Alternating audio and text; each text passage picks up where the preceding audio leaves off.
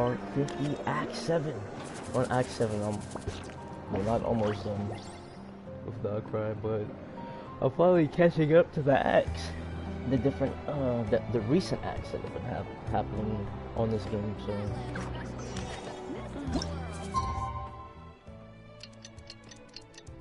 let's get this started. I've been waiting to do this.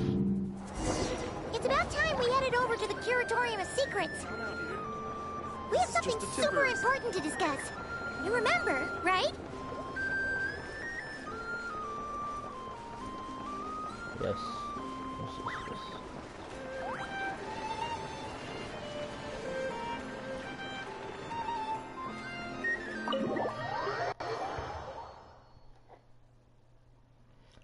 Yep. And here we go.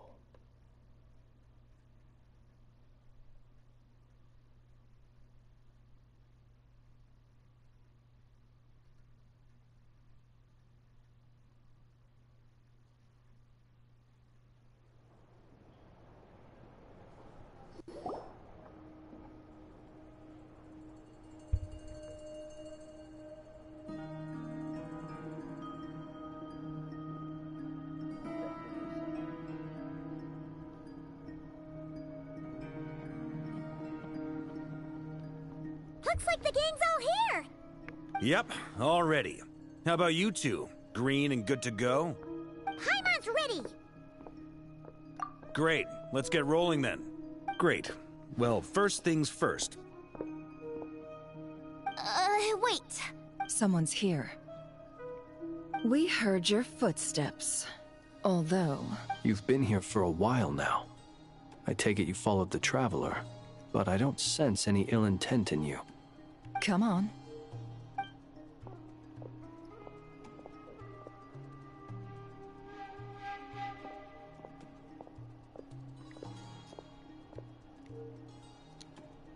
I figured it wouldn't take you long to notice me. I come bearing news from my lady, the Knave. Dottore went through the motions of returning to Snezhnaya, but it was obviously a facade. However, he has not returned to the Kuvaki Experimental Design Bureau, nor has he made an appearance in Nasha Town. Well, in that case, he'll be in his lab way up north. I always wondered why he applied for his own private pad. He was planning this all along. Tell them that Sandrone and I will go on ahead. If they still intend to pursue this matter, they should meet us at the research center in the northern tip of Nodcry. Nice of Columbina's two best friends to think of us. We appreciate the heads up. Our sincere thanks to the Fatui for your aid. Lady Damselette may have left our organization, but at least some of her colleagues remain genuinely concerned for her well-being. Not to mention that the Doctor's increasingly cryptic conduct gives us great cause for alarm. We have crossed swords many times before, but it's not personal. We're just on different sides. We don't lack humanity. And so, as fellow friends of Lady Damselette, it's only right that you should be in the know about this. Arlecchino's situational awareness has saved us a lot of trouble. I'll leave the map here with you. If you do decide to head to the research center, please proceed with caution. And remember, at least while you're in Nodcry, Lady Arlecchino's subordinates are your comrades if you want them to be. This is very accommodating of you. We can't thank you enough. Just doing my duty. I shall take my leave now. If you need us, you'll find us at the Experimental Design Bureau.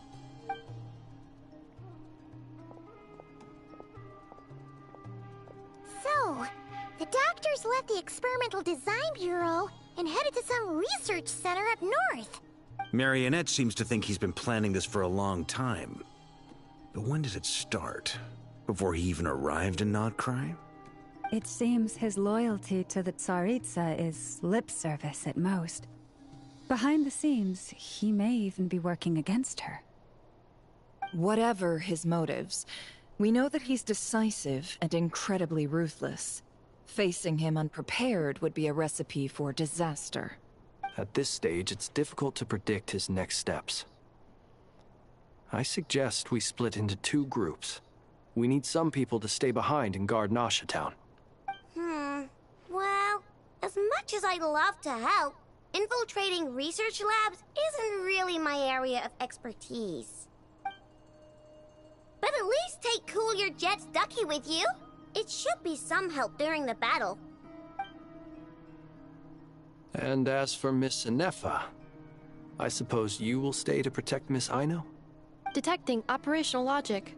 Protect Aino. Priority. High. Just in case, Servarka, I think it would be best if you stayed behind as well. You can leave the research center to us. I mean, I would have said the Knight of Berea should probably be out on the front line, but... Okay, fine. Leave Nasha Town to me. Be careful out there, okay? If things get out of hand, fall back right away. Yehoda will be on hand to assist you. In my absence, she can handle any intel gathering work. You got it, boss. You guys make sure to get back here in one piece, all right? We will. Things are moving fast. We'd better head off soon if we hope to keep pace. So, it's infiltrate a secret research facility, or... Yeah, alright. Paimon will help out here instead. Sounds like it's gonna be a pretty intense fight. We all have to bring our A game here. So, anything you need to wrap up before we leave?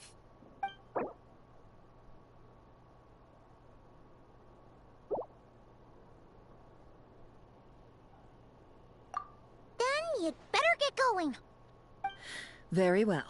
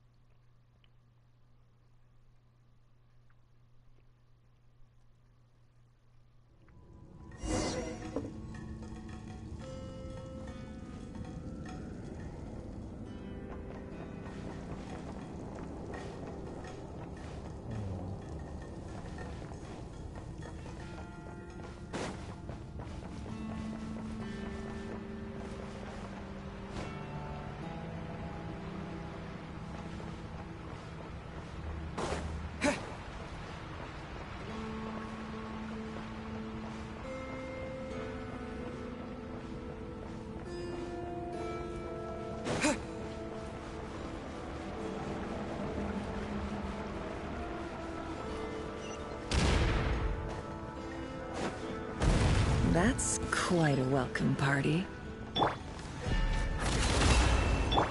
You poor lost lamb. Wipe out!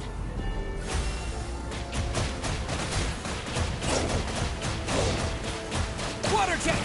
Close your eyes.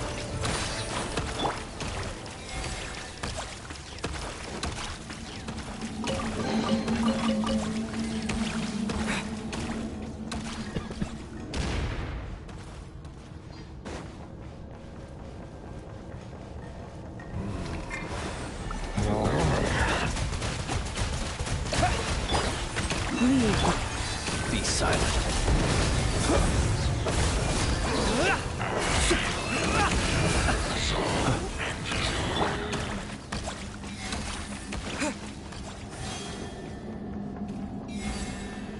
Get back! I said get back! Do you hear me?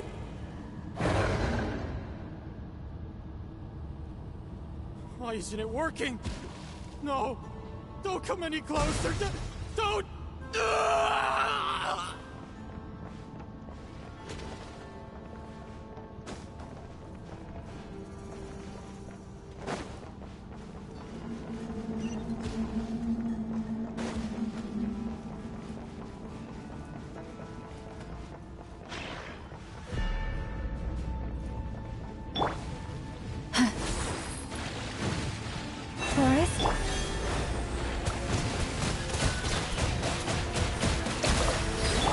Close your eyes.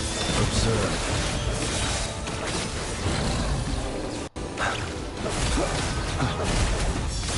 To dust. You poor soul. May your spirits find peace. Grab that key on the ground. We'll probably need it at some point.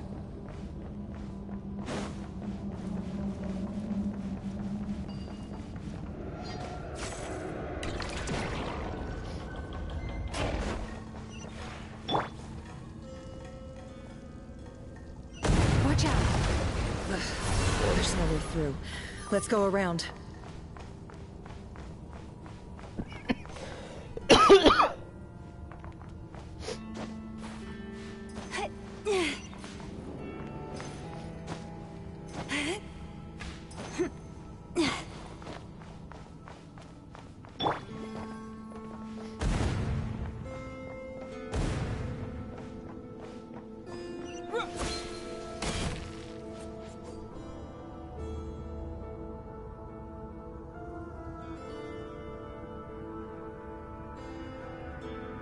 What the? Trespassers? Here? What's wrong with you people? We're looking for the doctor, and we understand he might be here. I see you're fleeing the facility. You looking to settle a score with the doctor? Good luck with that. Perhaps. But you might have a chance to live if you start talking. 2 other Harbingers had the same idea as you. They're already inside. But what good is it gonna do? The doctor wouldn't do something like this unprepared. Seems to me that you're not too thrilled about being his subordinate. Also, is it just me, or do I sense monsters nearby? If you'd prefer their company to ours, that can easily be arranged. We need to know what the doctor is up to. Please, if you know anything at all, tell me. This is about more than us versus the doctor. His actions could have consequences for all of Nodcry, and perhaps even your homeland, Snezhnaya.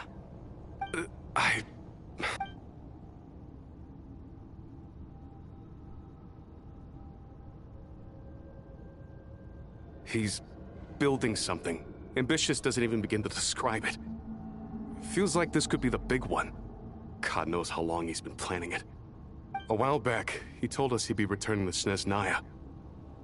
We weren't expecting him back so soon. This time he brought some gemstones with him, or something.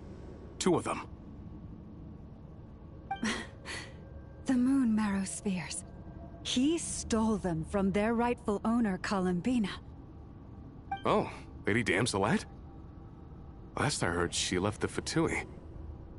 Before she went, she told us she'd finished what Her Majesty asked of her, and wished to focus on some personal matters. I remember thinking that leaving us might not be the best choice. I mean, I always looked up to the captain the most, and... Back when this all started, the higher-ups dispatched 3 units to Nodcry to execute their plan. They were led by the Doctor, Marionette, and the Damselette, respectively. I was a part of the Damselette's unit to begin with. She never really interacted with us much. In fact, she seemed sort of detached from everything. Not because she was distracted, just felt like she was indifferent to the world around her. Like she had no stake in anything that happened. She always seemed like she was staring off into the distance. Almost as if she didn't see anything worth living for in the present, so she had to look further afield. That's right. She always used to stare up at the sky. The Doctor used to stand nearby and watch her. Apparently they got along well at first, but somewhere along the way, she grew wary of him. Started avoiding him as much as possible.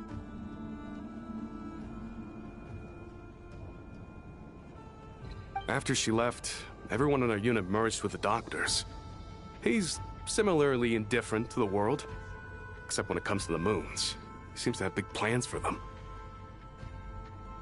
Right now, obtaining the 3 moons is his #1 priority. He even said, if he can only get his hands on 2 of them, he'll create a 3rd one himself. How would he create an artificial moon marrow? Maybe the knowledge he gained from the Hyperborean phantoms has something to do with it. Thank you for cooperating. We appreciate the level of detail. I get the sense that you'd serve under Columbina again if you had the chance. Would that be fair? No, she's no longer a Harbinger. As a member of the Fatui, my loyalty will always belong to the Tsaritsa. I'm only telling you all this because I don't completely trust the Doctor. His actions do not align with the goals that first brought us to Nodcry. I understand. We'll do everything within our power to stop him. The Knaves unit is based at the Kuvaki Experimental Design Bureau. Maybe you can seek refuge with them. Well, now we know what's going on here. Artificial moon marrow. He's likely well on the way to completing it. Dottore's technological capabilities are far more advanced than I thought. I fear this could get ugly. Everyone, prepare yourselves.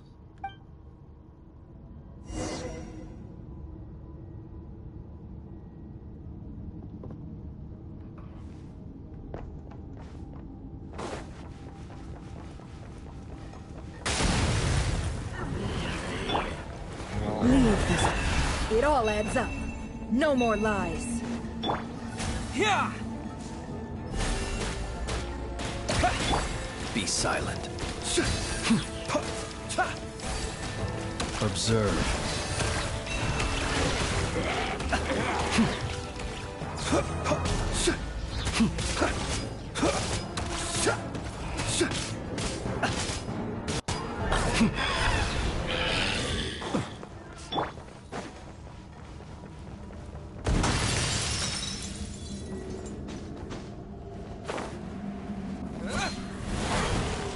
It all adds up.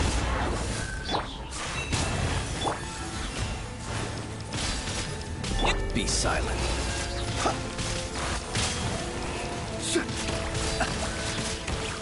Close your eyes. Night falls. Guys, but you can't hide the truth. It all adds up. The mystery unravels.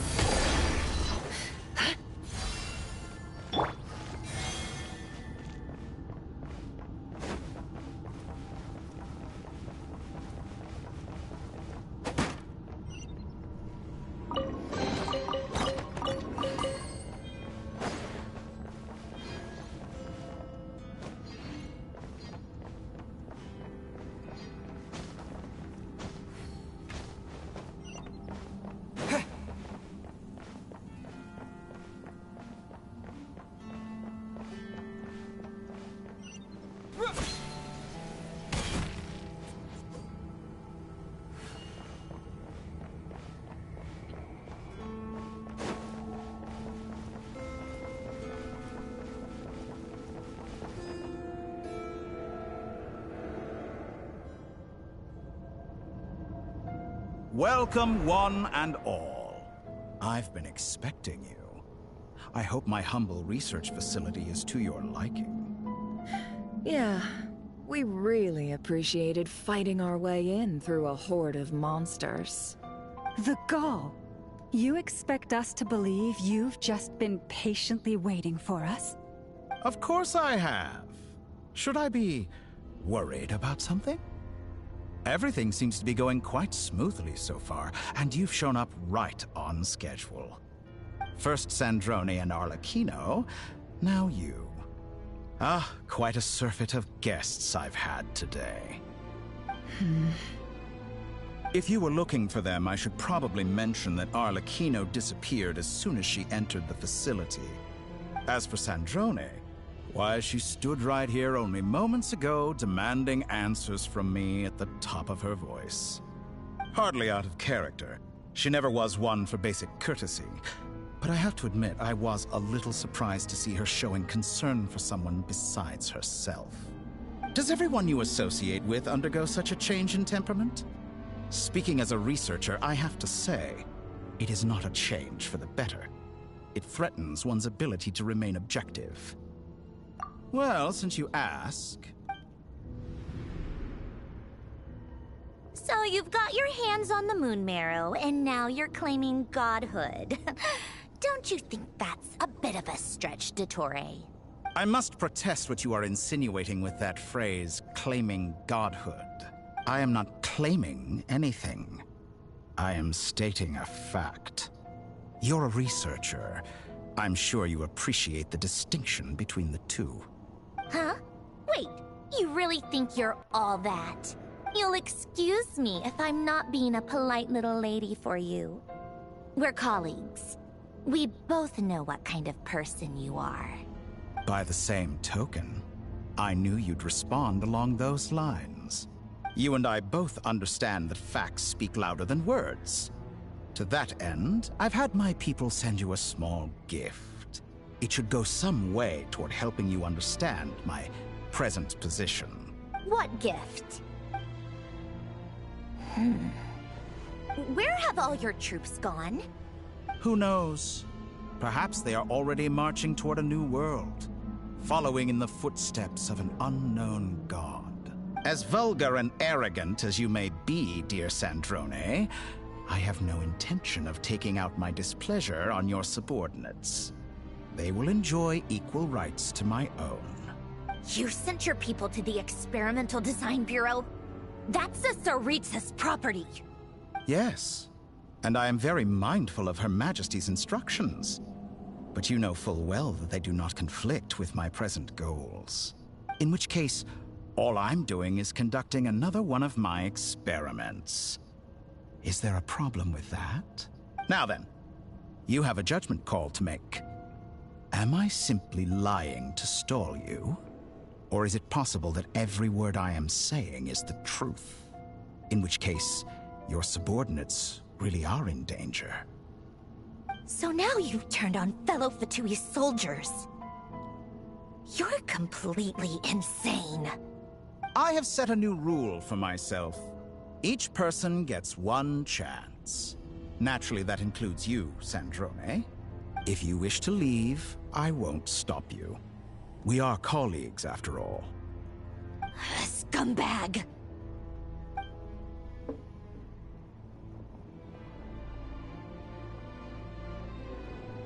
Still, I hadn't counted on Sandrone sparing any thought for the people of this world. Shame. I always found her self-centeredness to be one of her few better qualities. How can she ever hope to achieve greatness when she's so obsessed with protecting her little design bureau? It's more than a little disingenuous to speak of achieving greatness while taking hostages. Or does honor no longer mean anything to you? Honor? I have the marrow of 2 moons in my possession and will soon complete the construction of a 3rd. I will be the god of a new world. And you speak to me of honor? How charmingly naive. Those are sacred relics. You do not deserve them. In my view, many in this world do not deserve to be alive. And yet, I mercifully permit them to go on living, do I not? You'll come to regret your actions. Will I now? Let's see if you can make me.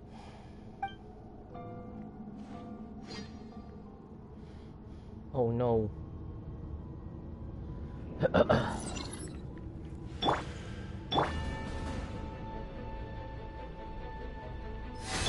Observe. Beware the creatures of the night. Close your eyes.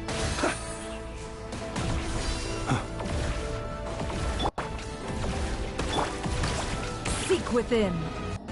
No more lies.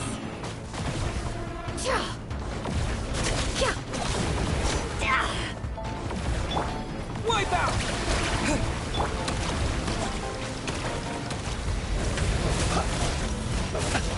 Target acquired. Arlecchino.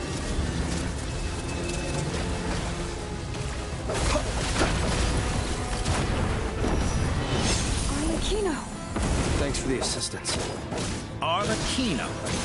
They see you as an ally. What a farce. You're clearly here to destroy my research. You can do. I'd say your research is more valuable than your life. am I wrong? Shatter like a reflection.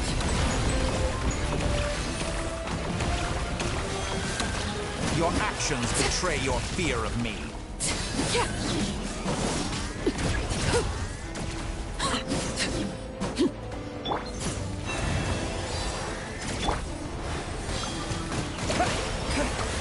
Observe. The long, sweet veins. Close your eyes.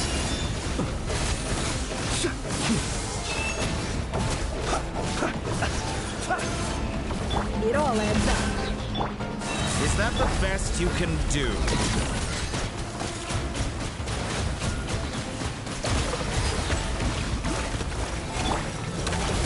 Is this all it takes to tire? Observe. Night falls. By the Frostman of old. This is fog. Transfixed.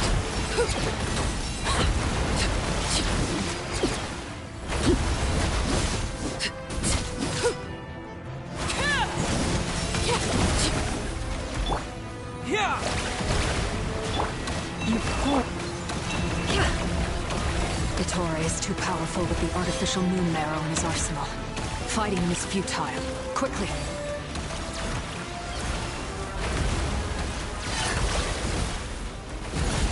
What was going on? Let's go. I've always thought it is wiser to flee than surrender.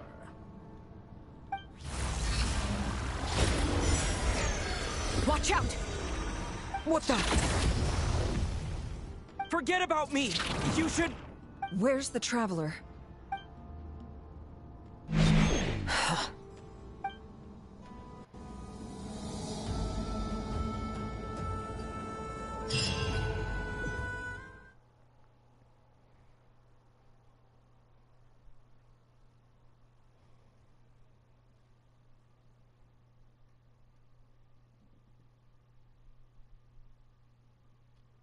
Saving, that's a first.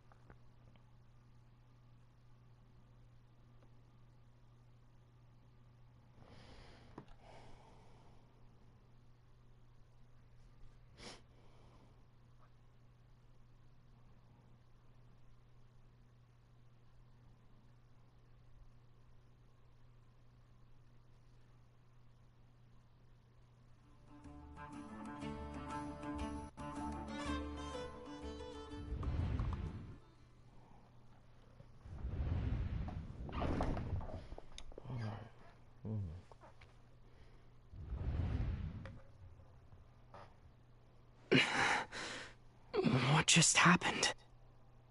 Nasha Town? How did I get here? Strange. I remember being trapped by Dottore during the battle. And now all of a sudden, I'm here. Something weird is going on. I guess I'll start by exploring the area. Huh? Traveler? What brings you here at this hour? Huh? What are you in the mood for today? A hot dog? Or something else? We've got... Sorry, I'm not hungry right now. Ah. Well, feel free to take a seat for now. Let me know if you change your mind. Everyone seems to be acting normal. Am I just overthinking? Oh, darling, look who it is. One of our regular customers. Get the Traveler something to eat, would you, dear? Wait, why is he talking like that? Well, I'd love to, but can't serve a customer unless they order something. Anyway, I take it your business is wrapped up? Yes, thankfully. It was a long trip, and it's left me feeling pretty exhausted. But the upshot is, I won't have to leave again for a good while. We can have some quality time to ourselves. Wait. Right. These two are a couple? I see some kids around too. I didn't know they had a family. Hey there! I haven't seen you in ages! What's keeping you so busy? I've been looking forward to playing with you again. You forgot already? You're silly. Daddy brought you over to our house recently. We had some snacks together. What is she talking about? We've had a lot of customers over the last few days, so we've been real busy. And like my mom always says, some people are more than just customers. They're friends. Oh, another customer's arrived. I better go see what they want. This is all wrong. I never once heard the owner of this restaurant talk about their family. It certainly isn't a family-run business. And that child? I don't recognize her at all. Could this be a false memory? Very good. I knew you had it in you. Aren't you going to try the house special? When did he show up? No. None of this is real. You don't seem to like it here. That's fine. We can change venues.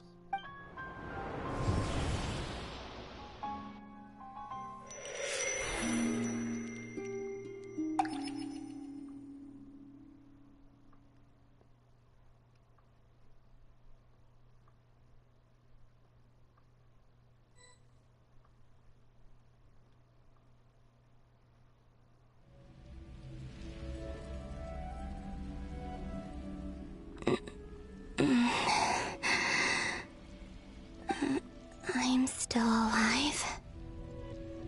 Where is this place? It took all my strength to open the moon gate, and then I leapt into it. So this is the moon's reflection? The mysterious realm beyond the gate?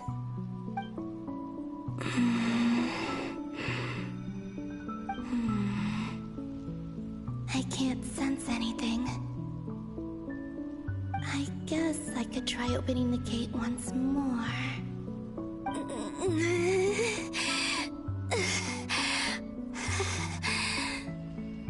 No response. Maybe this space can't be opened from inside. If this was the space that killed both Revier and his lover, then why am I unscathed? Or... no. I'm not unscathed. Even the air here feels frozen in place. There is nothing here with which I can restore my power. I should conserve my strength and proceed with caution.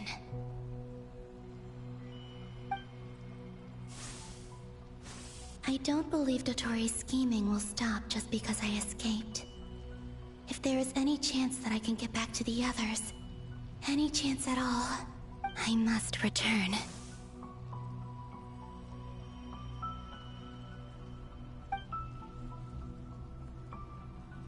Emptiness. Silence. What is this place? Or maybe the real question is, what is it for? What's this? Looks like it responds to my power.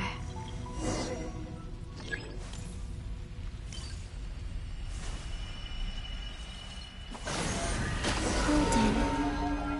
Like Kuvaki. Is it some sort of guide? And why does it feel so familiar? I might as well follow it.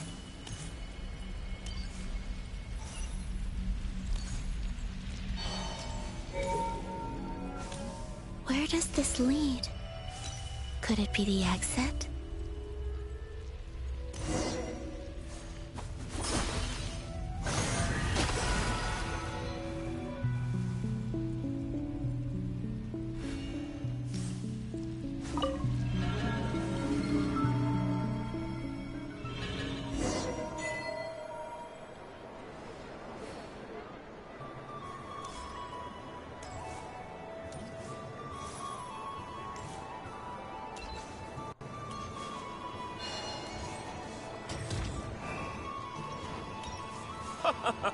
Welcome home, Moon Goddess.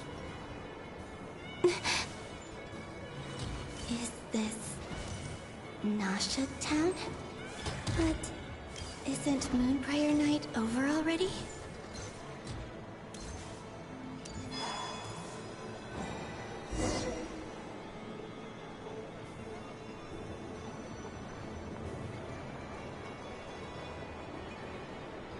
Goodbye for now, Columbina. I hope you have a wonderful night. I will. Everyone else, and me? Are these my memories?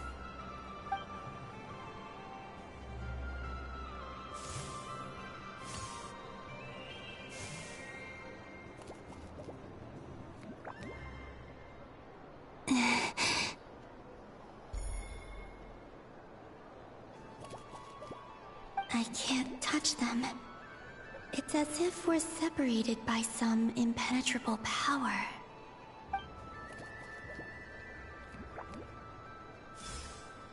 Over here! Over here!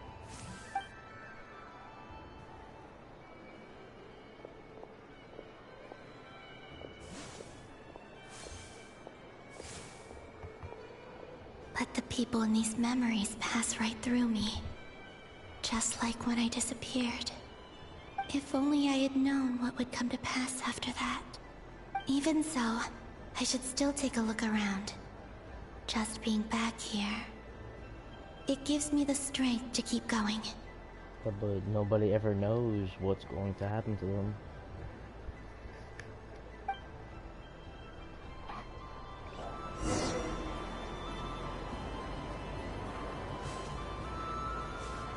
Welcome home, Moon Goddess. Oh, you're the genuine article. Alice was right. This Moon Prayer Night was worth watching after all. Oh? Yes. That was the fortune-telling stall run by Barbeloth from the Hexen Circle.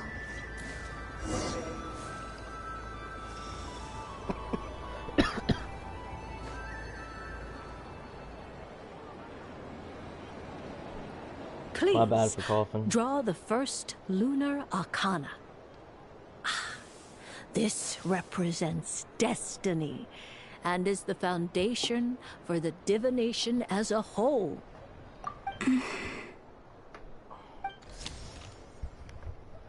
My destiny. I believe the card I drew was the moon. Now that I think about it, Barbeloth's divination was absolutely right. It's almost time to draw the last card. The one that represents the future.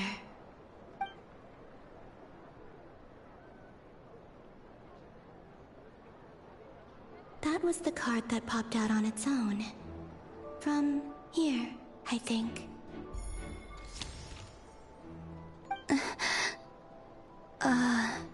Kuvaki Pulse? What? Fascinating. I've never encountered this before in my role as a diviner. What's going on? Did that card leave the deck? Because of my influence? All I did was try to touch it, and then... Maybe this memory space is not untouchable after all. Are there weak points in the barrier? Or... is it possible that there's more to this space than my memories alone? This card is death. I need to get to the bottom of this. I'll try touching something else.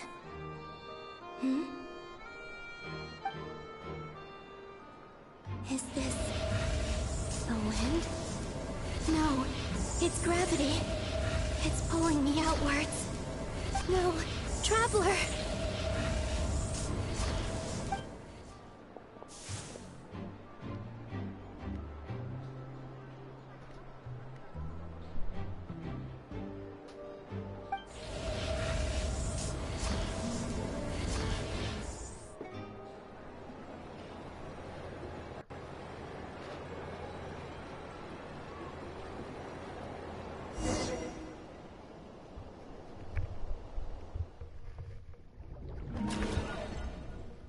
It's a fluger.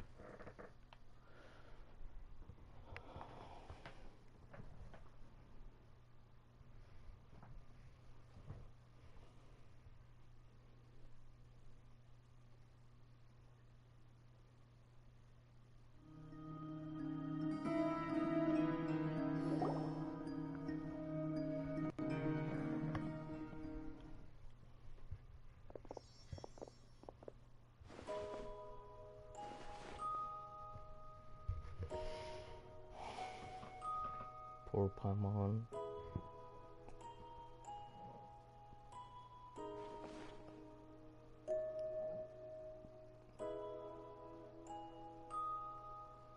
Paimon, listen to me. From the bottom of our hearts, we are so sorry. We completely understand how you must feel. The Traveler is trapped, and we all feel responsible for it. Don't say that! Paimon's not a little kid! You didn't leave him behind on purpose! There was nothing you could do!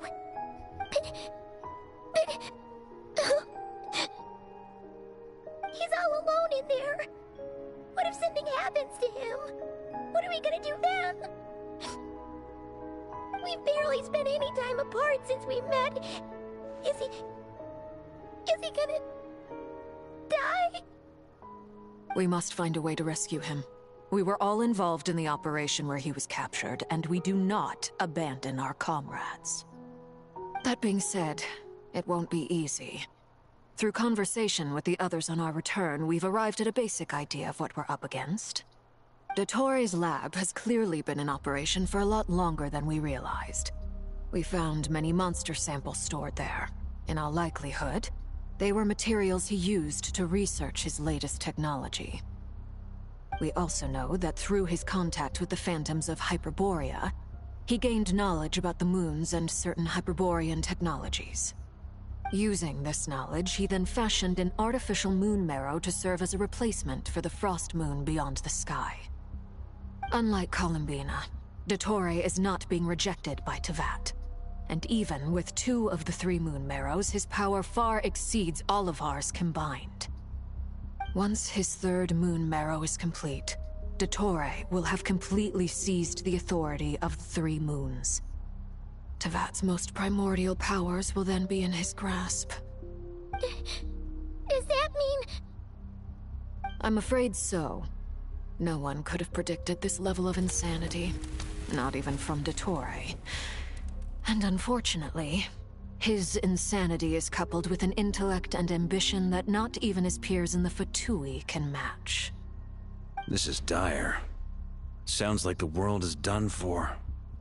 The 3 moons' authority can influence the very fabric of time and space. I dare not imagine what a monster like him would do with that kind of power. The trouble's already begun, I'm afraid. On our way back, we discovered that part of Nodcry is being enveloped by an unknown energy. We cannot ascertain what is happening inside. I'm convinced this is Dottore's doing. Not that there's any way to prove it. The issue is, we have no idea what his intentions are. The only thing more frustrating than facing down evil is knowing that it will surely come, but not knowing when. The Doctor is guilty of numerous crimes at Mondstadt as well. One of our knights, well, former knights, his father was murdered by Dottore. His ideology and methodology are a danger to everything in his path, from individuals to entire nations. He does not feel guilt, even when he acts against his own people. He doesn't see them as his own people, that's why. People like him see everyone else as beneath them. Right. He views other people only in terms of how they can benefit him. That's the basis of all his social connections. Granted, he's hardly the only harbinger to pursue their own interests. We all do. And Her Majesty is gracious enough to permit it. Still, her mercy has its limits. Dottore's actions have gone beyond even what the Fatui could have imagined. Usurping divine authority to become a god. For a servant of the Tsaritsa, that goes beyond being disloyal. It's treason of the highest order. We can't expect him to heed the Tsaritsa's will once he gains the Three Moons' authority. Even we Harbingers consider him the most self-interested among us. Poor Traveler. Of all the people to get caught by... We have to go save him right now! Please! We gotta find a way! Paimon, I promise you, we are with you all the way. I get how you feel. I do. But it's gonna take more than strong emotions to take down an enemy like Dottore. What we need now is more information. Right. We can't even guarantee he's still at his research center. Before we can think about mounting a rescue operation, we need to confirm the Traveler's location. I'll find a way. Paimon knows, but... She's so scared. If anything happens to the Traveler... He might be the strongest person Paimon knows, but he's still human. He feels pain and bleeds just like anyone else. Then think things through before you stick your neck out. Unless you want to lose your head. Sandrone. Miss Sandrone, you're okay? Put the stuff over there, and be gentle with it. Am I okay? As you can see, I've had to move my whole livelihood out of the Experimental Design Bureau. It's been swallowed up by Dottore's energy field. If I'd left it any longer, I probably would have gotten stuck there. Ugh, Dottore always goes a little loco when he finds a shiny new toy. Not that he'd ever admit that. But this time, he's gone full psycho.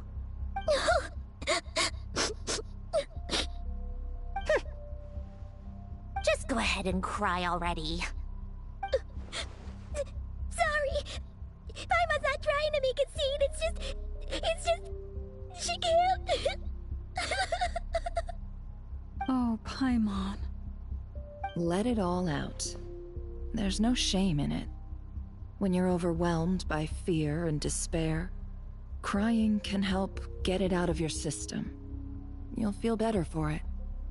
Okay then, while the baby of the group is having a moment, how about the grown-ups get to work? Give me your hand. You've made a discovery? Polonia, scan.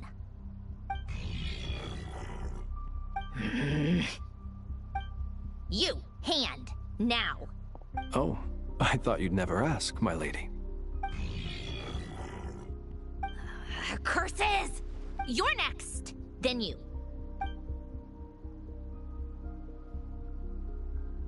Dottore, you son of a... He's done something to us! Everyone who entered his research center has been implanted with some sort of curse. I don't feel anything unusual at the moment. Does that mean it hasn't activated yet? Is there a way to figure out its purpose and what might trigger it? My best guess is Dottore created it using the Moon Goddess's powers. 1 second, analyzing. Ugh! That friggin' maniac! So, what twisted game is he playing this time? The moment I analyzed the energy composition, some encrypted text appeared in my mind's eye. And when I deciphered it according to the Fatui standard encryption protocol, I got the following message. Feel free to run, or you will perish in nod cry. He's mocking us. Yep, he loves to toy with people. Only in this case, there might be more to it. But I didn't detect any murderous intent or malice either in the message or the curse's energy. As if this is him at his least malicious. Or perhaps all people are cowards in his eyes. Maybe he thinks the threat alone will be effective. What a despicable person. And he has the Traveler in his grasp. If I may, as unhinged as Dottore may be, he has always exercised great patience with the objects of his interest. I remember a comment he made when we first arrived in Nodcry. He said, "This world is, on the whole, an exceedingly dull place. But at least there are a few intriguing features, such as the gods, or the Traveler. Presumably, they interest him because they're unknown quantities. He wants to understand as much as he can about them. Agreed. The Traveler is Tevat's fourth descender. All Harbingers are aware of this. Since Dottore took such pains to capture the Traveler, he is unlikely to kill him right away. Okay. But we still have to do that rescue operation. Of course. I also think we need to read between the lines with Dottore's message. If he's encouraging us to run, that means we mustn't leave Nodcry under any circumstances. My guess is, his curse will only trigger if we leave.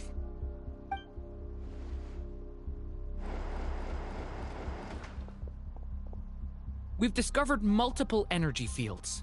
Albedo is still attempting to analyze their structure. He told me to report back first. Each field is slowly growing, swallowing up more of the surrounding area in the process. And the pace of their expansion has increased since we first examined them. He's probably trying to swallow Nodcry whole. His nefarious ambition knows no bounds. If this continues, the whole of Tevat will be in trouble, not just Nodcry. The loss of Columbina could not have come at a worse time. Do we think she's truly gone for good? She entered the space beyond the Moon Gate, knowing what became of Rerir and Thelindis. I'm sorry, but I fear the odds aren't good. Don't be ridiculous. If I know her, she's busy finding a way back as we speak just so she can annoy me. She isn't dead. Whatever has become of her, the fact remains that we are two comrades short on the eve of a decisive battle. We need to find out the Traveler's location. But there is also other work to be done. Agreed. Whatever Dottore's planning, we have to get the local populace somewhere safe. So, as well as a rescue mission, we have to organize a mass evacuation at the same time. It would be best if someone could approach leaders of neighboring nations and negotiate emergency asylum for Nodcry's inhabitants. Can anyone handle that? Snezhnaya is one option. I'll see what I can do. This would be so much easier if the Traveler is here. No! Stop thinking like that, Paimon. Come on, Paimon. Paimon will join you. She's pretty well connected thanks to the Traveler. Maybe it'll come in handy. Yeah. Be strong. Either way, that's what the Traveler would do if he was here.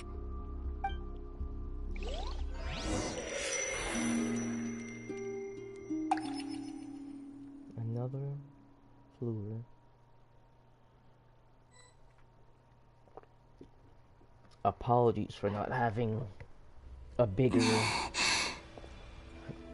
crazy reaction, but just trying to like take this all in and I guess figure some stuff out. Back here again.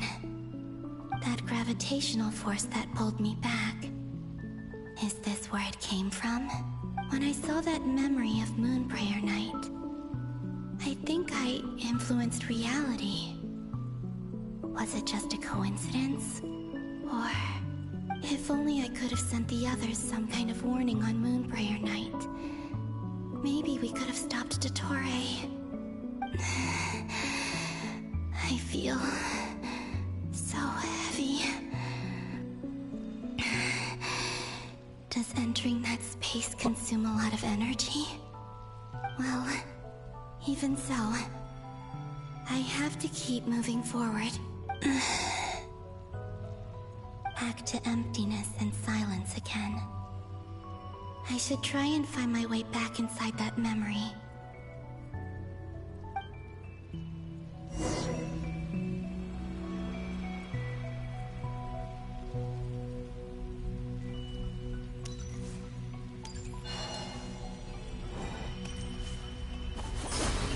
Okay, so I don't...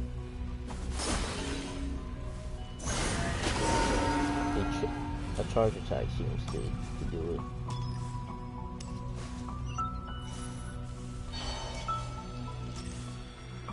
The entrance from last time isn't showing up. What am I missing?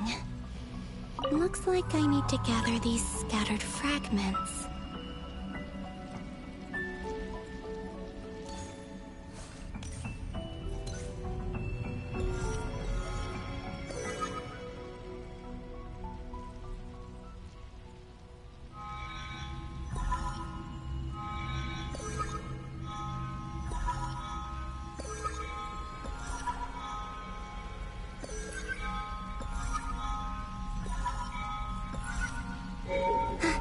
It worked.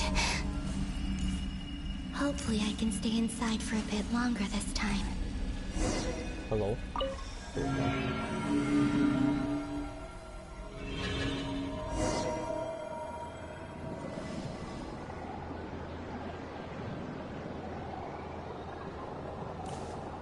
Ad Astra Abyssos. Welcome to the Adventurers Guild. What? This doesn't look like Moonprayer Night. Extra, extra! Latest issue of the Nasha Express! I don't think I've ever been here. Maybe this space isn't comprised of my memories after all. There aren't any festive decorations around. Is this Nasha Town after Moonprayer Night ended? Did Dotori's plan not affect the town? Or is no one aware of what happened because he used the Three Moons' authority? Let me see if I can influence anyone else.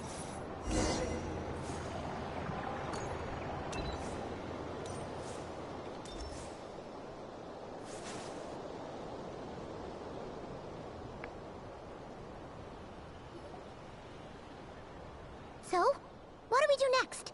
Wait, that voice. Paimon?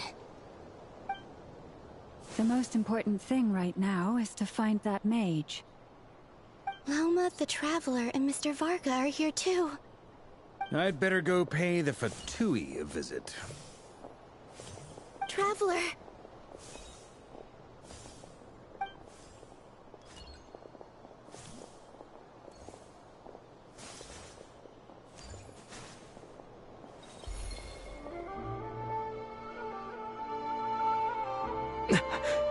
Columbina?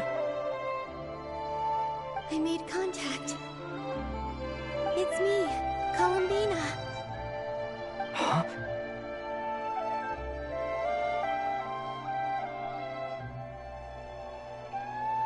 Traveler? Let's go! This is no time to be spacing out! Huh? Wait a moment. This has happened before. This is what happened when I disappeared. I stood right over there, thinking that no one would ever find me again. It was only when he called my name that I decided to follow them. But Oh no. did he turn around because he sensed my touch just now? Is it really possible that from in here, I can change the past? If I keep following them, maybe it's that gravity again.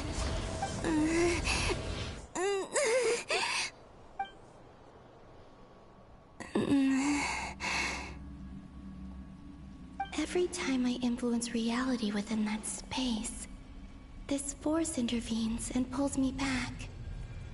It's as if it's trying to stop me from leaving.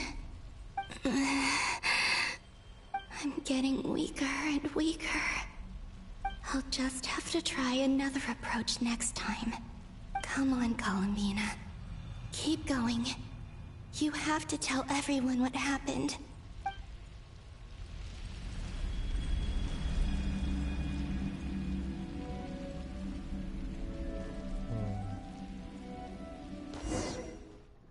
Ability change the past.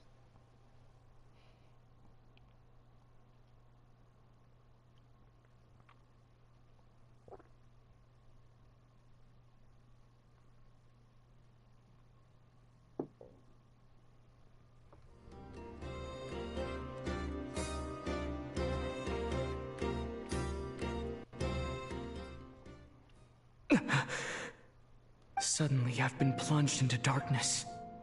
Alone. It feels strange. As if something has grabbed hold of me. Is Dore now powerful enough to interfere with space itself? Yes. Look at you, standing so still in total silence. I almost didn't recognize you. Hello there, traveler. He seems to be in a good mood. Wait, what's that behind him? Ah, so you noticed. The moon. This is the completed trilune. 2 primordial moon marrows and 1 artificial specimen. Yep. You are wary of it. Good. Maintain that reverence. You performed well in that recent battle. Brave and reckless as always. Courage is the sign of a true hero, and impulsiveness is the hallmark of those who strive to advance. I say this not to belittle you. Most creatures are far more timid by comparison. 3 moon marrows? Does that mean the artificial one is now complete too? Well spotted. What do you think? For a replica I built myself, I dare say it looks the part. Dottore, are you planting illusions in my mind? I have no interest in fooling your eyes. On the contrary, I hope to show you the true essence of all that you see before you. Is this not a beautiful city? People live in peace and find joy in their work. The streets are safe. People can even leave their doors unlocked at night. You might say it is the Elysium everyone dreams of. All available data indicates your values and worldview conform with the mainstream. This kind of society should be quite to your taste. Yeah, but there should... It sucks to say this, but there should be like problems and stuff, like, because without those kind of experiences, you know,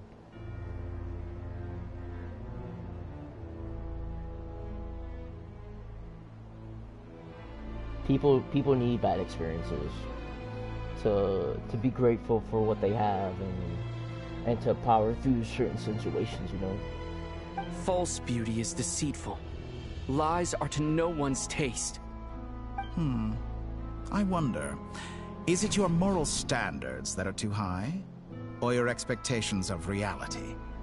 Answer me this. If someone existed in a sweet dream from the moment they were born, a dream in which they never once felt pain, which do you think they would consider superior? The dream or the reality? That's pure sophistry. It has nothing to do with your actions. As I suspected. You have yet to understand all of this for what it really is. What do you want from me? You sound impatient. Do you think the only reason I'm keeping you is because I want something from you? If it's not, then why haven't you killed me yet? No one can stop you if you're as powerful as a god. I'm delighted you recognize that fact. I believe we last squared off in Sumeru. Ah, the memories. How time flies.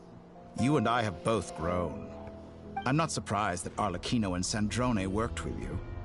You've always a way of slowly but surely ingratiating yourself with all levels of society.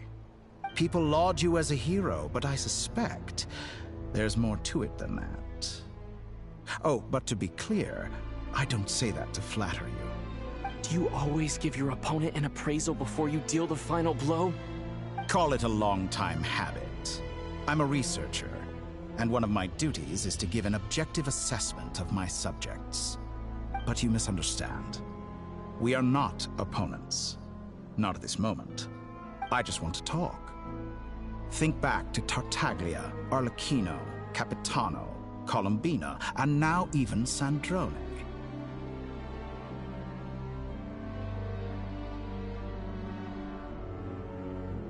You've worked with each of them in the past. I believe you can work with me as well. What makes you so sure? Well, why not? Should the good associate only with the good and the bad befriend only the bad? I like to think we could have a more mature relationship than that. Surely you don't think all your relationships are grounded in friendship or shared ideals? People come together because it benefits them to do so. If you think of the people you admire, you must surely admit that they have provided some benefit to you. Morality, ambition, dreams. People have plenty of words to embellish the nature of their relationships. But once you break free from those ethical frameworks, you will see that the only thing connecting the two of you is mutual benefit. And that is what I'd like to talk to you about. We're finally getting into it. He's probably been planning to kidnap me for a long time now. But for what exactly? He has the authority of all three moons. I won't be able to gain the upper hand in a fight. Best if I pretend that I'm willing to negotiate for now. You say you're a god, but you also speak of mutual benefit. What could a god want that the three moons cannot provide? Excellent question. But before I answer, I would ask you the same thing. Gaining Columbina's allegiance was a rare and extraordinary feat. But the Moon Marrows are now in my hands, and I have the edge over her. For this artificial moon is not being rejected by Tevat. Her identity and lineage may have been a thing of glory in the old world, but they were also shackles that prevented her from ever integrating into Tevat. I, on the other hand, you may view me as a thief, but I have overcome that limitation. So what is it that the Three Moons cannot grant you? What stops you from negotiating with me to get what you want? I don't make deals with lying psychopaths. That's quite an accusation. Are you expecting me to get angry with you? Well, this is one aspect in which my personal growth has served me well. In the past, my less mature self might have been disappointed, perhaps even angry, over a small setback like this. Like when you and Lesser Lord Kusanali joined forces to oppose me, for example. But things are different now. Just as the rich do not quibble with the poor, I no longer find myself perturbed by these trivial affairs. Human relationships end with conflicts of emotions and interests. But relations between humans and gods are different. And ours is even more unique. I have ascended to the highest heights and laid claim to unprecedented horizons. And you were no ordinary person to begin with.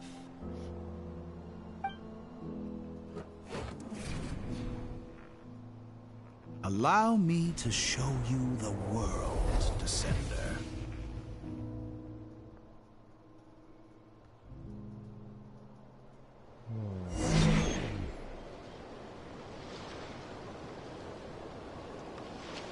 To stand, walk, jump, sit, and lie down. These are the most common of behaviors. Thank you, teacher, I guess.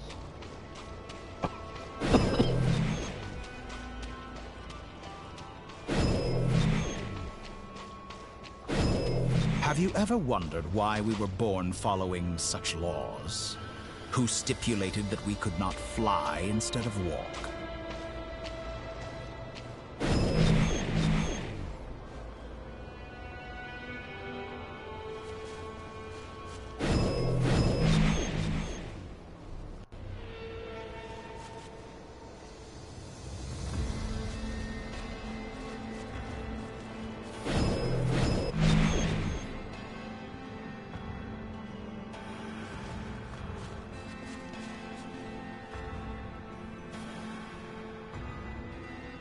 Someone of your talent and experience must surely know of the four great rulers who serve the heavenly principles.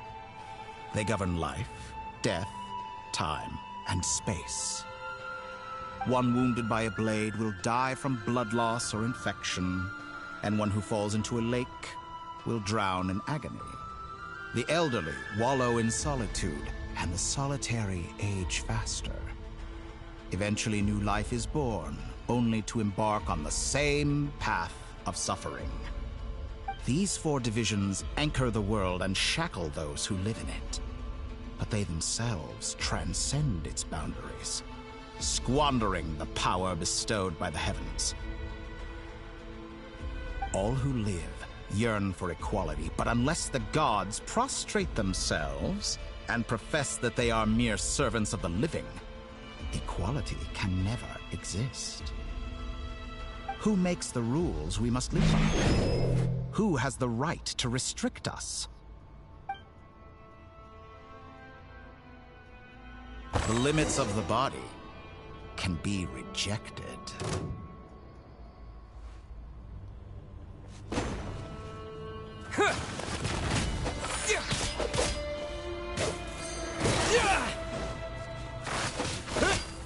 To dust! Terra Smash!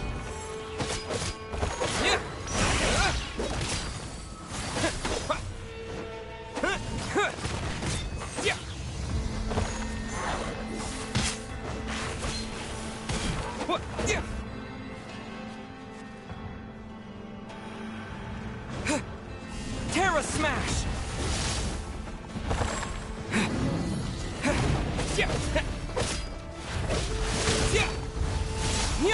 Ouch.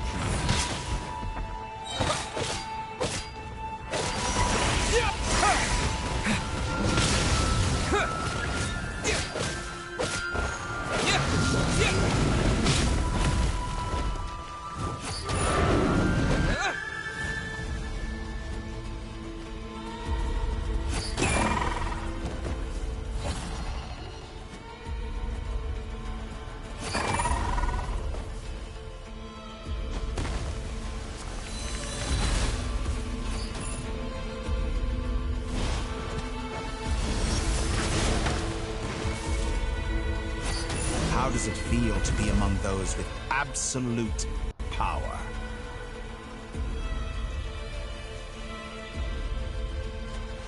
You cannot conceive the extent to which your flesh hinders your mind and spirit.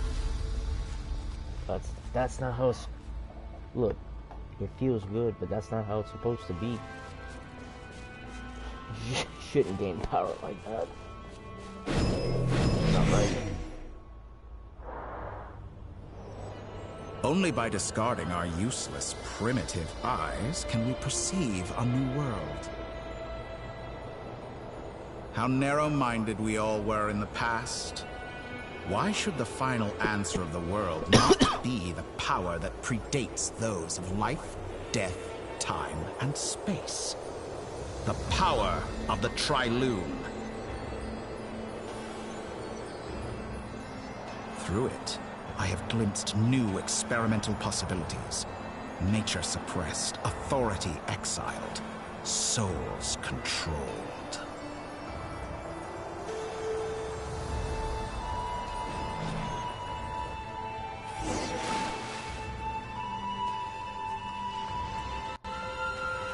You know, I heard recently that a group of critics reviewed countless stories and drew an interesting conclusion. They found that it is more often than not the villains who strive tirelessly to push the boundaries of progress. In fact, long before this, someone voiced a similar idea in an academia editorial. I felt a great affinity with this perspective. I have never been afraid to step up and play the role of the villain. Fanatics are trampled down for their transgressions, and those who transcend are rebuked for their audacity. And so, the majority of creatures are too timid to follow my lead. But all sacrifices made during my experiments have been worthwhile, as you can now see. I can offer you something new, something unique, precisely because I am a villain. Think about it. We are eternally bound through mutual interest. Can you truly say you would never turn to malice if it could give you the life you dream of? No. Personally, no. After all, what value do perfection and purity really have? They are fragile and feeble things, utterly tedious. I say, better to be governed by a flawed humanity than a gnosis. The true seeker of knowledge is the villain who undergoes countless tribulations in pursuit of their goal. I'm sure many people have told you that you're different. Because I'm a descender? Exactly. Very clever. But what has that got to do with you? I do not conceal my wicked deeds, my selfish desires, or my greed. A true researcher must act as I do if they are to understand and speak of the truth. And yet, a knowledge seeker like myself will inevitably grow tired of studying Tevat beyond a point. You have traveled to all corners of the world and met many people. Along the way, there have been moments when you were misunderstood or even became a wanted criminal. And all the while, you have spent your days doing some of the most mundane jobs in the world. You fight and toil, claim minuscule rewards from my friend Pantalone, then you fight some more, winning some battles and losing others as your search goes on. And this cycle continues, with no end in sight. Surely you must sometimes grow weary of being stuck in this same loop day after day. We're completely different. I embrace everything that life throws at me. I am engaged in every step of my journey. How does that make us different? I too embrace what life brings, researching everything that interests me. Think of all the novel things I've managed to create. Like the artificial moon marrow. Don't you see? As unique a specimen as she was, even Columbina is not irreplaceable. Take that back! She's gone because of your actions! I didn't say that to anger you. Though admittedly, I don't see what there is to be angry about. Anything Columbina could do for you, I can do better. Okay, buddy, calm down. I know what your ultimate goal is. You wish to walk the path your sister walked, and seek answers from her at the end of that journey, don't you? Someone like you could never understand what it feels like to care about another person the way I care about her. Perhaps not. But that doesn't mean I can't help. I could find your sister right now, bring her before you, and make her give you the answers you seek. Don't be so presumptuous. You'll never begin to understand the situation between us. Oh, no. This is no presumption. I'm only offering what I know is possible with the power of the Trilune. But it seems like you would sooner continue with your journey through this world. Why? Do you truly desire this journey? Or is it simply a necessary process from which you cannot escape? Think of all the time and energy you have spent, everything you've had to endure just to make it this far. Is this really what you want? Or has your hand been forced by the promise of that final answer? Yes, you have made many friends. But do they ever spare a thought for the void in your heart and what it yearns for? What you want is not friends. It is family. But do they know this? I, on the other hand, am far more considerate. Join my experiment, and in return, I will bring your meaningless journey and all its struggles to an end. How about you press your lips onto my ass? How about that? This is a malicious attempt to manipulate me. But at the same time, he's stating some very human truths. Of course he's right about my predicament. How can I deny it? I have faced ungrateful strangers, never-ending troubles, an endless quest for answers. I want to see her. After everything I've been through, words can't describe how much I miss her. How much I want to be reunited with her. Wherever you are right now. Do you miss me too?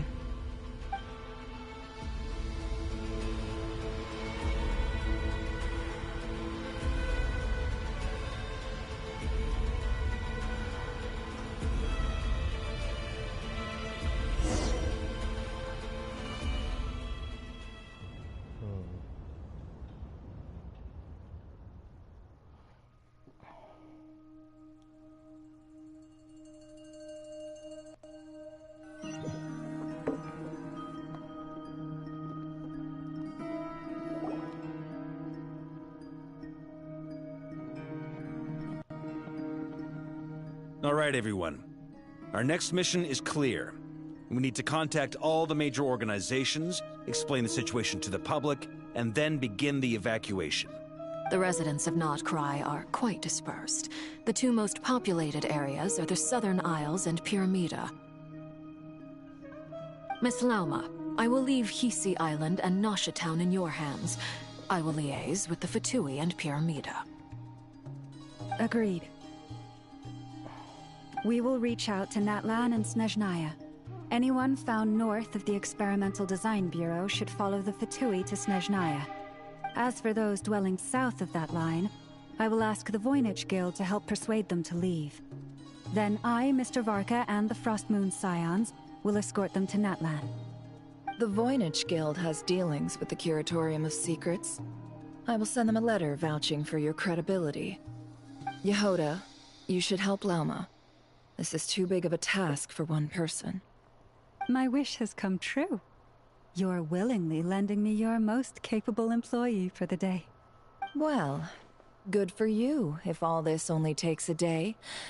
Of course, if it takes any longer, I'll be charging a fee. Oh, never, never. Boss, wait! Don't I get a say in this? Oh, I'm sorry. Something to add, Yehoda? Well, no one's more important to me than you, boss. And remember how Lauma healed your eyes after that big battle?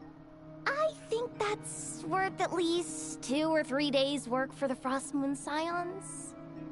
Are you completely incapable of acting in your own self-interest? Or do you simply devalue your own labor? Are you sure you don't want to come with us? Who will see to our other work if we're all busy evacuating residents? Sandrone insists that Columbina is still alive, and we have a traveler to rescue. There's much to be done. But boss, I'm just worried that... Well, Nefer, I'll link up with you once my tasks are complete. What makes you think I'd need you to do that? I'll need it. And considering the way you approach certain matters, I think you'll be better off with me present. That's quite enough. Just focus on your work first. I bet we're in for an uphill battle here. But we can help out too. Inefa and I are gonna help Nasha Town's residents carry their stuff. Loading schedule. Store essential local research data and technology samples, then escort the people to Natlan. Understood. I will execute this to the best of my abilities. Great stuff. Thank you, ladies. I've contacted the Lightkeepers. A colleague of mine will join us shortly. I will persuade them to conduct a thorough search of the region to ensure that no civilians get left behind. As for me, I guess I'll be making an early return to Sumeru. I think it's important that someone informs the Dendro Archon of what's going on in Notcry. Roger that. Someone should inform Mondstadt, too. Mr. Duran, can I trust you to handle that? I think you fly faster than any of us can run. As an added incentive, get there fast enough and I'll see about getting your gliding exam waived. Really? Ha! Mission accepted, sir. Of course. I intend to stay behind and help Miss Sandrone with her research. She has some alchemy-related questions that she'd like me to explore. She recognizes your expertise, then. I wish you a fruitful collaboration. Thank you. In truth, I was surprised to hear her express an interest in subject matter outside of machines. I believe she has been investigating some Fontanian technology recently. She made a point of bringing the relevant materials with her when she left the Experimental Design Bureau. She's sorting through everything in her room as we speak. I should mention that we have one other friend who isn't present. He hasn't made his position in all of this clear. But if we know anything about him, he's likely investigating on his own. Paimon's been very quiet today. But I know how close she and the Traveler are with the Natlanese. She should come with us to the border. Okay. Paimon will do her best. Make sure to heed Sandrone's warning. Many of us have been cursed by Dottore. As such, under no circumstances should anyone cross national borders. Remain within Notcry. That aside, personally I have faith in Columbina. Things look grim, sure, but who knows how it'll play out. Same goes for rescuing the Traveler. Both of them are important allies and friends. We'll be counting on you to gather intel on them, Miss Nefer. Oh, wonderful. You're all here. Miss Nicole. Voice again. Nicole? Whoa, that was loud. And it came out of nowhere. So mysterious. Sorry, this is the only way I can speak to you all right now. Please accept my apology. Anyway, time is short. I'll cut to the chase. We're still facing quite a catastrophe here at the world's borders. Alice has roped in every Hexenzirkel member she can get a hold of. Except for me. She told me I had to come and help you all out as a matter of urgency. I quote, "You love talking, don't you? Well, now it's finally your time to shine.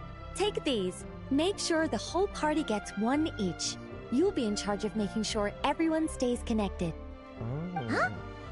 Is this a Dodo communication device? Scanning. Unknown device.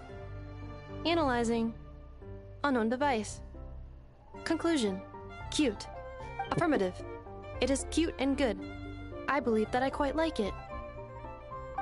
This is no ordinary Dodo communication device. It's my very own special modified version, specifically... sorry. I almost went off on another tangent there. Anyway, help yourselves.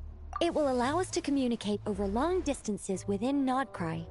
No more worrying about shuttling messages back and forth. This will be very handy. What astounding technology.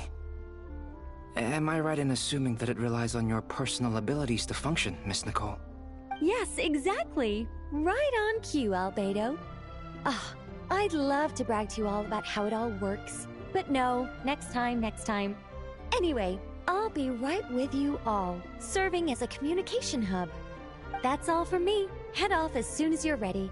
I'll be staying here to keep watch, and I'll be sending you my blessings.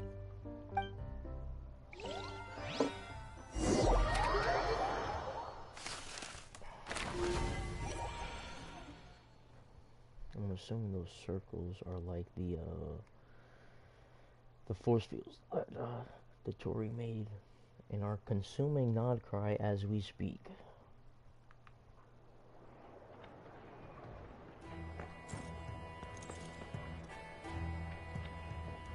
Ooga.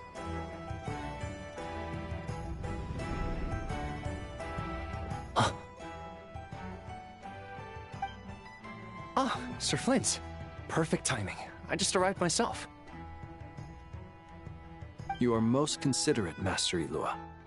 But in fact, I know you have been sitting here for quite some time. If you saw me, why didn't you say something? I was curious to see how long you could sit still for. Also, shouldn't you have managed to sense me approaching? That would be a first. You always seem to appear out of thin air without making a peep. Also, how many times do I have to tell you not to address me as master? I don't qualify. I beg to differ. Why should a young man so well versed in social graces as yourself not be worthy of that title? Please, Lord Flint's... Sir Flint's. I'm begging you, don't flatter me into complacency like you do with everyone else. You understand me better than most. My newest acquaintances tell me I love complimenting others. What do you think? I think they don't understand why you do it. You just love puffing people up till they're a big, happy ball of hot air that floats away into the sky. In all sincerity, I can only hope that they bring good tidings when they come back down to Earth. Is the situation that bad? We just held a strategy meeting. Let me fill you in.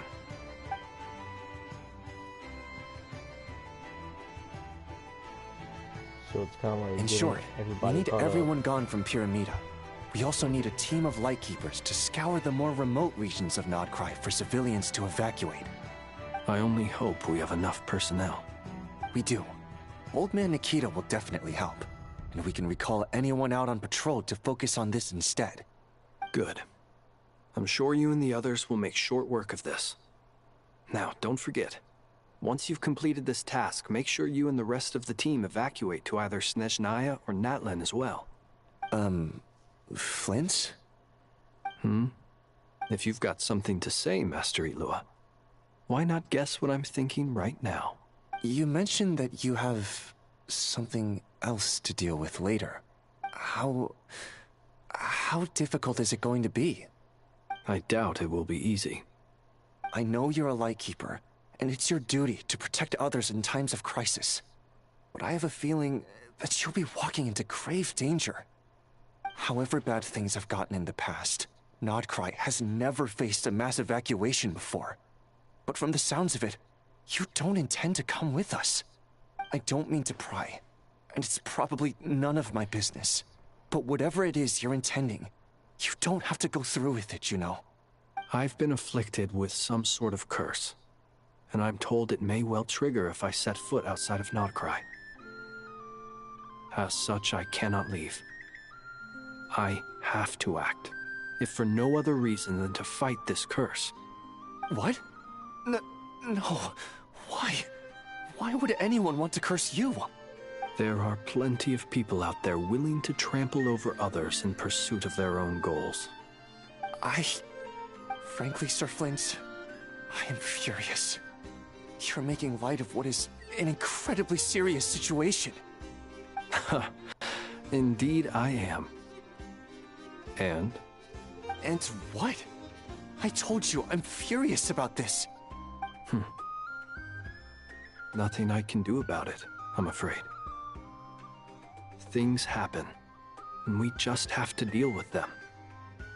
If you find yourself feeling angry, perhaps start by drinking a big glass of water.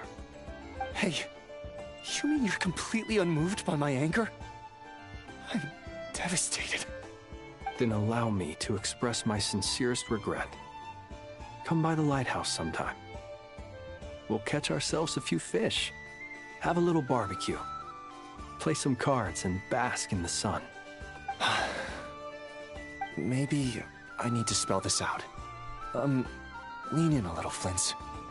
Oh my, this doesn't bode well. Word is that you were caught up in a real horror show recently. People were amazed that you returned safe and sound. They've been debating whether you're even human. I've returned safe and sound from plenty of crises. When you say people, do you mean other people? Or do you just mean you? Fine. I'll be frank. You're not human, are you? Heavens. Now that's a horrifying thought. You know what? Forget it. We'll revisit this once it's all over. A sound plan. Albeit a little ominous sounding. Just promise me you'll come back in one piece, all right? For you, Master Ilua. How could I refuse? Also, please pass my regards on to our colleagues. Tell them, thank you all for your assistance. Please put safety first as you proceed with the operation.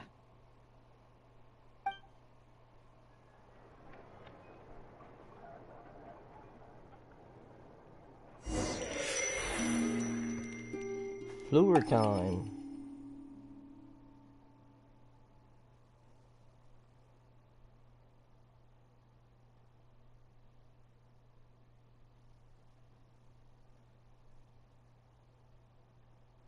I have to keep searching for a path toward reality.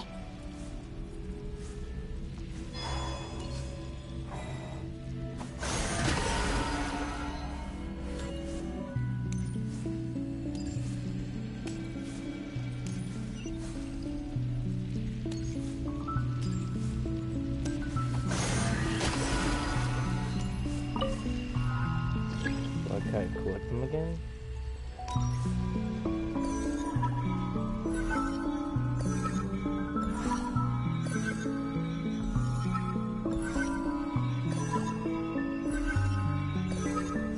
This should do it.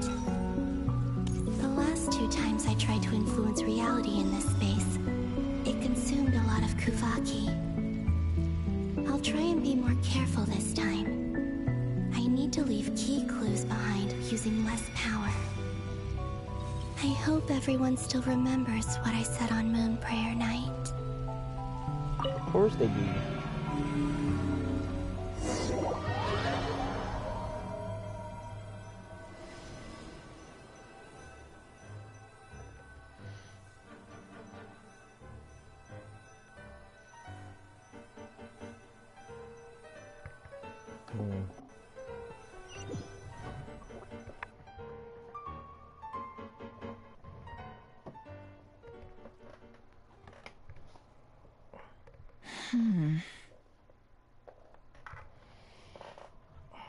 Nothing here either.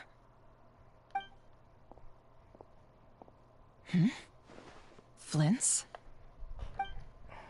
Ah, Miss Nefer. What are you doing here? Unless... I just spoke with Itlua about arrangements for the search and came for a walk nearby. As for you, why would... It appears we think along similar lines. And neither of us likes to accept things at face value. As well as figuring out how to gather intel on the Traveler, I wanted to confirm some of my own suspicions. Also, we'll need to bring a lot of force to bear against Ettore, even if we're only looking to rescue the Traveler. We can't leave anything to chance. You don't think Columbina perished either, do you? I'm merely considering the possibility that she survived. Just as you are. How much can we really know about a deity like her anyway? Do you remember what she said on Moon Prayer Night? About using moonlight to send messages to us? Of course. I think that's why we're both here. Where have you checked so far? I've been focusing on the outdoors. Anywhere the moonlight shines. I checked most of Nasha Town, but didn't find anything. I checked the Curatorium of Secrets, and a few rooms where I thought I might find some leads. But no luck here either. The only places I haven't looked yet are the rooms in the flagship. But process of elimination isn't the only thing that brought me here. Oh, really? What's your other reason? After all that build-up, our mystery ally never showed up even once! Huh? Am I imagining things?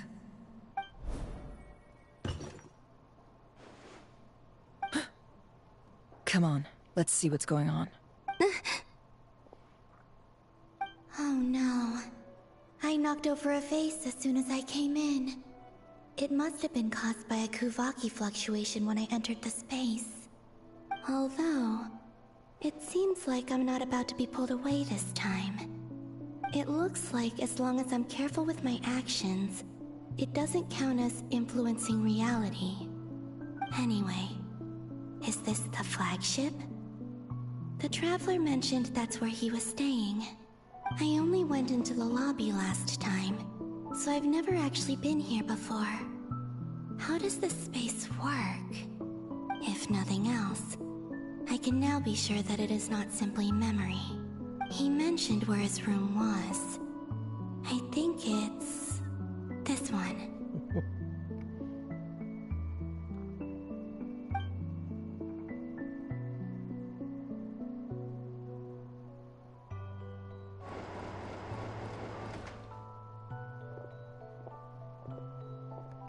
The door is closed. But if this is anything like when I disappeared, then maybe...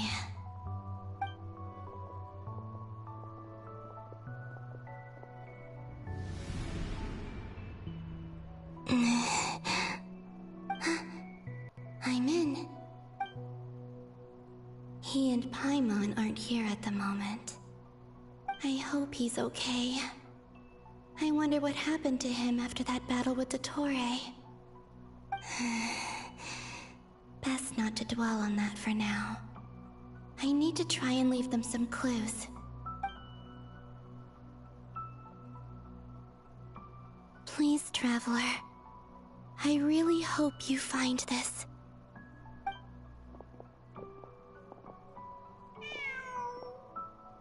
Huh. Just a cat.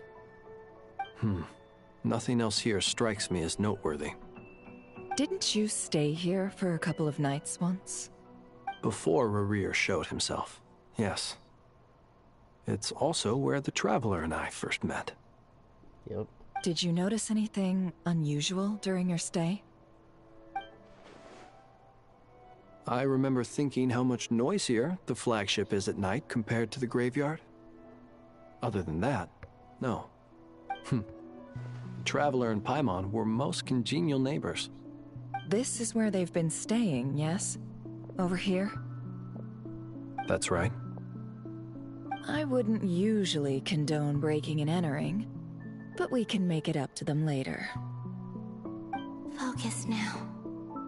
I have to write a message on the wall using Kuvaki, just like I said on Moonprayer Night. Simply open your windows on nights when the moon shines bright, and the moonlight will naturally flow towards the words I have written. Here goes. I'll need to carefully control my strength. Oh no.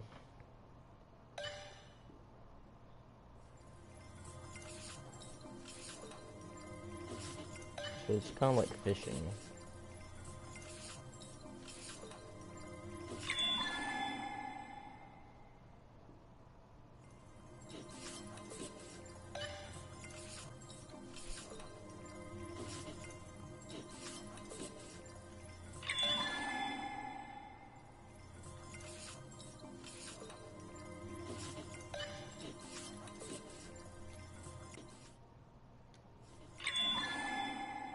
It's gonna get smaller and smaller.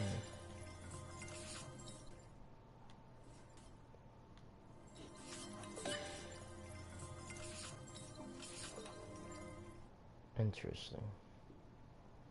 That's actually pretty cool that she could do this. There's a noise outside the door. Is he back? Is she gonna get pulled? Please, you have to see these words.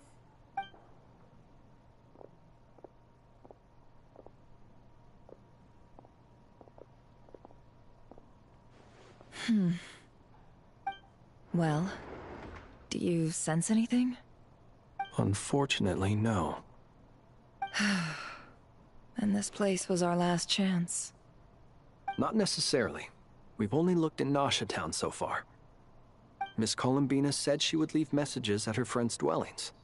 It's still worth checking where Miss Lauma lives and where I live.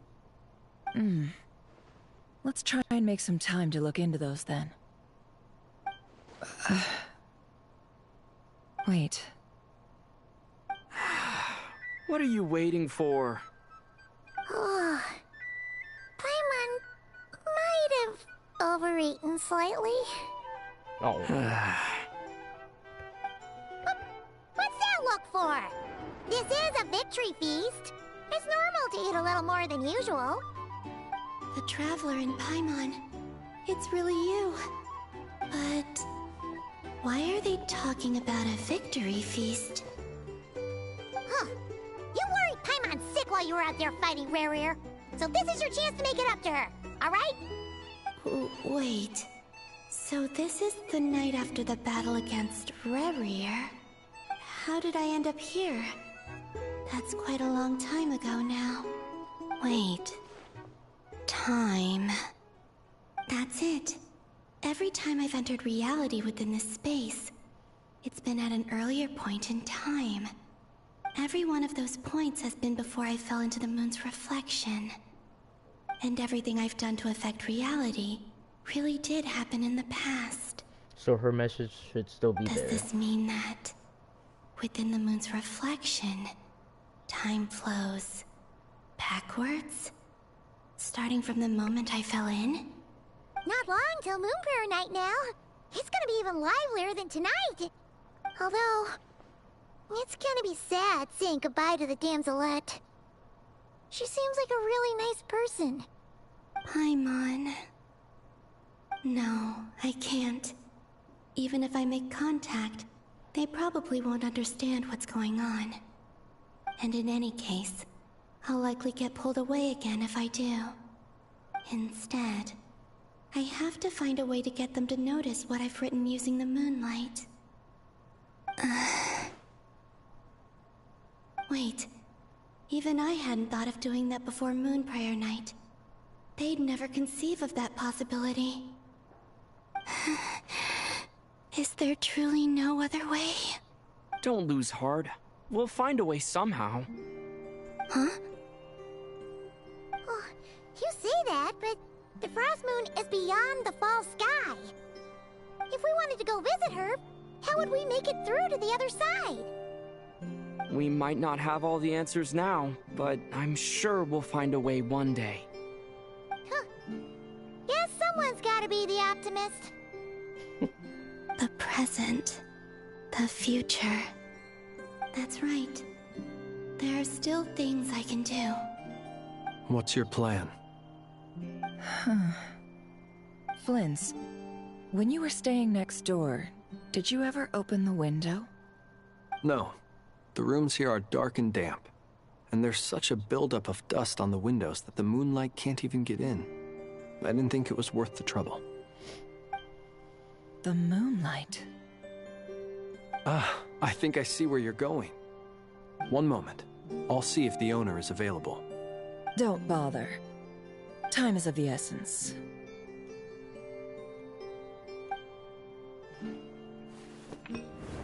Time. Even if no one sees what I've written at this moment, maybe someone will remember what I said after Moonprayer Night. In the future. I need to write down as much information as I can.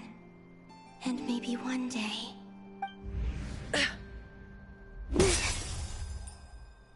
Huh? What's up with you?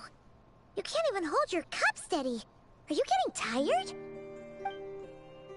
A little.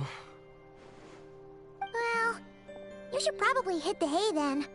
You've had a really tough couple of days for you.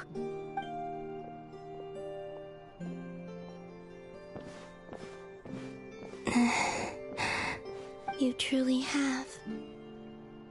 You helped defeat Rerir, helped me reclaim my name, and you helped the others organize Moonprayer Night. Wherever you are right now, I'm sure you're still fighting against the injustices of fate. This is all I can leave for them. How I wish I could stay here. But it's time for me to go. I hope to see you again in the next time. And if the opportunity presents itself. I will surely return to your side. Huh. Columbina. She's alive. Not only that, but she's left us an entire wall's worth of clues. She even wrote down what would happen on Moonprayer Night.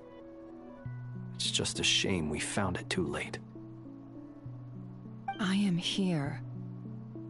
Time in this place flows backwards. I am constantly moving forward. It sounds like she's found a way to influence the past using Kuvaki. But her future is our past. So, these words have been here ever since we defeated the Reihir of Solnari. We just never discovered them. Which came first, the chicken or the egg? Do you ever mull over questions like that? Nope, it's just best not to think about it. Only when I'm in a good mood, and at leisure. Well, I never do. Everything that has happened already belongs to the realm of fact. As a business person, and especially an intel broker, what I do is extrapolate from those facts to try and read the future. An admirable philosophy. It's a means of survival. Let's go. We have a wall's worth of clues to share with the others. That's amazing. Wow.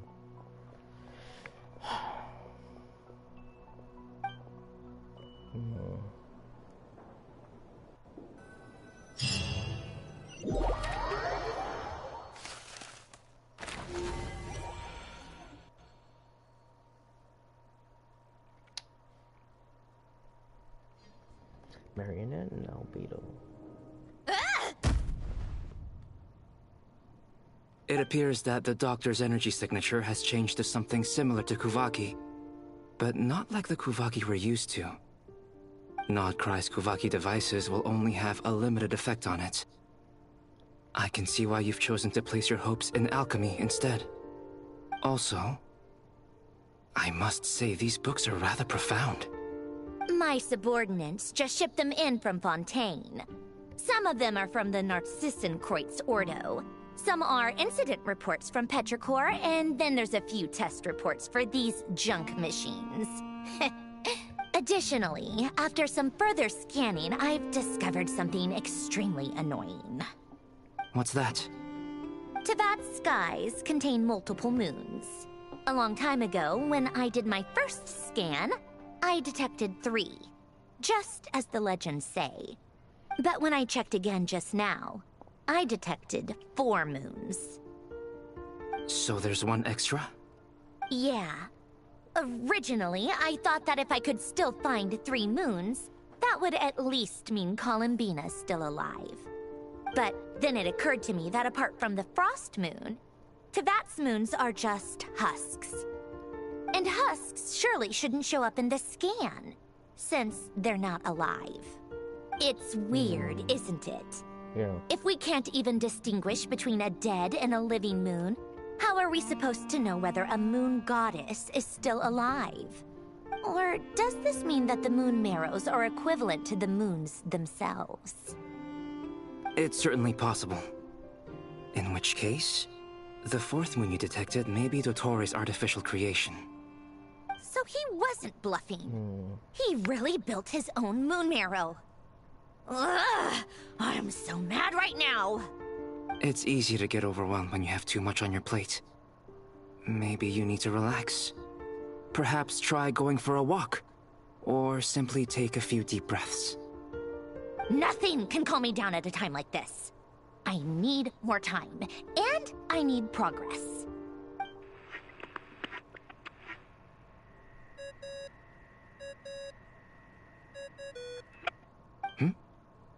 It's Mr. Flynn's. I really hate that ringing tone. Ugh. First the 4 orthants of the Narcissenkreuz, then moon marrows. Now what? Oh, sorry if we're disturbing you. Might I ask what's troubling you? What do you want? We're busy. Are you still at the Curatorium of Secrets? Yeah. Look, everyone else is still out, so there's no hurry. Plus, I'm busy, so I would appreciate if you gave me some space. Even though we have crucial intel to share? Fine. I'm listening. Do you intend to share it via the Dodo communication device? Ordinarily, I would, but this is a unique situation. I think it's best that we discuss it in person. See you at the Curatorium.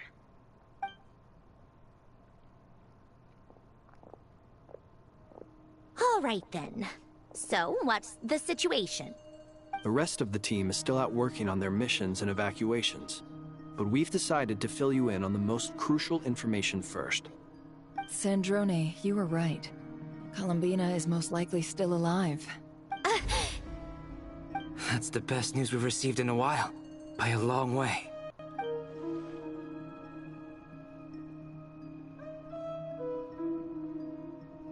Random locations. Appearing in reverse order? Are you serious? So not dying isn't enough for the moon goddess, huh? She has to show off too. Anyway, does this mean we can deduce her condition from the moon marrows? Miss Sandrone, there's nothing wrong with simply admitting that you're happy to hear the good news. I'm not. And she's the least of our problems. We're facing a huge crisis. If she can't control the flow of time in there, she's just gonna keep moving backwards. Different points in time won't intersect, and she'll never find a way out. Let's say life begins with a drop of water. When did time begin? The moment this planet came into being? No, that's not right. Her final destination would be the moment at which the space she is in was created. But it doesn't seem like we can influence that space from the outside world. So how can we help her? Also, if she's alive, Rerir and Thalindis might be too.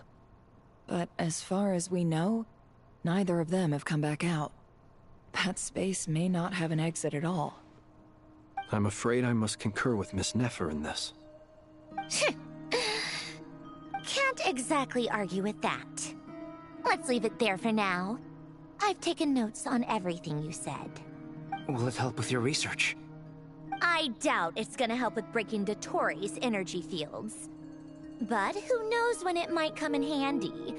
Better to have it all written down than try to remember everything when I need it. All right, I need to get back to my research.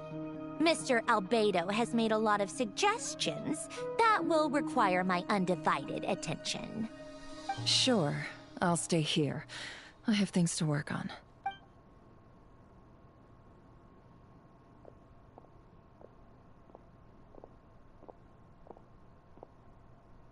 Paimon, are you there? Oh, right. She went with Varka to Natlan, didn't she? Good thing we've moved her and the Traveler's luggage in here. Speaking of the Traveler, where could they be? There's a note from Paimon. Paimon here. Not in at the moment, but if anyone needs to borrow her stuff or the Travelers, go ahead and help yourself. Paimon won't be mad. Also, Traveler, if you get back before Paimon, make sure to get some rest. Paimon misses you a lot, but put your health first, all right? How sweet.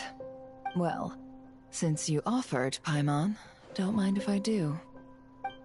This is the Traveler and Paimon's luggage. All the items they use day to day are here. It's well organized. I wonder which of them is responsible for that. What do we have here?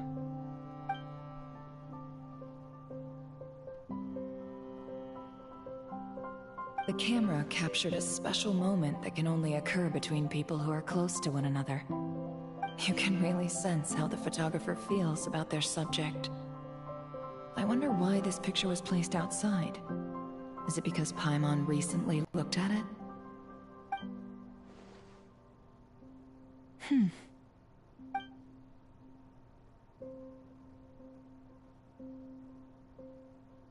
This must belong to the Traveler. Perfect. I'll use this. Hang in there. We'll find you.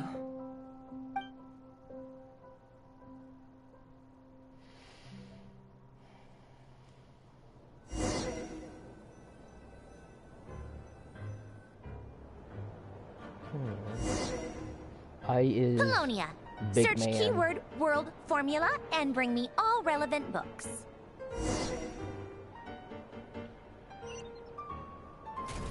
Big man.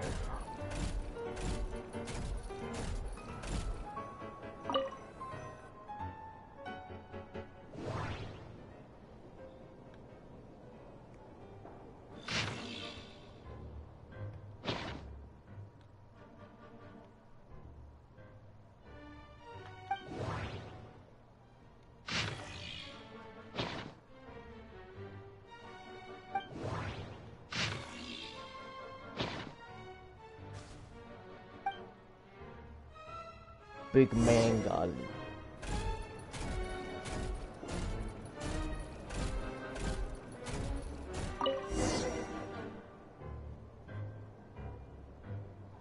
Let's see. This one is on Tonki's sermon dictation concerning the apocalypse. Ish. I believe that the correct term for this is Fortuna. This was an ancient Romorian technology, a wisdom unparalleled. I never imagined that Romorian ideas would be so similar to the diagram I have named, the world formula. This is strong evidence that human civilization should gradually shed possibilities as it continues to explore and evolve. The end of humankind may well be upon us right now. The sparks of civilization shall run out, unless we consider introducing variables from outside the system. Variables. Surely that can only mean one thing. Descenders? Dottore likely captured the Traveler because of his Descender status. But the Three Moons' authority comes from the world itself. Why would Dottore need anything beyond that? Where does this variable factor in? The world formula calculates the fate of an entire world. Introducing a variable would therefore give us...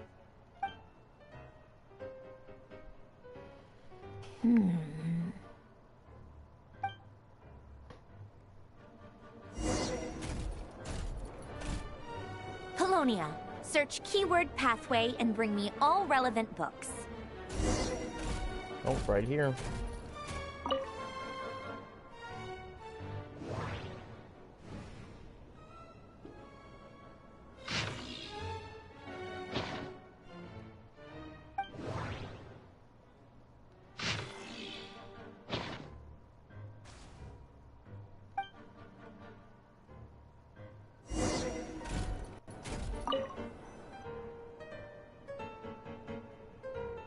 Otonki Sermon Dictation. Explications on the Chemical Marriage. These titles are pretty esoteric. Observe and compute the pathway displayed in the guidance diagram. Deconstructing and reversing its effects could generate potential ideas. So, it's one of Renee's draft lectures. Deconstructing the pathway. I suppose that could lead to a breakthrough.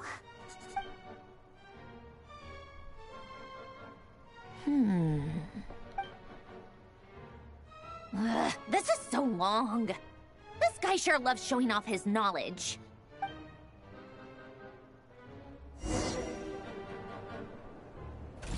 Polonia, search keyword tree model and bring me all relevant books.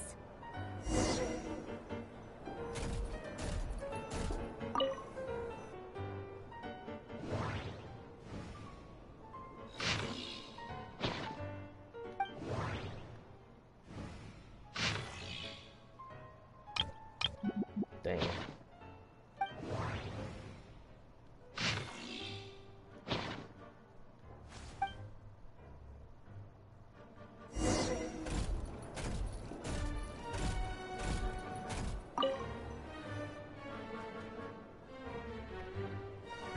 Most of the experimental devices proposed by the Lilia Crucis Ordo are built based on the simple and basic logical structure of a tree model. Lilia Crucis. Guess they were trying to cover up the name of the Narcissenkois Ordo? When Duke St. Germanus departed, he said, "It seems that there's no going back." Alas, he is only a genius when it comes to machines. In all other things, he is but ordinary. Excuse me? I'm sorry. That's just ridiculous. What kind of book is this? Great Detective Herlock, The Alchemist and the Clockwork Saint? Isn't this a novel? Come on. Still, the author swears that they knew Renee well. Whatever. I guess it's not beyond the realms of possibility that Renee would say nonsense like that on occasion. Memory, wishes, souls, and persona. Frankly, this sounds more like occultism, but if Albedo vouches for it, I suppose there must be some alchemical basis to these techniques.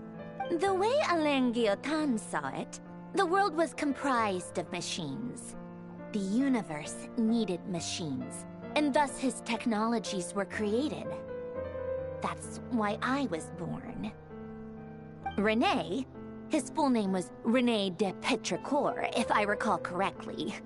Sounds like he and the town must be intricately connected. That place was also the source of most of our information regarding Remurian civilization. Seems like some of his projects were based on their technology. The cutting of souls and storing them in vessels. These seemingly unrelated techniques underpinned René's research. Assuming that the four orthants correspond to alchemical categories. The chemical marriage model? Alain would have scoffed at that. He never would have let those theories or parameters anywhere near his mathematical formulas.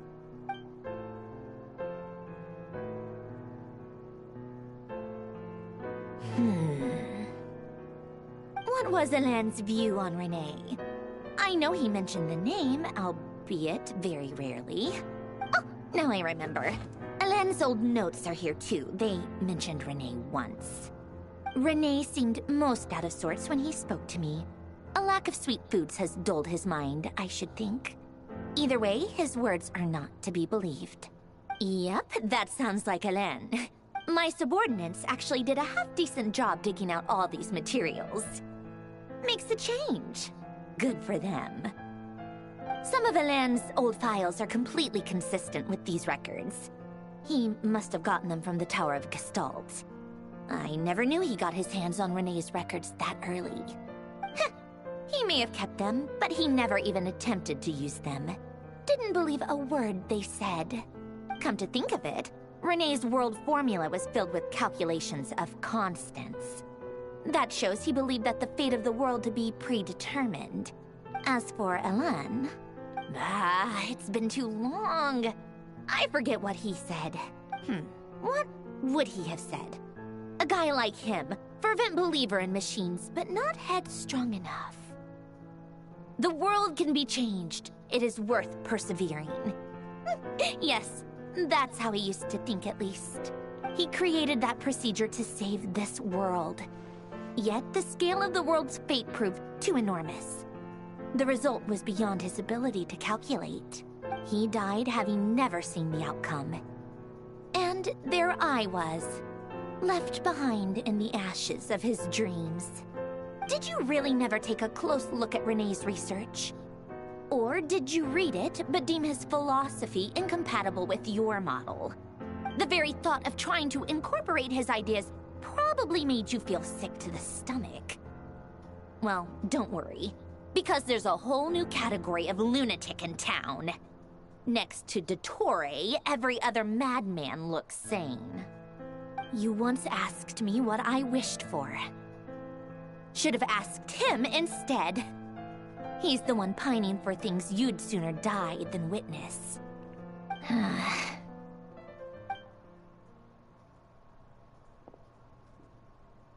Even the tiniest variable can make big waves in the present. Now then, allow me to put these incompatible fragments together in your stead. First, establish and verify the existence of the Great Circle. Absolute nihil on one end, absolute reality on the other. Now, search between these two extremes. Then, the construction criteria. Variables. The sparks of civilization shall run out unless we consider introducing variables from outside the system. Input variables. Traverse the world, space-time, and civilization. Then extract the essential nodes from the records to determine which variables they point to. The primordial power that differentiated itself from the void. The power of light. Yes, light. Records. Hyperborea. This is horrendously complicated. After all that, I'm still missing a few variables. I need to think this through again. How do you think it looks, Polonia? Like the frenzied scrawlings of a madwoman? Fine, keep it to yourself. It's not like you can talk anyway. I'll assume you gave it a passing grade. I jest. But true madness does often start with trying to save the world. What would Arlecchino and Columbina think if they saw this incomprehensible hen scratch? They'd probably have me institutionalized. So would Rosaline. She's been dead for a while now. When I close my eyes and think back, I can still see her face. And that enormous dress she used to wear. Such a bizarre choice. What possessed her? Oh, and the clack-clack of those heels used to drive me insane. No one's asking me, obviously, but I hope you all know that I never wanted to save the world.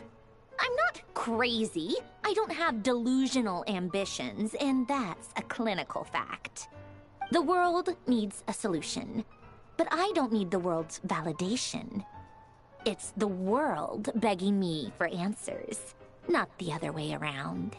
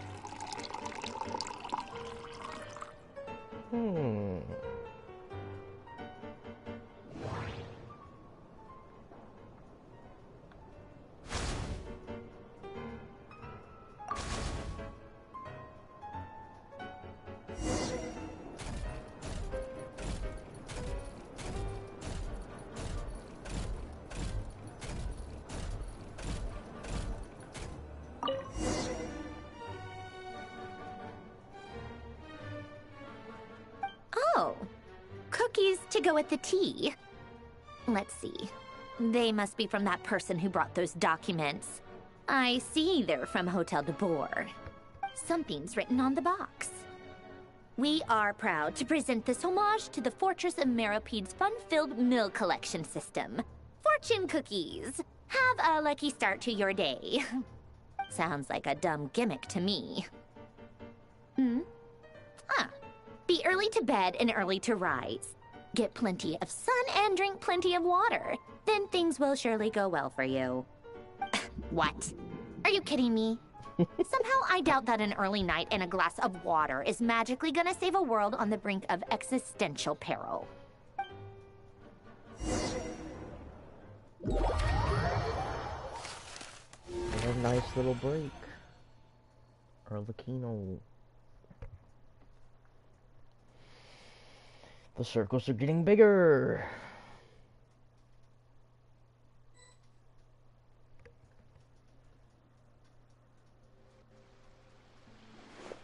Lady Arlecchino, word has reached us that Lady Marionette's troops are all in position. They are ready to act as soon as the order is given. Excellent. The only thing is, they are fewer in number than we expected. It looks like many of them must have lost their lives at the hand of the monsters released by the Doctor. Can't be helped. Allow them to join our ranks, and keep in contact. As you wish.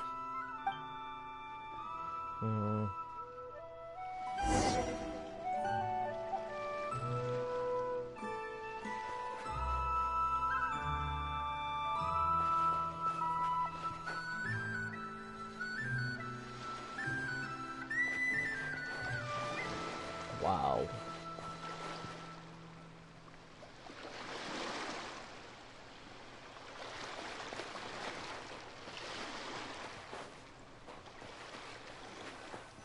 Is that the Torres moon that just popped up? It's been a while, Arlecchino. You look well. An artificial moon marrow. Did Dottore really have to build his lab right on the sole path between Snezhnaya and Nodkrai? Had to go on a huge detour to stay out of its line of sight. Sounds like an arduous journey. I assume you've brought word from Her Majesty? Of course, all part of the job. Firstly, the Tsaritsa has authorized Fatui Internal Affairs to review Dottore's case. They will reach a formal verdict on whether he has turned traitor and whether he poses a threat to Snezhnaya. While they're working on that, I've been ordered to come and receive the refugees from Nodkrai. They are nearby. My team will escort you to them shortly. Great. Aside from that, Her Majesty has a message for you and Sandrone personally. Huh? Where is Sandrone? She stayed behind to work since I was making the trip anyway. It seemed sensible to have one person on standby at base while the other came out to meet you. All right, guess that's just how she rolls. In that case, tell her that the Tsaritsa's decree this time is pretty awesome sounding. I think she'll like this one. Still, I wonder what... Wait, what's that? Did one of our troops turn into a monster? Take him out. Do I play as Tartaglia? Oh. And Arlecchino?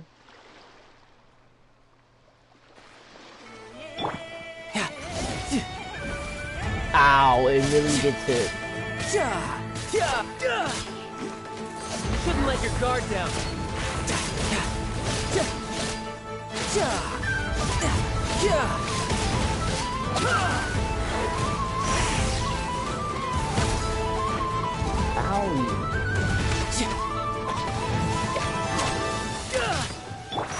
Laid bare.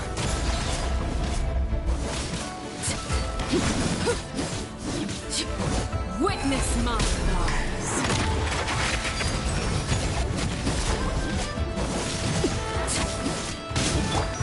Come on.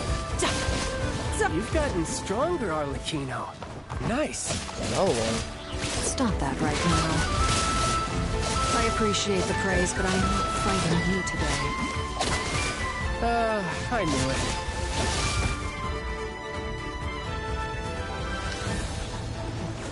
Why is it after me? Transfixed.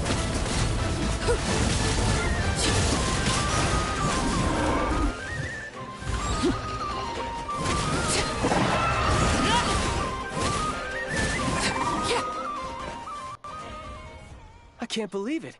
He was a living, breathing human one moment, and the next? Another fine piece of work by our dear colleague, I'm afraid. What in the world has been going on in Nodcry? A lot. But long story short, Dottore stole 2 moon marrows that should have belonged to Columbina, then built a 3rd moon marrow of his own to concentrate the Trilunar Authority in his hands. What? What do you mean he built a moon marrow? People build roads and houses, not moon marrows. What's his next DIY project? He's gonna build a god?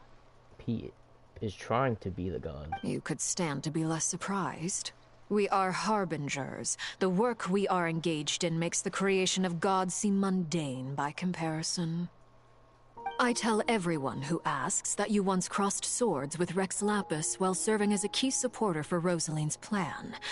But right now, you're acting like a common adventurer. Thanks for speaking up for me. Those 2 really took me for a ride back then. Then again, surely no common adventurer would manage to get tangled up with them the way I did. That's gotta count in my favor, right? It almost sounds like you wish to repeat the experience. I might have to lower my opinion of you.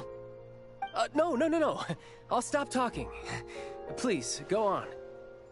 Dottore is currently still experimenting with his newfound power in ways that continue to corrode the outside world. As for the human mutation, I believe this is simply a consequence of his experiments, and not a strategic move. That radiant beast was once a subordinate of Sandrone's. I suspect he was only allowed to live so that he could become an experimental subject. Also, those of us who fought Dottore have been afflicted with a curse. As such, I cannot leave Nodcry. This is so much worse than I thought. No wonder Her Majesty's decree is so extreme. While these exceptional circumstances persist, the Harbingers are hereby authorized to use unilateral executive powers. Should Dottore pose a threat, Arlecchino and Sandrone are permitted to eliminate him. My thanks to Her Majesty. I will pass these good tidings on to Sandrone. Her Majesty has also declared that she will refrain from launching an attack on the now evacuated Nodcry due to the presence of unretrieved research material. A wise decision. By the way, how's my old partner doing? I'm assuming they're with you? Partner? You mean the Traveler? I'm afraid I have bad news. He was captured after our failed assault in Dottore's lab. His whereabouts are currently unknown. What? Why? Since when does Dottore have a bone to pick with him? That is indeed the question. I'm not sure he does. He must have some other goal in mind. This won't do. I have to rescue him. You can't. We have no idea where the Traveler is. What am I supposed to do then? Stand here twiddling my thumbs? Sandrone is working on it. The best thing you can do right now is complete your mission. Fine. I guess I'll leave this to you then. One last thing. Tell the Rooster to get the message out to the gods and citizens of every nation in Teyvat. Beware. An uncontrollable pollution is spreading forth from Nodcry. The source of that pollution is a madman drunk on the success of his experiments. The Fatui and our allies will endeavor to contain the threat. However, if Nodcry falls, things are likely to escalate. Considering Dottore is one of our own, all Fatui stationed in Nodcry consider it our duty to stay and fight him to the bitter end. Whatever the cost. Hey, don't be too pessimistic. If it comes to it, I'm sure Her Majesty won't stand by and do nothing. I hope you're right. What a weird force field.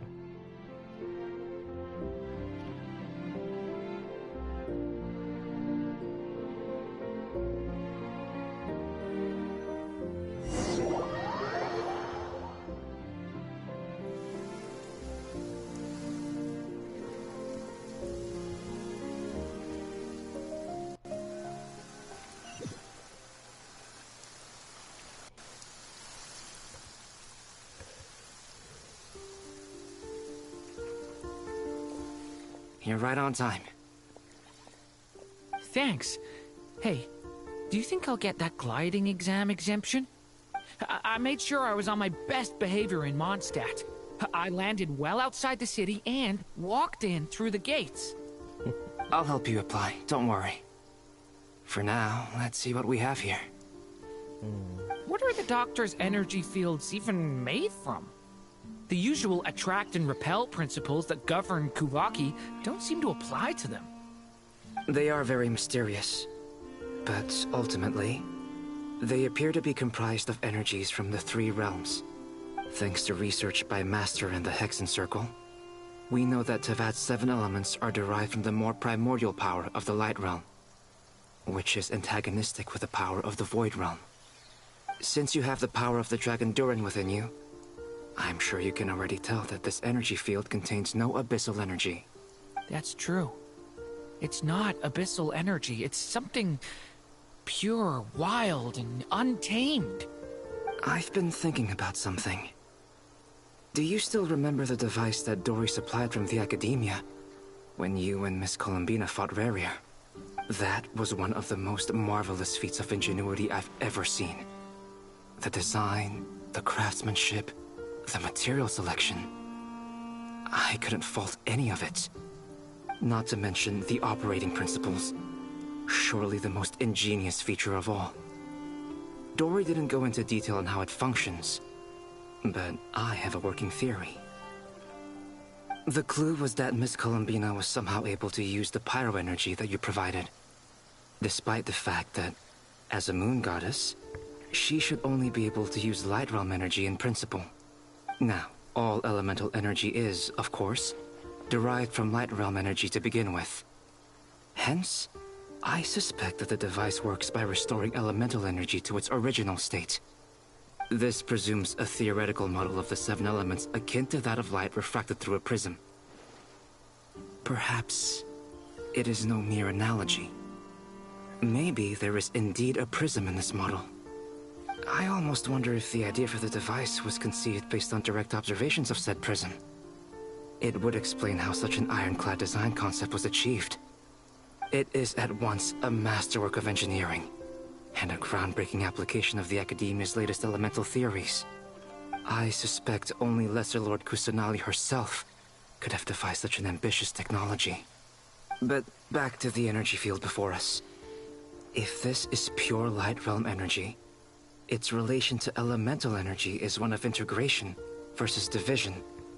Or you could say that the former contains the latter. Could this mean that elemental energy can dilute the power of the Light Realm? Should we give it a try? We should.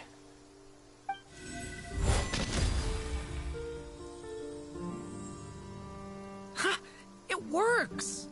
Clear signs of disruption were detected at the periphery of the energy field. This indicates that elemental energy can disturb or even negate the field. Now you try. All right, here goes. It's working! Switch to abyssal energy and attack again. No surprises there. Abyssal power drains the energy field to a significantly greater extent. I now feel confident in asserting that the energy field is indeed pure light realm energy, and that elemental energy can dilute it. But the energy field is huge. How much elemental energy will it take to neutralize it? We don't have to neutralize it completely. We can try other approaches. That's all for theory. Would you like to continue watching? So you knew I was here. Huh? When did you get here? A while ago. But Albedo sounded like he was working on his thesis defense back there. Back in Sumeru. You can end a person's whole career by interrupting them mid-speech. Very thoughtful of you. I'm truly touched. Could I ask you to lend me a hand? With what? A little test. Try using Anima to unleash a concentrated assault with circular blades, with the goal of breaking through at a singular point. Nice! This time it tore through the field. Tremendous. This is a major breakthrough. Should we go through? We probably shouldn't risk having mutually antagonistic energies in such close proximity. Durin, you stay here and watch the entrance. Hat Guy and I will go in to investigate. Sounds sensible to me. Keep your eyes peeled, Durin. Don't worry, I got this. You two be careful in there. Just give me the signal if you need help, and I'll dive right in. What do you mean, signal? It's based on a new alchemical concoction I developed last month. When 2 bottles of it are smashed on the ground together, they emit a blinding burst of light. If it comes to that, remember to shield your eyes with your hat. Glad I asked. Thanks for the heads up. Progress, bit by bit.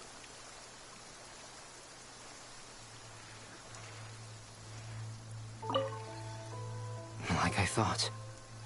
Beyond a certain distance, we can't see the opening where we came in. Maybe that's to prevent people from escaping. Sounds like Dottore style to me. Not much has changed. Things are basically the same here as they were before the energy field appeared.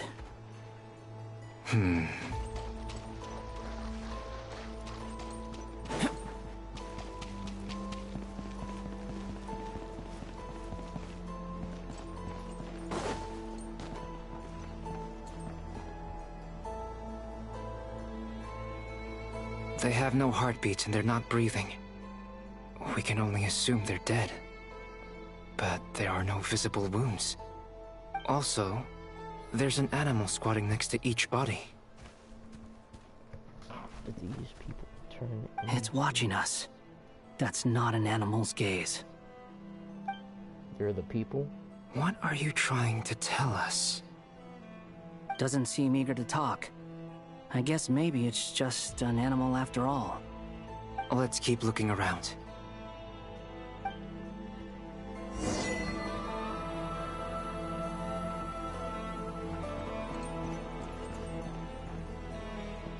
So weird.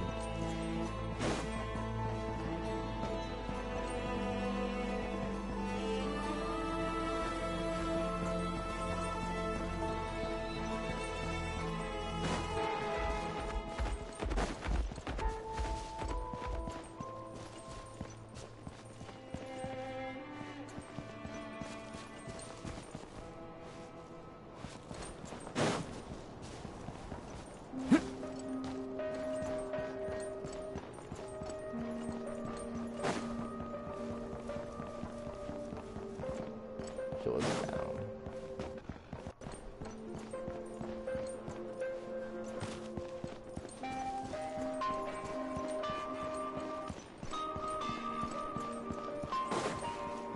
No. I ran past it because I'm a big dummy.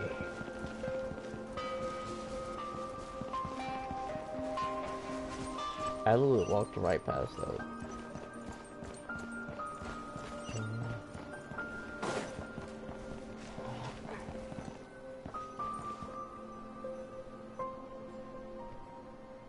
Same situation everywhere. Not a living soul in sight. Just countless bodies with animals standing watch over them. Well, I think we can safely rule out the possibility that they're all pets. Is skirting around the topic your way of showing consideration for other people's feelings? Just being cautious. I don't doubt that you can handle the truth.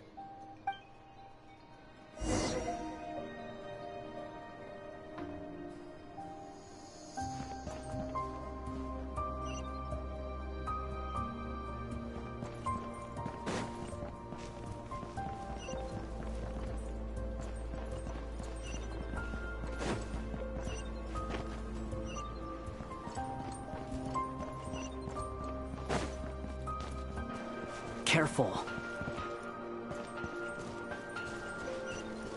Please. Help us. Please. Over there. I hear a voice.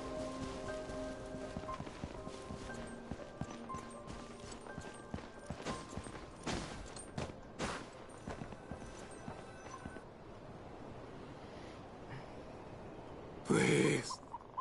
Help us. Please. What happened here? I don't know. Suddenly, everyone collapsed. Then my line of sight got lower. I still have some of my senses left. I gotta get out of here.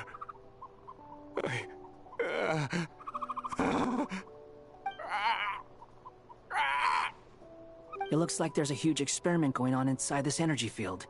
Maybe each energy field is its own giant experiment. Vile. He's swapping human minds with those of animals. Even without the other circumstances, this would be an extremely radical experiment. Those people may have lost their sense of selves, but they are not fully animals either. If they were, they would have left.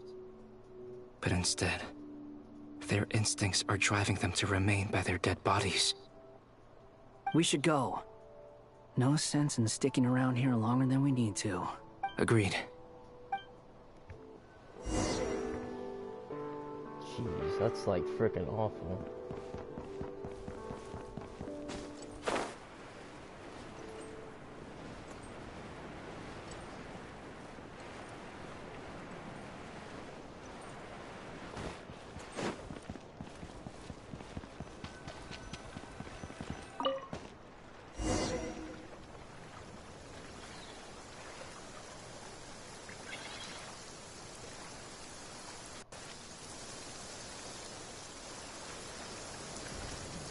You're back! Everything okay? No. We saw some things that take a strong stomach. Otherwise, we're fine. We should share our findings with the others.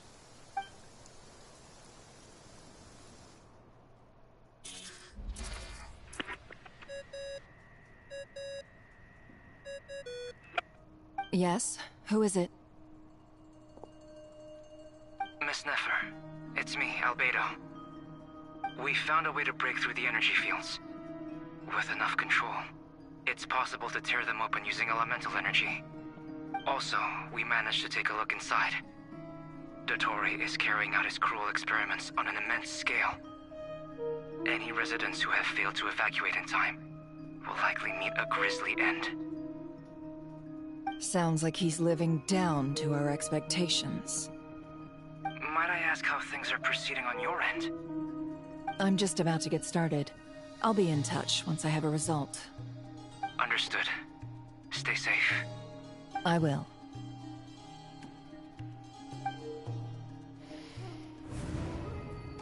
Well, Nefer, I'll link up with you once my tasks are complete. What makes you think I'd need you to do that? I'll need it. And considering the way you approach certain matters, I think you'll be better off with me present.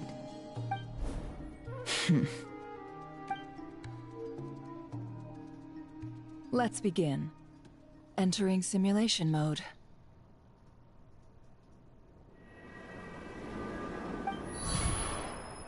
A vast wasteland. Is this the Traveler's inner world? I was expecting something more vibrant, to be honest. Wait, someone's there. What are you looking at?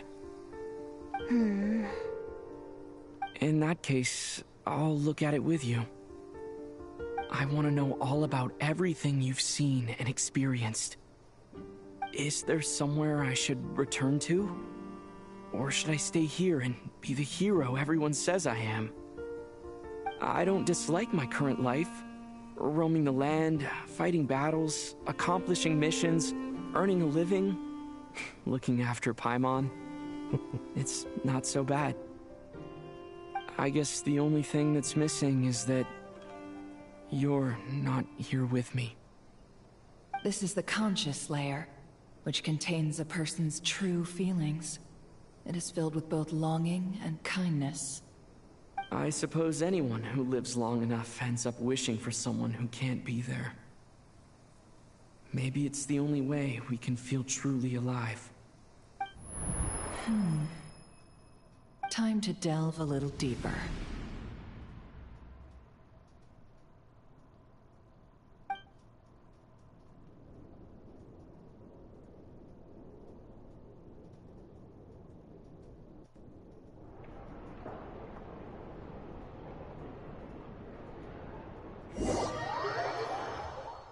Teleport.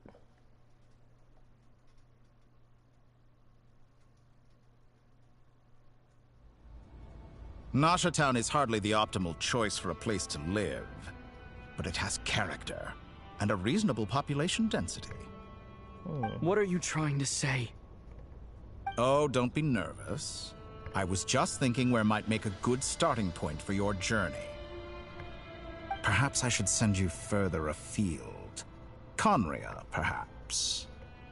Conria ceased to exist long ago. Once again, you fail to understand the possibilities that the Tri-Lune creates. Anything that has existed in the past, I can now recreate.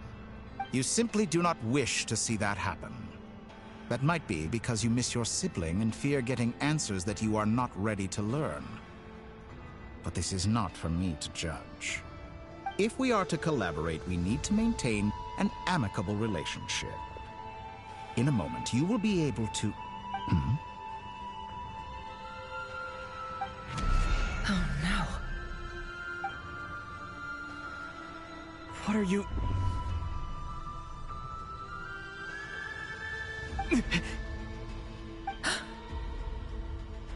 What are you gonna do?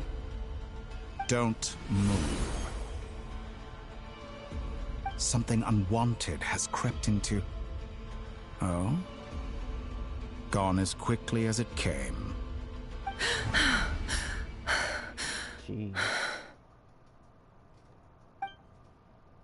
Did you save me? If I hadn't cut the connection, Dottore might have caught you from the other side and destroyed you. This was a good idea, but once is plenty. You were exceptionally brave. Excellent work. Thanks, but now's not the time for that.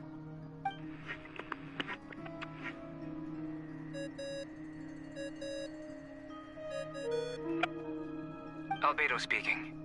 I think I know where he is. What is this endless darkness? I can't see anything, even though my eyes are wide open. But why? What happened? Ah, sorry about that. I take it you didn't notice. Just now, a friend of yours took a little peek into your mind. Could it be Nefer? How did she do it? Did she use something as a medium to connect to me? Do you think she's aware of your current circumstances? Oh dear. Have I stunned you into silence? I only wanted to slow down your time a little so I could stop your intruder in her tracks. It would have been nice to capture the spy. I must say, I'm finding the ability to adjust the flow of time rather intriguing. The moment you closed your eyes, time seemed to grow impossibly viscous, didn't it? A whole month passed before you opened your eyes again, but only for you. No one else was affected. I dare say this is something only a god can achieve. Point taken. You've proven once again that you have god-tier powers.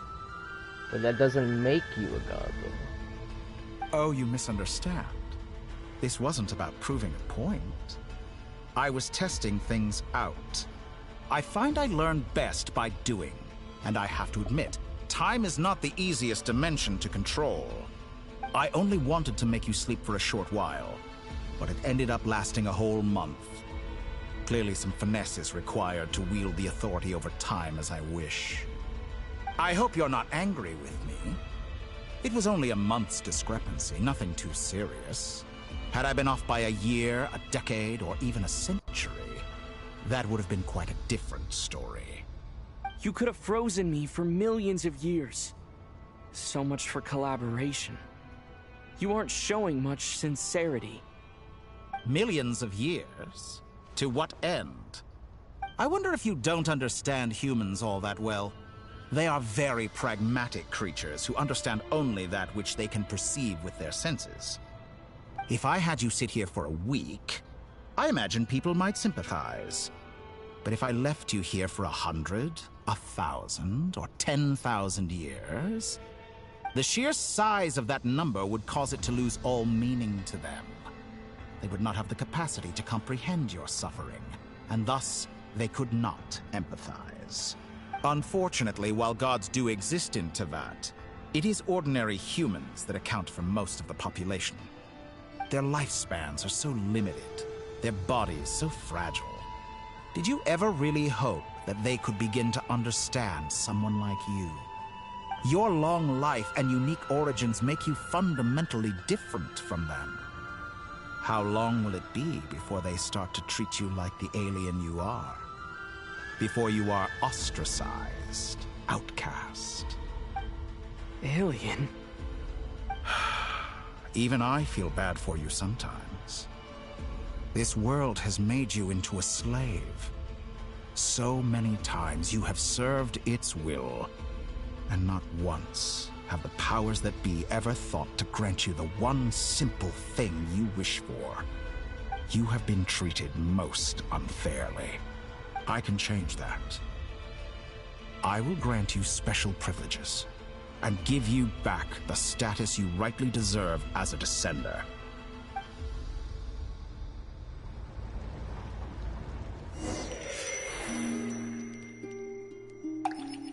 Are we going back to Columbina?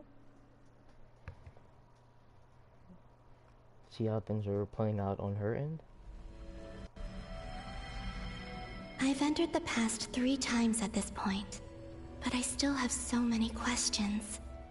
For instance, beyond each point being further back in time than the last, what determines the specific locations at which I can make entry?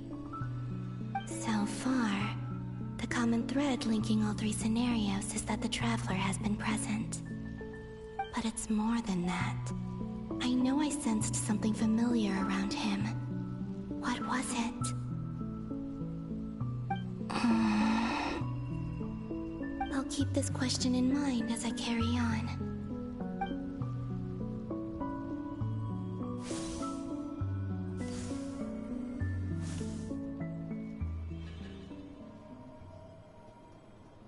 Humans, you never change. Always trying to use powers you neither comprehend nor control. This looks like Star Sand Shoal. Was this before Rerir regained his physical form?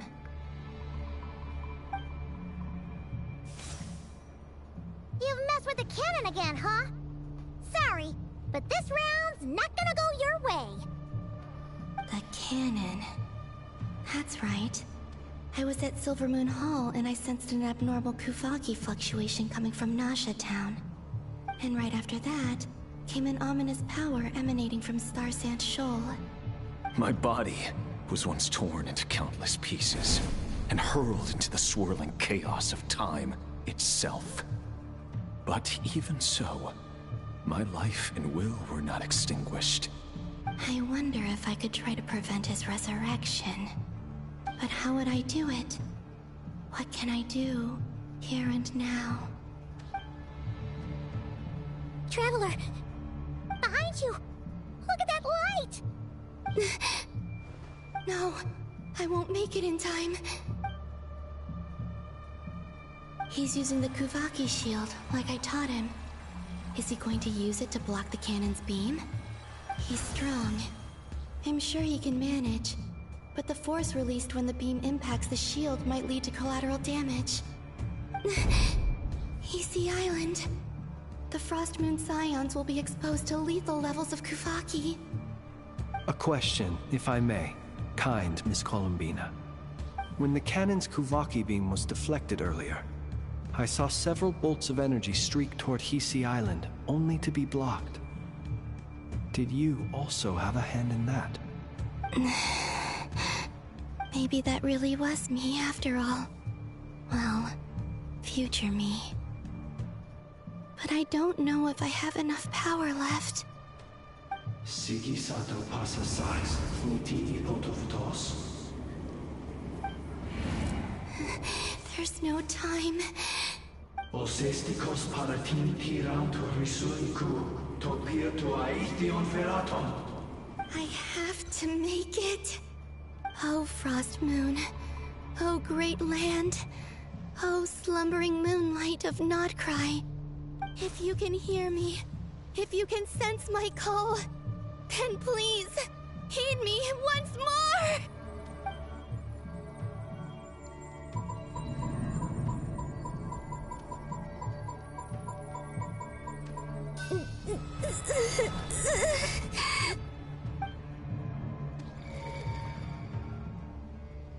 Did it work?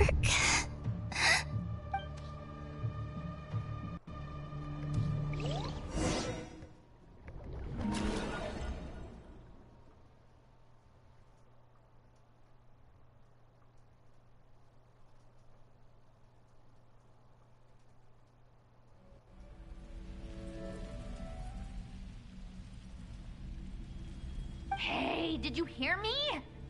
Columbina, I said wake up now! Oh, good morning, Sandrone. It's 3 in the afternoon, actually. And could you kindly not use my quarters as your personal nap room next time? But I feel so safe here. And your coffee, right? It's so bitter, but it smells lovely. It's like you were raised by wolves in a forest or something. What did you drink growing up? Grass tea? The Frost Moon Scions certainly led a more frugal existence than the Fatui. Then I'll bet you've never eaten one of these before. It smells delicious.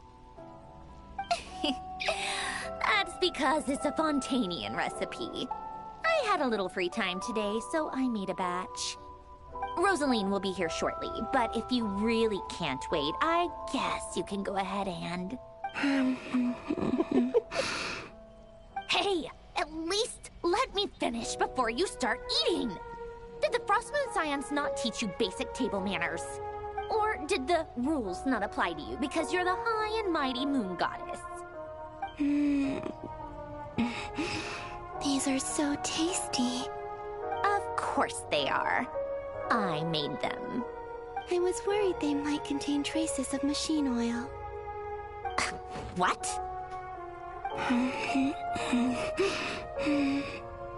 You know, there's something I've always wanted to ask you.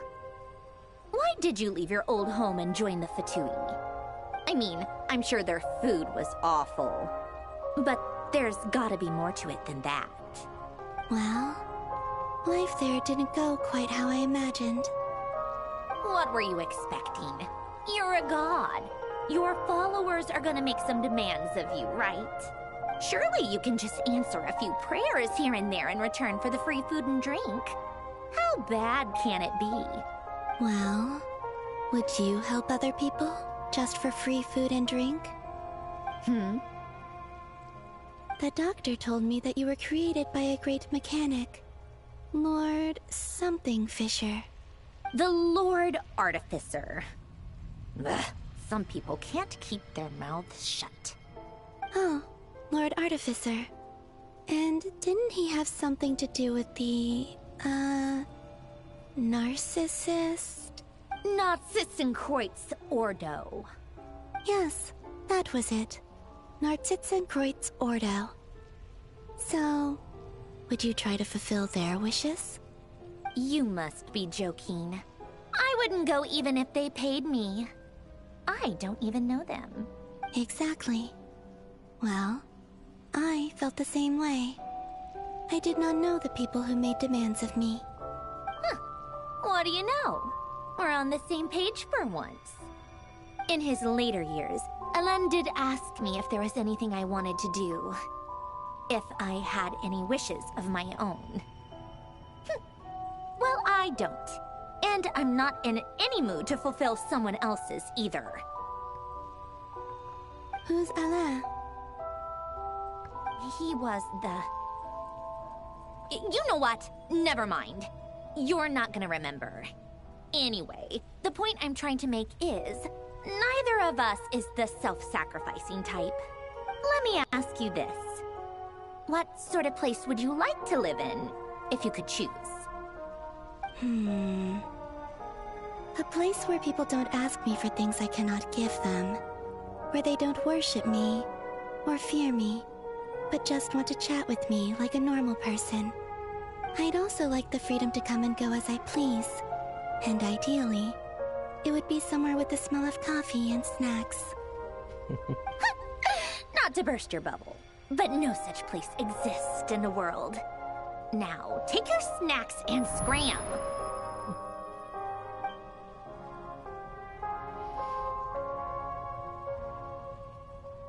Did I pass out? Of course. I'm back here again. I dreamed of events from my past. Sandrone. Traveler. I miss you all so much. Back there.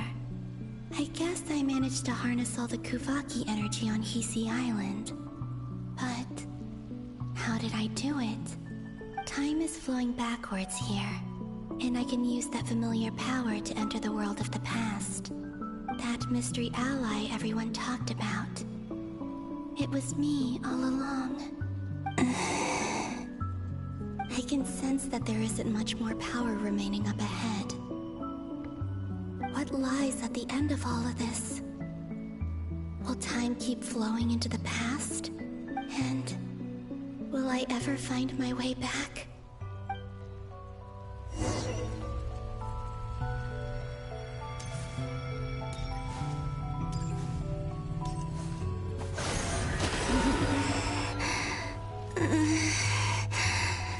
It's getting harder and harder to use my power.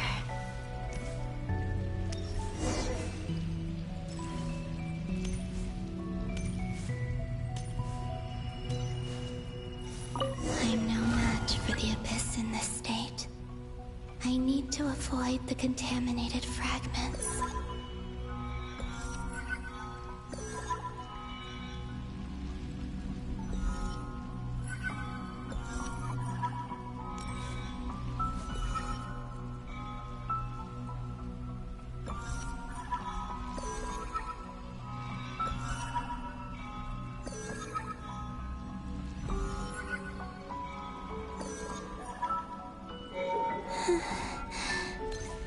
Time to go. I wonder where I'll find myself this time.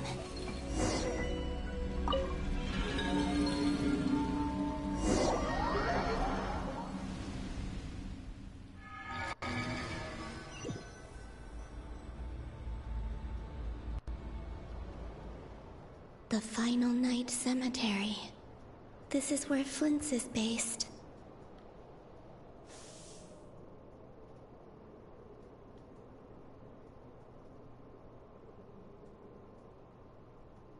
Seems like they're searching for information. Oh, I remember. Flint's and Varga talked about some files on the Wild Hunt. Was this my doing too? To expose the true intentions of this Rarir, we need to dive into Notcry's history. Are my actions changing the past? Or are they simply completing a process? Is all of this inevitable? Or am I the one making these decisions? If I choose not to help them now, will it change how things turn out? Hope we don't land on our heads then. They're my friends. I can't not help them.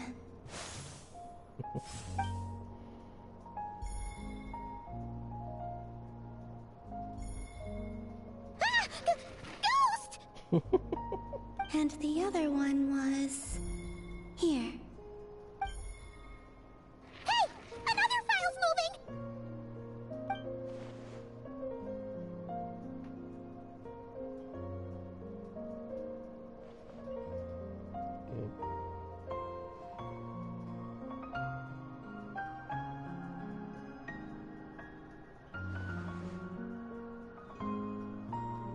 That should do it.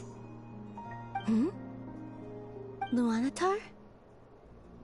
You can sense my presence? Wait!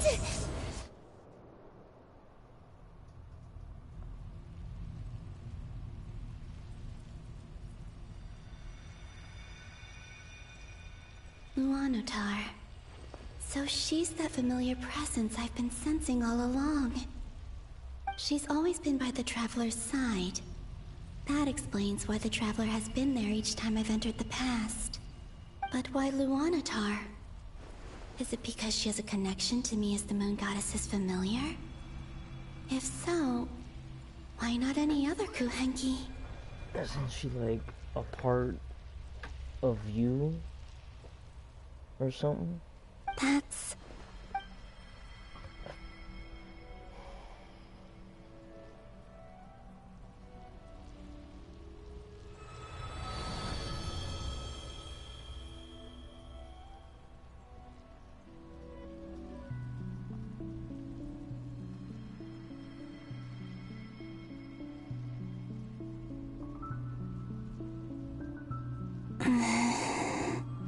I cannot sense any power up ahead.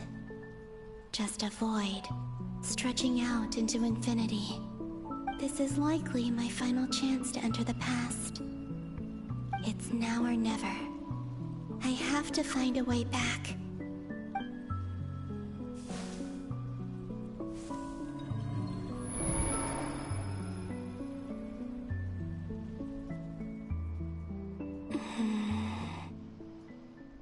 Easy Island? How far back in time is this? Where's Luanatar? I can't sense her presence this time.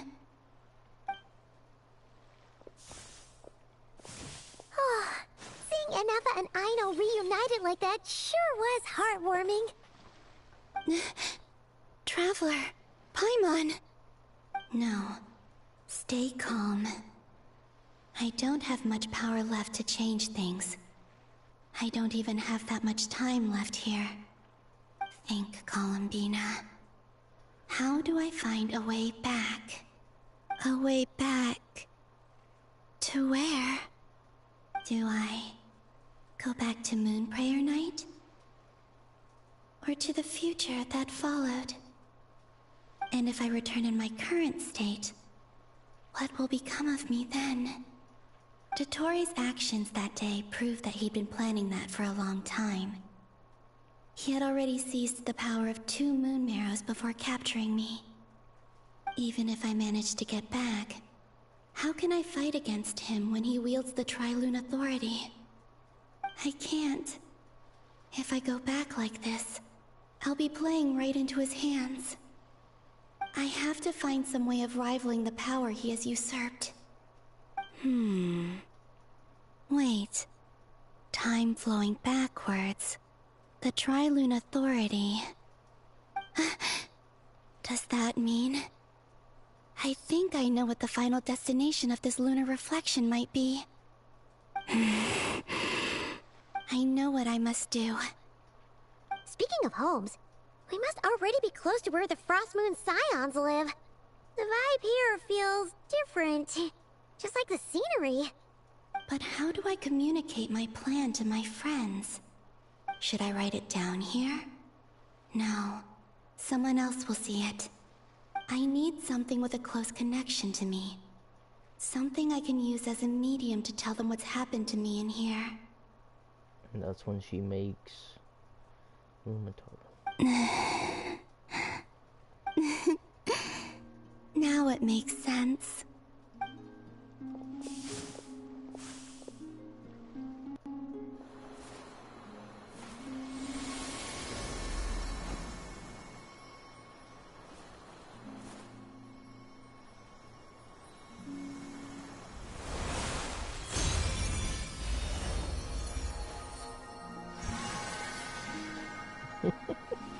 Yep.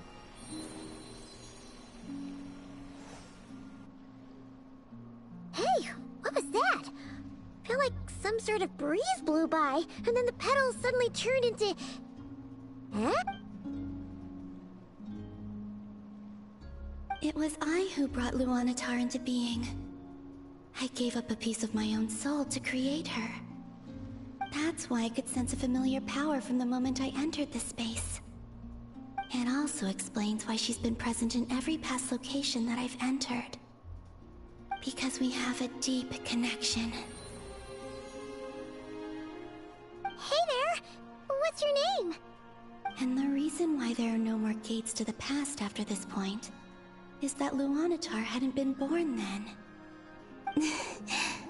No wonder I sensed the trace of a blessing when we first met. But I still didn't recognize the soul hidden within you. Back then, I was just a little lost dove. I had yet to become Columbina Hyposelenia. Go on now. We've got stuff to do. Best you find someone else to hang out with. Hey, you scared it off. I'll be counting on you.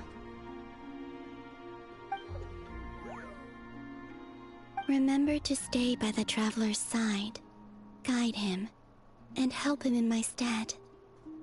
Oh, and bring him to the garden where the moon prayer blossoms grow. There's a little lost dove there who will need his help. Go on.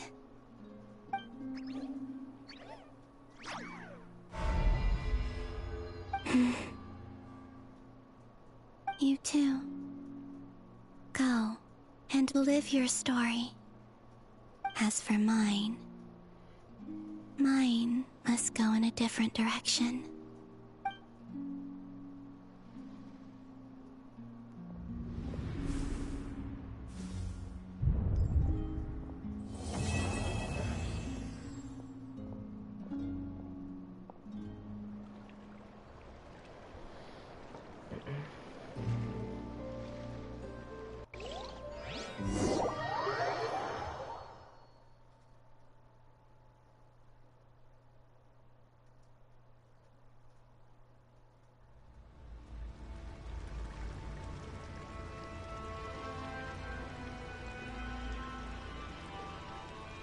How would you like to experience the thrill of never being held accountable for your actions? You could crush people like ants without consequence, or tear off their heads or limbs as you please. No. Believe me, such a life is but one small step away. What point is he trying to make? Freedom? But the freedom to kill? To do evil and get away with it? Why would you offer me that? The creation of a world is the ultimate scientific experiment. I have taken my research to the highest level, where I shall be not just a god, but also a servant to many sacred spirits. I shall heed the truth and perform holy deeds. Oh my bejesus. A god's laboratory is the perfect playground. But it needs the right occupant to explore its full potential. Mortals are found everywhere one looks. Not so with Descenders. I'd prefer my first guest to be a distinguished individual such as yourself. And I know you could make the most of the opportunities it offers. So the condition for entering the new world is to take innocent lives. In the same dilemma that Rerir once faced. Could I really bring myself to kill others for my own benefit? Rerir did. And look where it got him. Have you made up your mind? I can't do it. Your playground is no place for me. You're putting your hopes in the wrong person. But we both know I'm not quite the hero you say I am either. I have my own reasons for the journey I'm on. And they aren't all selfless. You've grown a lot since we last met. But there are still things you are unwilling to compromise on. This will only hinder you. Why don't I lower my requirements a little as a gesture of goodwill? I'll give you a little time to learn to be a less noble soul. That'll make things much easier for you. I really doubt I could live that sort of life. And yet you already sound less defiant than a moment ago. The benefits appeal to you because you can read the signs of the times. Why don't we return to my research facility? Your last visit was so rushed. There is much that I have yet to show you.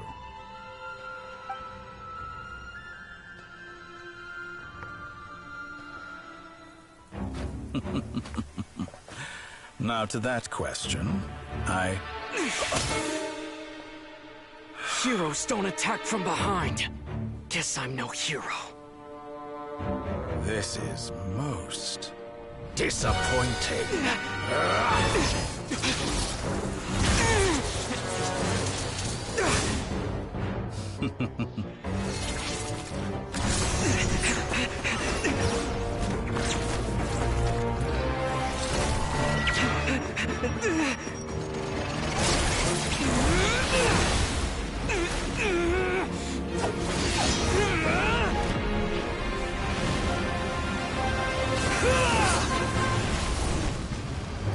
Dang.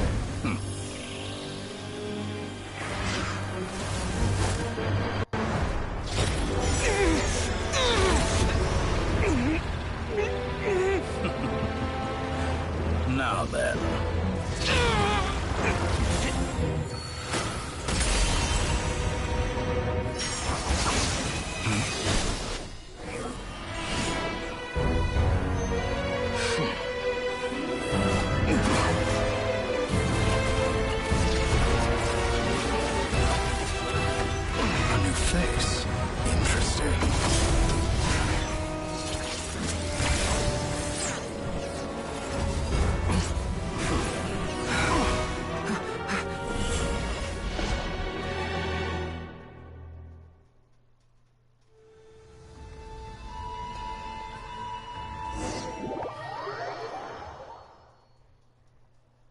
So we were actually inside one of the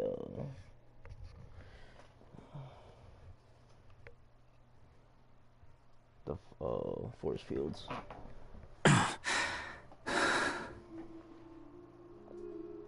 You're still gonna call me Hack Guy after that, huh?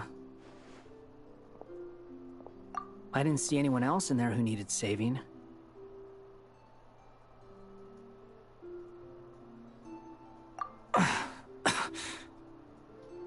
It's nothing. I'll be fine. Why are you looking at me like that? Is it that shocking that I'd come to your rescue? I owed you a favor back in Sumeru. Now we're even. Distracting Dotori was tough. I won't lie. He's not gonna fall for the same trick twice. That was my one shot. I'd hoped to use it to take him out. Ugh. I never wanted to obliterate someone more than I do right now. Dotori doesn't recognize me, but his segments were originally made based on an analysis of my operational principles. I expect it's only a matter of time before he figures out what I am. So Dotori doesn't recognize Wanderer because he deleted himself from Irminsul. Did he really miss his only chance for revenge by saving me? Why the long face? Hey, I'm not blaming you, okay? And I'm not complaining either. Rescuing you and killing Dottore are equally important goals. Everyone would be pretty stuck without you. It's best you live to fight another day. How are you holding up? Are you alright? Hat Guy said to put safety first, so we agreed to run as far away as we could after leaving the energy field, and only meet up once it was safe. You don't look injured. It seems that Dottore didn't do anything to you. Oh, he was about to though, and then Sensei saved us at like the right moment. So. All right, rescue operation complete. Let's head back. There's a lot more work to be done before this is over.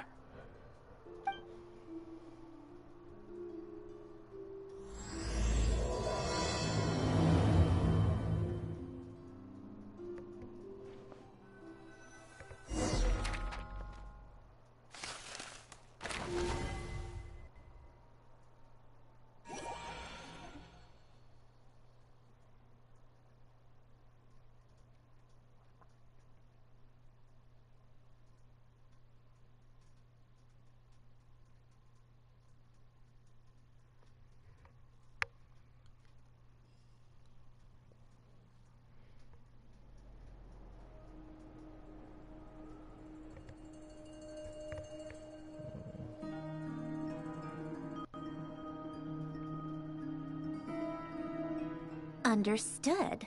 I will bear the Tsaritsa's decree in mind. I don't see what's so awesome about it, though. Does he really think everyone else is as immature as him? I'm not stooping to Tartaglia's level. I thought you might say that. How's your progress? Quite promising, actually. That alchemist Albedo gave me a few ideas. Remember how I asked you to look up some files for me?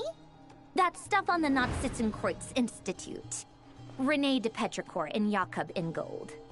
Alain Guillotin despised Rene's theories and methods, but he never managed to come up with better alternatives either. So I adopted some of Rene's ideas. I thought Alain was like a father to you. He and Rene were mortal enemies, were they not? And? What would you say if Lenny and his friends one day learned something useful from someone you utterly detested? I would applaud them for it. That would mean that they have surpassed me. For all we know, Alain Guillotin might have thought the same thing. Not that it matters, though. He's dead, and I'm alive. So it's my call to make. Once you die, it doesn't matter how great you were in life. Only the living get to decide what happens next. Hey, come on out. They're back. Huh?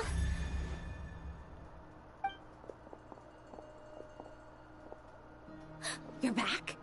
And your head's still screwed on? And you still have all your limbs? What does it look like? Way to keep your composure, madam. Excuse you. I am perfectly composed. Paimon, where's Paimon? Glad you're okay. Oh yeah, she's Yes, it's a huge relief. Totally forgot. She's with Varka. Worry? Oh yeah, right. You think we, the Fatui, were worried about you? Yeah. We were worried sick. Hey! The Traveler and I were already friends. You are free to join this mission in whatever capacity you please. Much like your tea parties. It's a laugh a minute with you guys. I must say, I was quite surprised when Mr. Albedo told me he would need no additional aid. We discussed this on our way back as well. I am rarely so unequivocal, but in this case, we had full confidence in Hat Guy. He said he knew what he was doing. Albedo and I pretty much had to just wait outside on standby.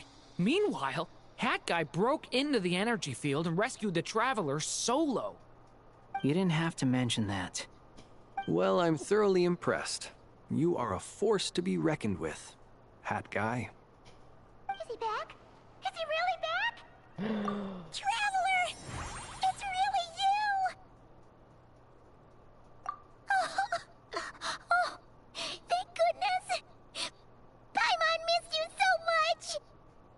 can finally breathe easy, Paimon. It's great to have you back in one piece. This is awesome. Paimon's been having nightmares the whole time you were gone. Aww. Look at them. You know, once you reach my age, there's nothing better than watching a misty-eyed reunion between friends. It's nothing. Same goes when you get to my age, too. I bet Ino and Anefa would be tearing up as well if they were here. Varka, I'm not sure Anefa can cry. Oh, yeah, good point. Hey, your eyes are looking a little red and puffy. Come here, let's hug it out. What? Ew, no. No, thank you. You're not my dad, okay? Knock it off. Everyone, I'm sorry for all the trouble I caused you. But the silver lining is, I didn't come away from this ordeal empty-handed. Varka is everybody's dad. While I was being held captive, I learned a lot about Dottoro's current capabilities, and what he plans to do with them. Allow me to explain.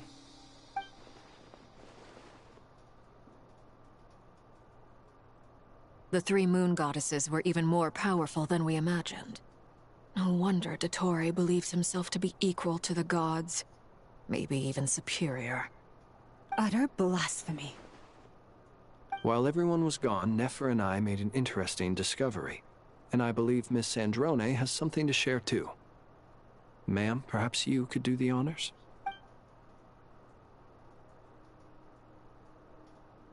Called it. Getting rid of a pesky troublemaker like her is like trying to clean up after a crumbly cake. It always comes back to haunt you. Our next step is to find a way to bring her back.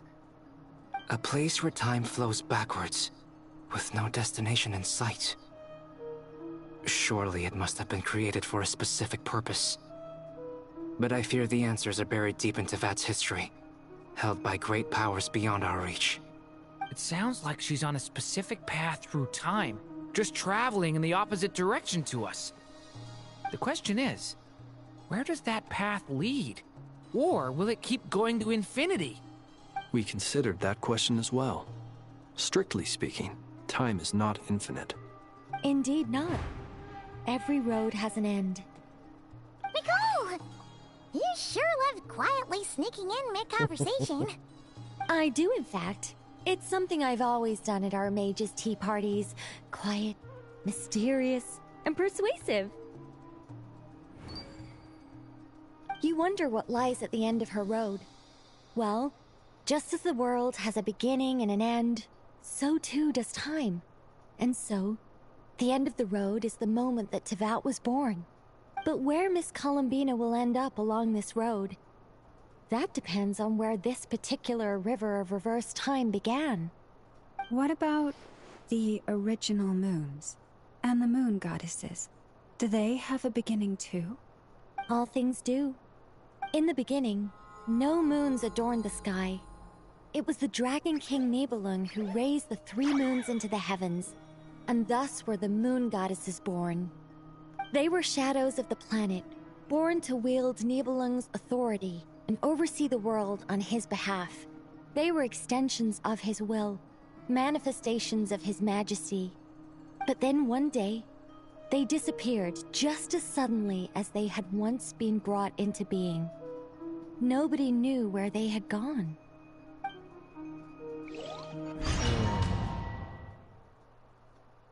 Transitioning again.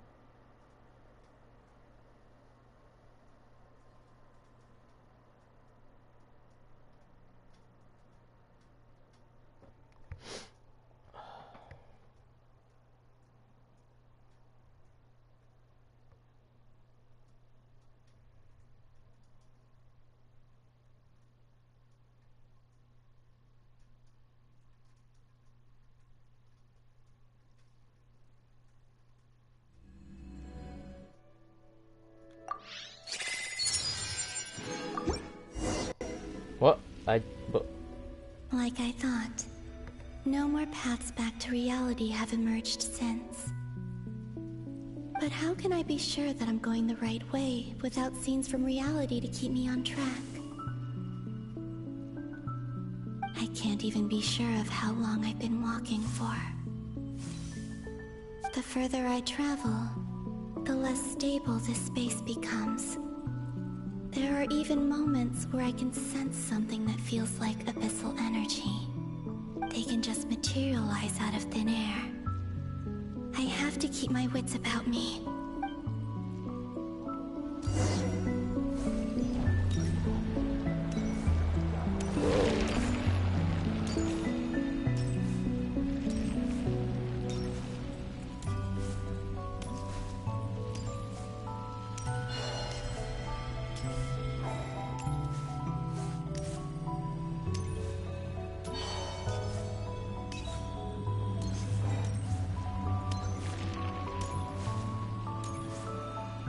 Follow this path.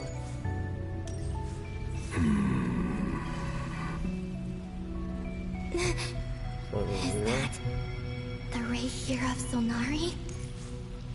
I can't believe he survived.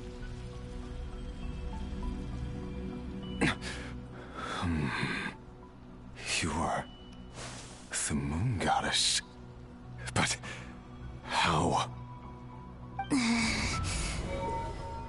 Please, there's no need. I'm not interested in fighting anymore. I find that a little difficult to believe. Yeah. Honestly, so do I. The way you used my own power against me was... It was a brilliant strategy. And then, in the final moment before I was thrown into this space, I got to see an old friend. Mr. Dainsleif. Right. It was so long ago now. But we were friends once. And when I first got here, I was filled with hatred, remorse, and rage. How I cursed and devoured. I tore everything here apart. I was consumed by the desire to leave this place and have my vengeance. But to no avail. This is a place with no exit. He's got such a cool ass design. Holy shit, that's pretty cool. This is the second time I've entered this space. Though I have no memory of the first. I was torn to shreds the moment I entered. But this time I survived. It must be partly because of this new body, and partly because of all the Kuvaki I absorbed in Nodcry. Are you the source of the abyssal power in here? Not all of it. Some is from when I first arrived here and tried to destroy everything. But there was already a degree of abyssal power here, before I entered.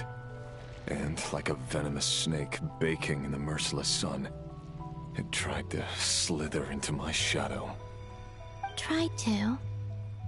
So, you rejected it? Yes. Because after that, the world suddenly became silent for a moment. What do you mean? The voices in my head, they were gone. And then, I saw her. Her? Thelindis. My former lover. Never mentioned that she saw a memory of Thelindis leaping into the moon's reflection. More precisely, I saw her afterimage. I'm sure the real her is long gone. She was just an ordinary Conrian. She couldn't have survived here for very long. Anyway, why have you come here? Didn't you know it was a dead end? If I hadn't escaped through the moon gate, my friends would have been in far greater danger. Oh, I see. Because of your power. The power of a moon goddess. What? You'd like to know how I know, wouldn't you? The one who resurrected me said so. I could hear a deep lust for power in his voice. Do you mean...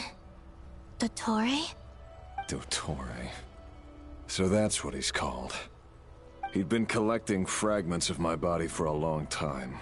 All so that he could resurrect me at the moment of his choosing. Of course it was him. I had no interest in his research. But being as corroded by the Abyss as I was, we were aligned as far as hunting the moons and recovering my strength were concerned. So that's why the Wild Hunt suddenly became so active in Nodcry. When I left the Fatui in my weakened state, Dottore must have felt that his time had come. Moon Goddess, could I ask a favor of you? What? I know this is a lot to ask, especially from someone who tried to kill you. If you refuse, I won't fight it. But this is the only thing I desire now. Nothing else matters. What do you want? I'd like you to take a message to Thelindis for me. Thelindis? But... Yes, she's dead. But like I said, I saw her afterimage. I can sense that some part of her soul remains here. Far, far ahead. Why don't you go and speak to her yourself? I can't. I don't know why, but I can't move freely in this space as you can. All I can see is a glimpse of her, walking away.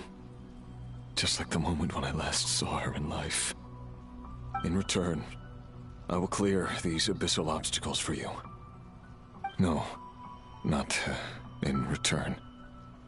I'll clear them for you, whether you want to help me or not. It feels like something I ought to do. Why? Yeah. Why, indeed. I've been asking myself that question a lot recently. Why did I do the things I did? I'm tired of it all. Tired of the person I became. People used me. And then I turned around and started using others. I hurt a lot of people. I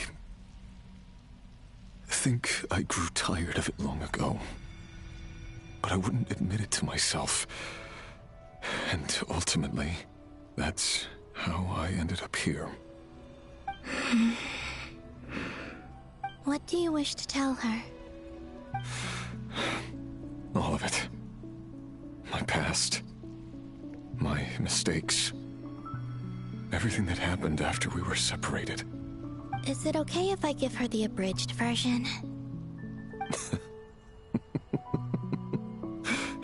Yeah, I'm sure there's plenty you can skip over.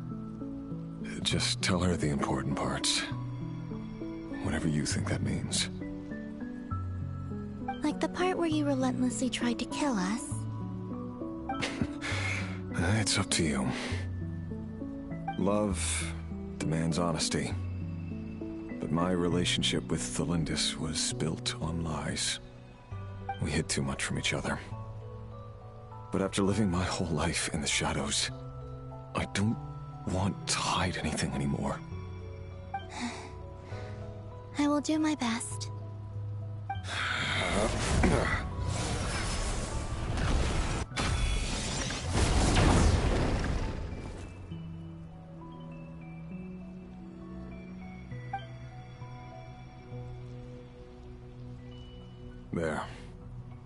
The Abyss will no longer stand in your way.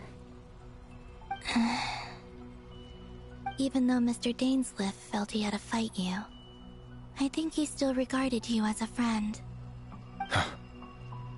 Dane? He said that you betrayed him, but he also felt great remorse at never having understood what you were truly going through.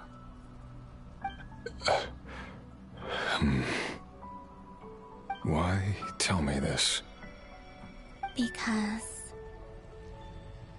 if he'd known that someone could take a message to you, I believe that's what he would have said. Thank you. means a lot. I know this will sound strange coming from me, but don't die, Moon Goddess. I can tell that you're determined to get out of here.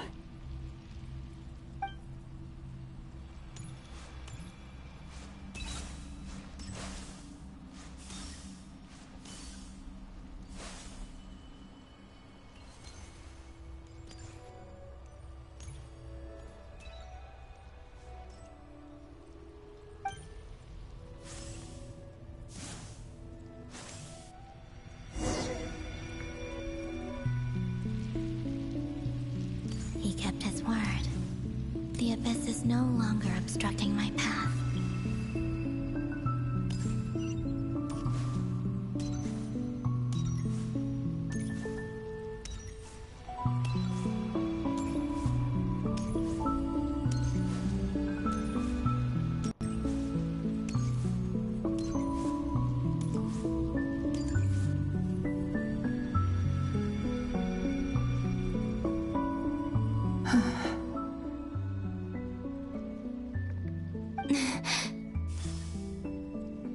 Is that the Lindis?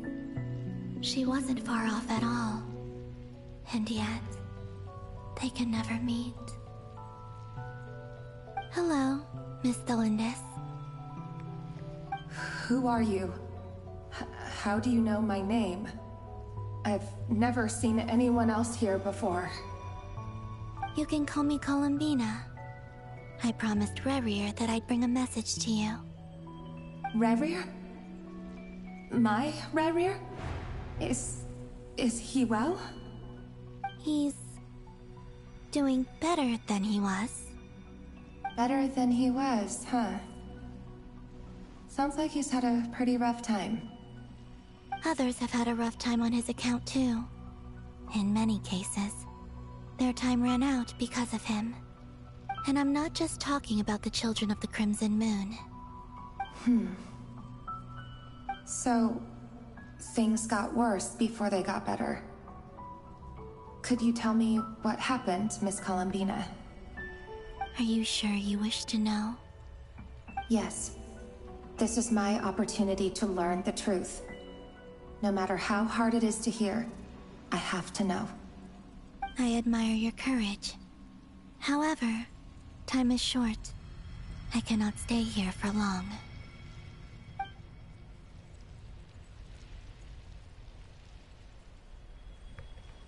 Rerir had seeds of hatred in his heart, and many people nursed them for their own ends. On some level, everything he did was to try and find a way to see you again. But in the end, he came to regret his mistakes. He wanted to apologize for hiding his past from you. Beyond that, he did not say specifically what it was he wished to convey to you. But I'm sure that you've always been on his mind. You are what has kept him going over all these years.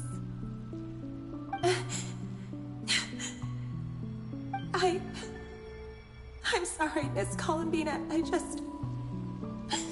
This is so upsetting. I'm not sure how to put my feelings into words. It's all right. I understand. Well, that's everything from me. So, I guess I'll be... Wait. One moment. Time flows backwards here. The road ahead only leads further and further into the past. I know. I intend to reach the end of that road. Without a moon marrow, without the 3 moons' power, you won't make it far. Wait, unless... Are you one of the moon goddesses? You could say that. I see. I often think to myself, if life is like a train ride, why haven't I reached the terminus? Where am I even going? And it's not just me, it's this whole place. Wherever it is, it seems like it's existed forever. It's such a mystery. Where is it going? I must seem so ridiculous. I can't answer these basic questions, and yet I jumped right in here without hesitating, only to be torn apart the moment I entered by powerful energy currents. Only my soul remains now. Thinking back, I was suddenly overcome with fear and terror in that moment. Perhaps I too became bewitched by the Abyss. I may have been the leverage it needed to control Rayrir. I used to be a researcher at the Universitas Magistrorum in Conria, researching the iridescent moon's marrow. Eventually, I came to the conclusion that time in here flows in reverse. Rayrir was one of the Finster King's retainers. With me, he was in an impossible position. It plagued him constantly. I wanted to help him escape his lot in life. I wanted him to be happy, so I thought I'd use this place to return to the past. At the time, I thought I could just go back to the day that the Finster King first found the princess. It was only after meeting the princess that the Finster King started going too far with his research into the Abyss.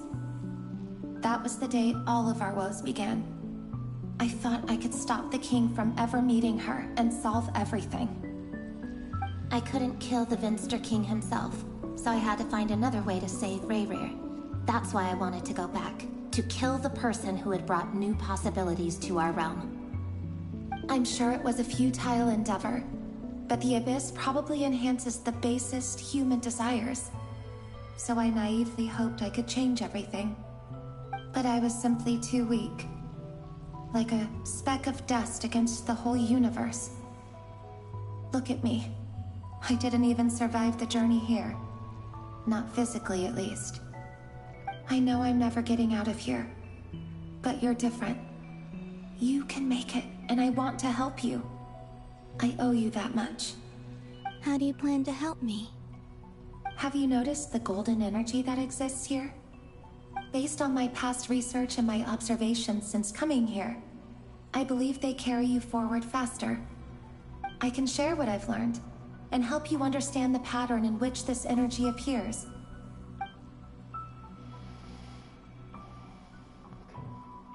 I think you just might... Now, I know you will be able to change the past.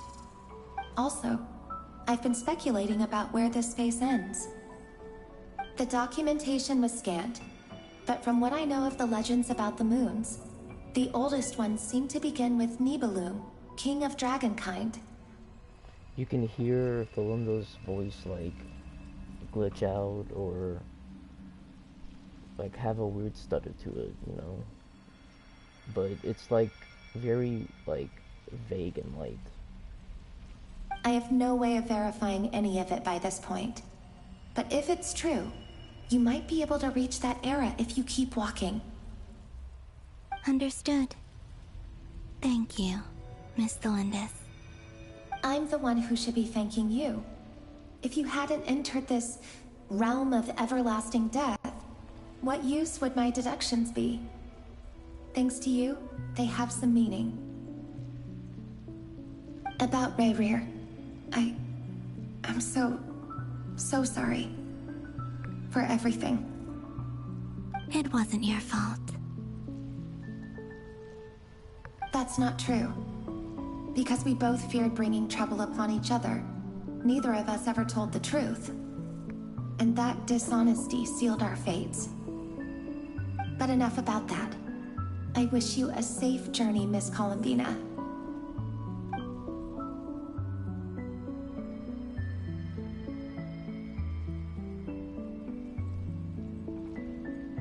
And may the outside world never have to experience pain like this again. Rayrir, you're there, aren't you? I cannot see you, because you exist in the future.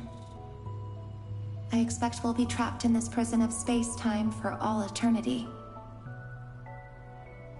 But please, gaze upon the past, and then sit for a while. Let's find a place to sit down together, just like we did when we first met.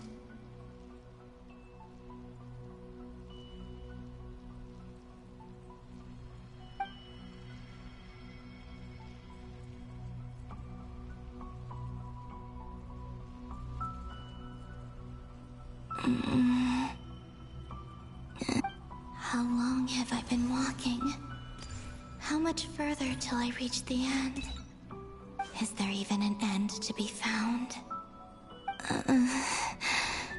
Everything's getting blurry.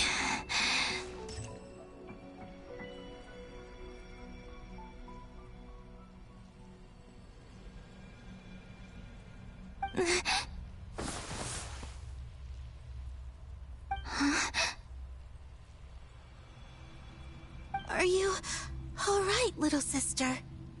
Have you come from the distant future?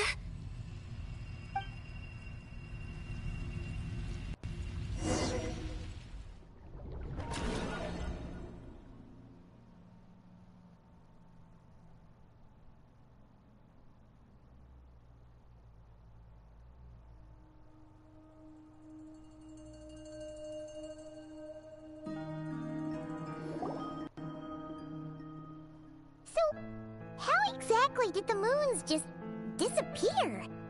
Shouldn't it be a little harder to get rid of major creations like moons? The world is a vast and ancient place. On a certain scale, all life lasts for but a fleeting moment. Miss Nicole explained that the moon goddesses likely perished in the War of Funerary Flame. The moons themselves were also destroyed at that time, save for the Frost Moon, from which a new moon goddess was later born. Am I missing something then? 'Cause the stories say that the moon goddesses were born on the moon, but doesn't Columbina say she was born in Nodcry? Huh, you're right! Why do their birthplaces differ? What's the difference between the two generations of moon goddesses? Also, remember what Sandrone said?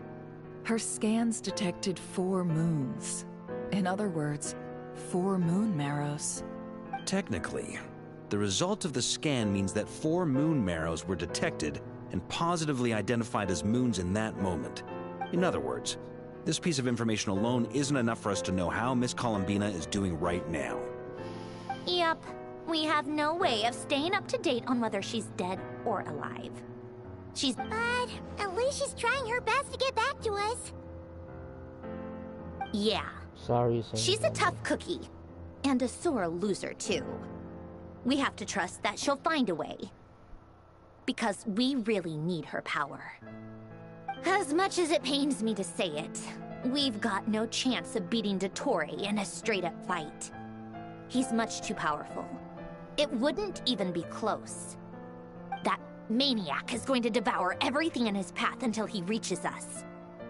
We need to find someone, or something that can stop him before he does anything worse. I'll be frank.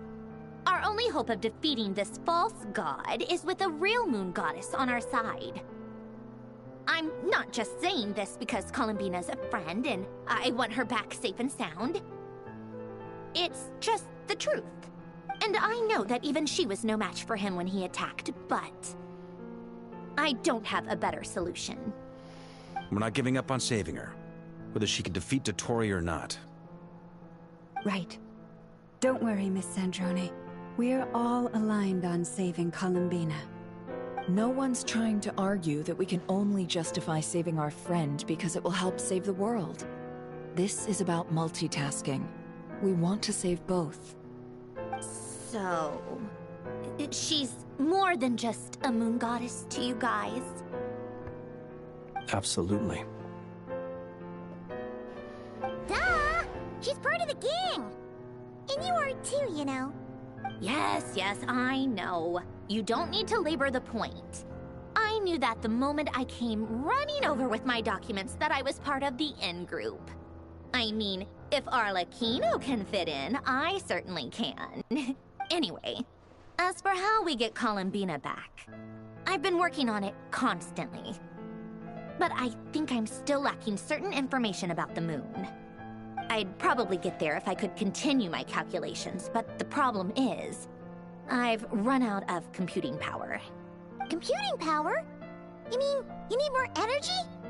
No, the issue isn't energy, it's processing power. There's so much data to get through that the whole process has just ground to a halt. That's a tricky problem. René de Petrichor of the Nazissenkreuz Ordo once foretold the fate of the world. But I don't know how he did it. My guess is that he used the primordial sea's power. However, that won't work for me. His methodology was vastly different from my own.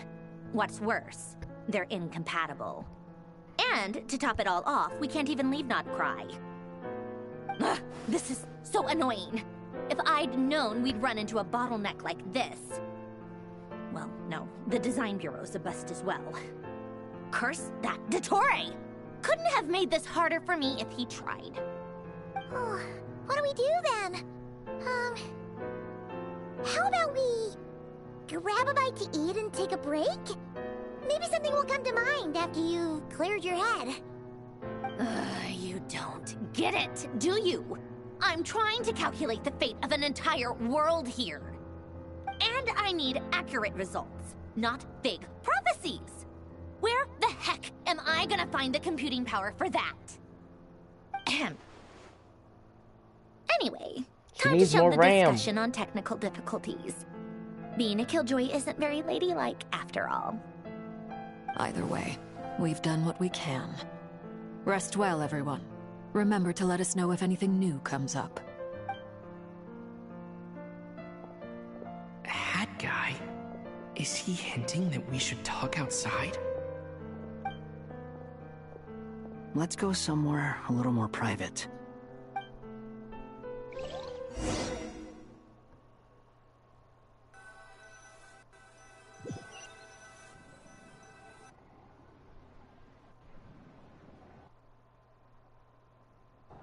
You know that Dory went back to Sumeru, right? Yeah, she mentioned she was planning to head back. Things aren't looking good for Nodcry. She's gone to spread the word so that Sumeru has a chance to prepare for the worst. From what I know of Dottore, there are two possible reasons why he hasn't made a move yet. One is that he's still working through some kinks in his new powers. The other is... he wants to see how we're going to react. He'll easily devour everything eventually, so I guess he's in no rush to make it happen. The first false god he made was me. Now it's his turn. Even though my records were erased from Irminsul, Dottore's ideas haven't changed one bit.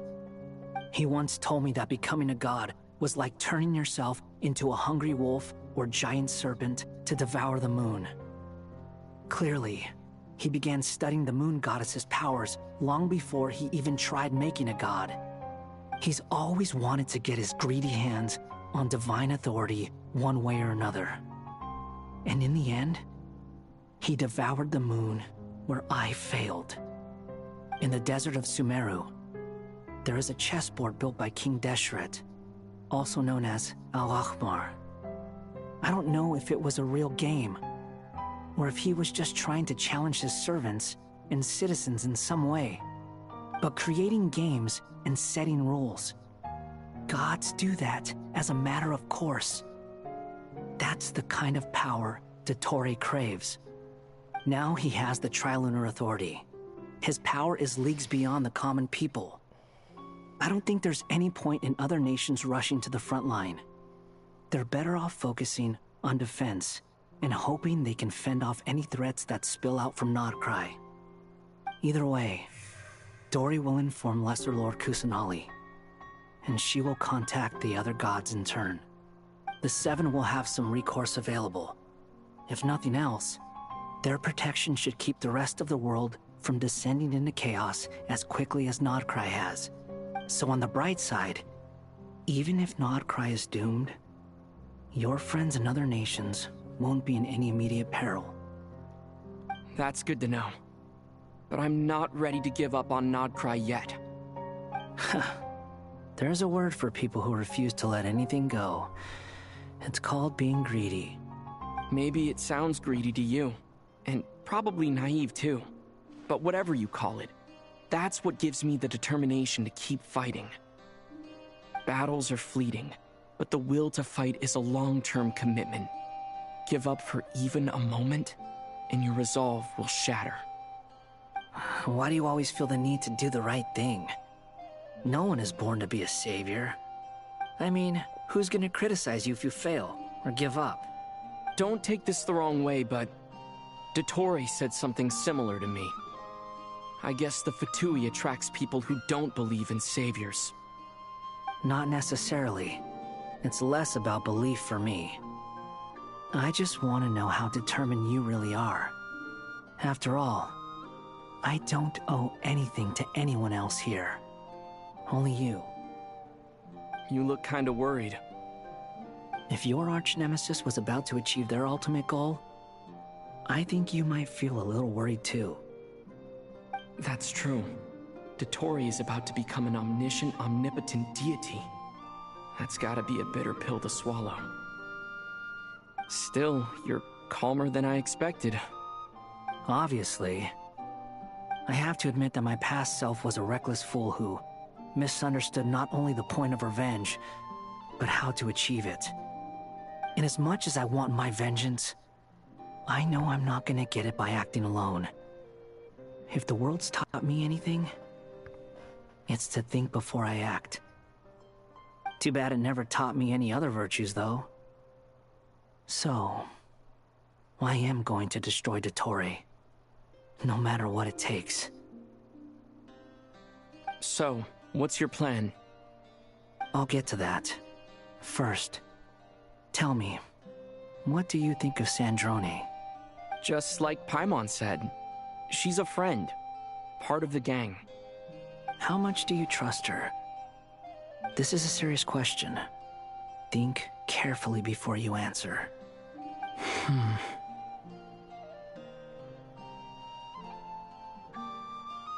Although she's with the Fatui, she has her own values, and she's helped us a lot.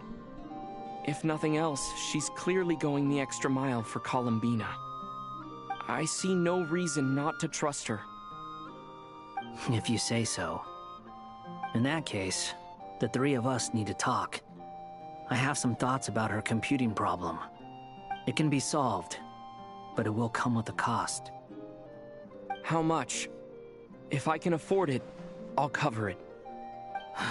Sometimes your heroism really backs me into a corner. You know that? Come on, let's go talk to her.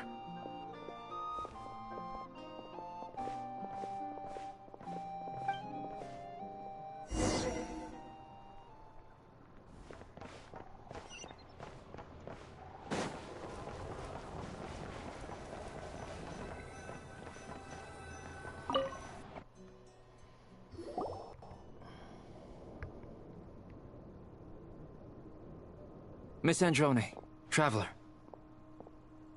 Hey there. Paimon's here too! She was just helping them sort through their things. How did your chat go? That was fast. The call only just ended. Well, you said it was urgent, so we got here as quickly as we could. Albedo, I have some alchemy questions for you. I see. Looks like my knowledge proved useful after all.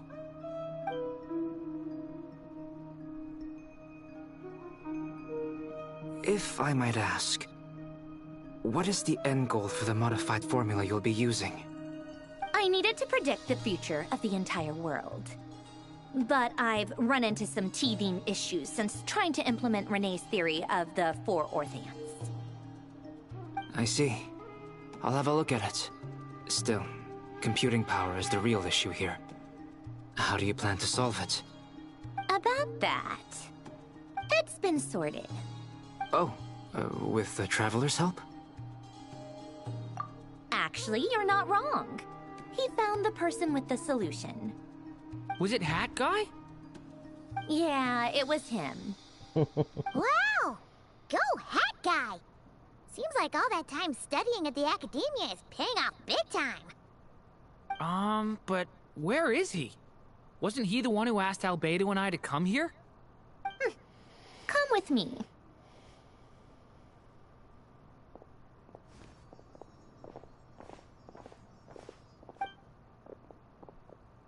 Hat Guy? What's happened to him? Hat Guy! Can you hear us? No response. I guess he's in hibernation. Hat Guy mentioned that he was a puppet. It seems that his functions are currently shut down. I presume this has something to do with the solution to your computing problem. That's right. He and the Traveler came to see me. Wait, what? You have a solution? Would you calm down? Why do you always react so hysterically to everything? Excuse me? How would you know? You shouldn't be so quick to judge complete strangers. It's very bad manners. Oh, please. It doesn't take that long to figure out that you have a temper. Where does a mere student get that kind of confidence? I've actually published more papers than you. Not that status counts for much. Even Paimon's applied for academia admission. Huh? Are you serious? See? This is why I can't be bothered to explain myself. She recognizes no one's skills but her own. Okay, fine. I'll hear you out. So, tell me, how do you propose to solve my computing power problem? This world itself is constantly processing all kinds of information. If it's the world's future you're trying to calculate, you need a processing device that's designed to cope with that volume. Easier said than done. Only Irminsul can handle that kind of... Wait, is that what you're suggesting? But surely we can't just plug my formula directly into the ley lines.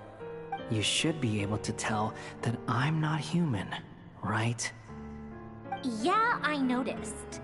The technology, though, seems pretty ancient. Very different from Pontaine's.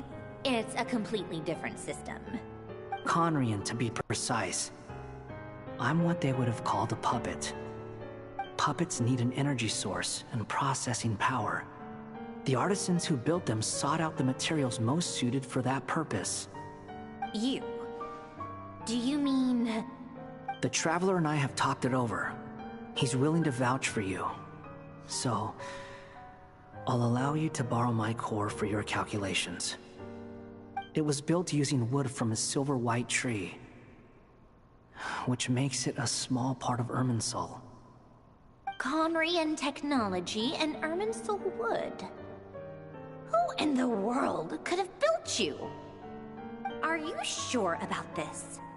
A puppet without its core will cease functioning completely.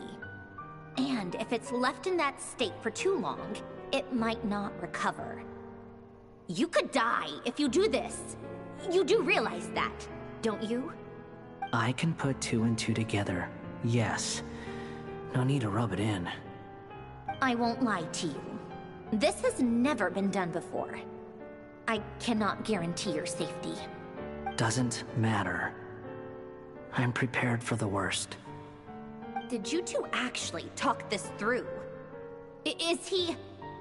Are we really considering this? Yes, we discussed it. The bottom line is, he trusts me, and I trust you. Let's give it a shot, shall we? Honestly, I have no clue where this kid even came from. But for whatever reason, he lent me his core to use in my formula. I'm very close to finishing my calculations now, and the core is currently in use. So I'm sorry, but I can only show you a sketch right now. This is what the core looks like. A silver-white branch. It certainly matches the legends told about Irminsul. Is Hat Guy gonna be okay? He's not gonna die, right? Right? In theory, he should be fine. As long as we put his core back in time. Beyond that, all I can say is that I'll try my best to avoid risk and make sure the core doesn't sustain any damage. I think I know why you called us here now. Someone needs to watch over his body and make sure it's protected until the process completes. Correct. He said that the only ones he trusts here are you two, and the Traveler. And the Traveler will have other work to do. He will have our undivided attention. Aw, head guy. On a more positive note, things are progressing steadily on my end. I'll call everyone in for a meeting once the results are out. Everyone here, including Haggai and Durin, Albedo and Traveler, and even Paimon, have come a very long way. Yes, indeed.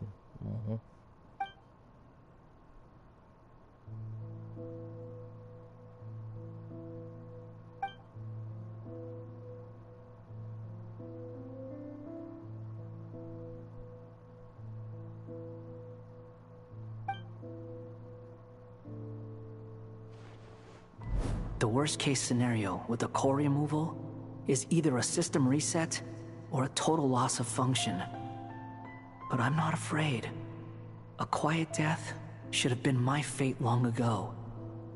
A core is completely different from a heart. It's like another vital organ entirely. I never believed it could be a true replacement for what I sought. But in the end, it turns out the core was more useful to me.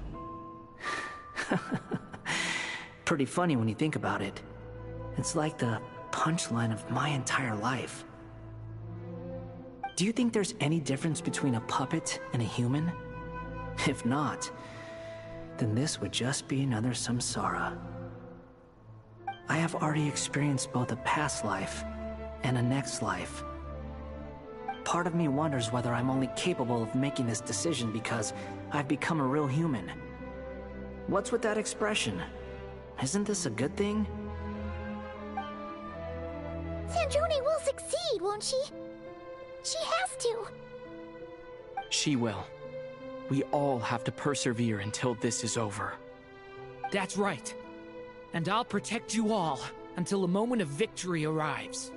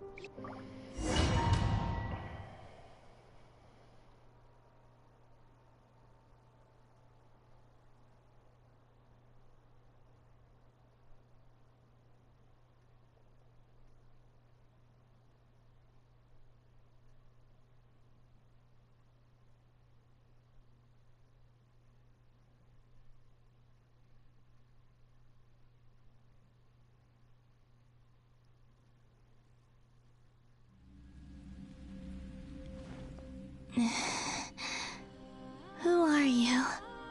Call me Sonnet. You have the same power as Canon. Sonnet. So, you're the goddess of the iridescent moon? Oh, goodness. You recognize me? Well then, what's your name? Columbina. Columbina Hyposelenia. Hyposelenia? What a lovely name. Did you choose it yourself? It was a joint effort between me and my friends. Friends? You mean your friends in the heavens? Huh? Oh, sorry. You must be exhausted. I apologize. Hang in there. Let me introduce you to my older sisters. Do you mean the other two moon goddesses? Arya and Canon? Wow, you sure know a lot. Hey, does that mean that our story goes on into the future? Oh, I guess that wasn't the best question to ask. It's alright. We were prepared for that possibility. You could say we were too prepared. I can't even remember how long my sisters and I have been here by this point. When did you get been? I can't say for sure, but it feels like it's been forever. I see. Are you feeling alright? You look a little unwell. I can hold out a while longer.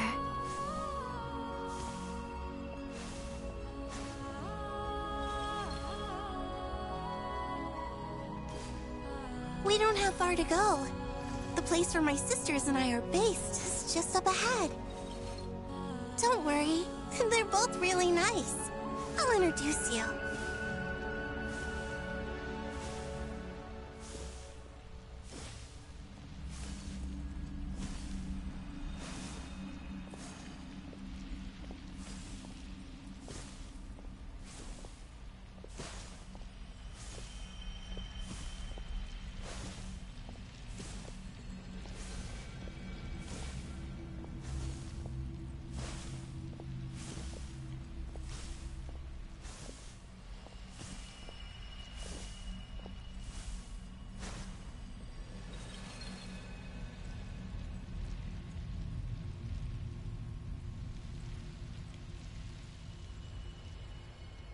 Sisters! I'm back!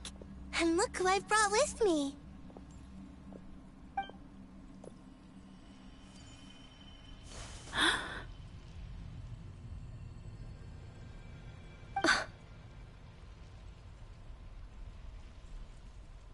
It's our lovely little sister, born in the far future.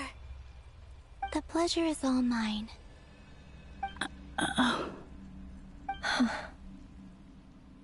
Allow me to introduce you to Columbina Hyposelenia. This is Arya, the goddess of the eternal moon. And this is Canon, goddess of the frost moon. Canon, don't you think Hyposelenia's power is similar to yours? Hello, Columbina. I apologize for our startled reaction just now. And please, forgive our little sister if she's been annoying you. She tends to talk a lot. It's fine. You seem shy. Don't worry, Columbina Hyposelenia. No one can hurt you here. Could you tell me where here is?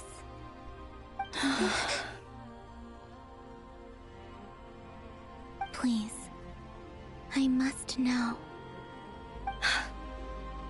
My dear sister, this is where Tevat's original ruler, the Dragon King Nibelung, imprisoned the moon goddesses. What? You're scaring her, Canon. No, I'm fine. Please, continue. Nibelung, our original master, created us in the distant past to maintain Tevat. But he left this world and traveled into the dark universe beyond, to explore worlds vaster still. Day and night, we fulfilled our duty in the heavens, until the day that the first Descender arrived. The great ruler of the firmament. The heavenly principles. Is that what later generations call them? I see. But we did not reject them at first, nor did they seem to harbor ill intent towards this world. We coexisted in peace. They were like a guest in our home. Slowly, however, we came to realize that our guest had a growing desire to change and dominate the world. And you didn't stop it? No. There was an order to the rules they set up that Nibelung never taught us. We wanted to know if this order would bode good or ill for Tevat. All right. Canon and I wanted to know.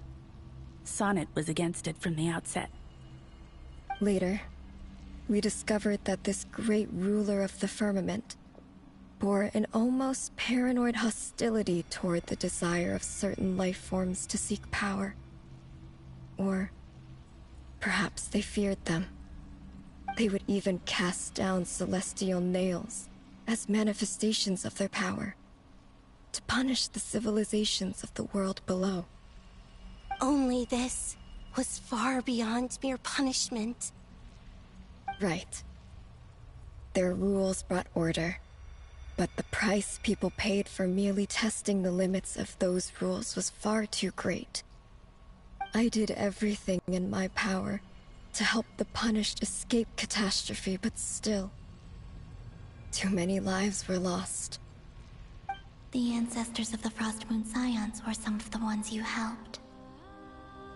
But just when we had decided to take countermeasures, the Dragon King, Nibelung, returned. And so began the War of Funerary Flame. So, that's the name the world gave that war in the future. Well, who won in the end? As far as I know, the Heavenly Principles won, although it came at a great cost. They remained in Teyvat, where they continue to rule to this day. And the world's original master, the Dragon King Nibelung, was destroyed. And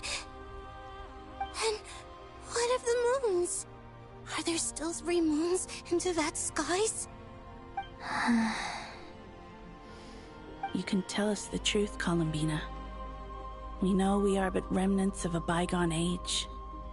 We are prepared for the answer. Only the Frost Moon remains. But it has been cast beyond the false firmament by the Heavenly Principles. The eternal and iridescent moons were both shattered during the war. So death finally came for us in the end. Sonnet. But you're still here, aren't you? A moon goddess cannot live without her moon, Columbina. She's right. That's why I began to disappear. Because the Frost Moon is cut off by the false sky. How much worse it would have been if it were outright destroyed. Our souls may endure within this lunar palace, but if our moons are destroyed, then we shall disappear the moment we depart from it. I'm sorry. There's no need to apologize to us, dear sister. If anything, we owe the world an apology. If only we'd decided to act sooner, rather than arguing amongst ourselves. all the more reason not to spend this time in regret and repentance. Instead, we should focus our efforts on how we might help our future sister. Sorry? Don't you see, Columbina, your story is not yet over. Is that not why you are here?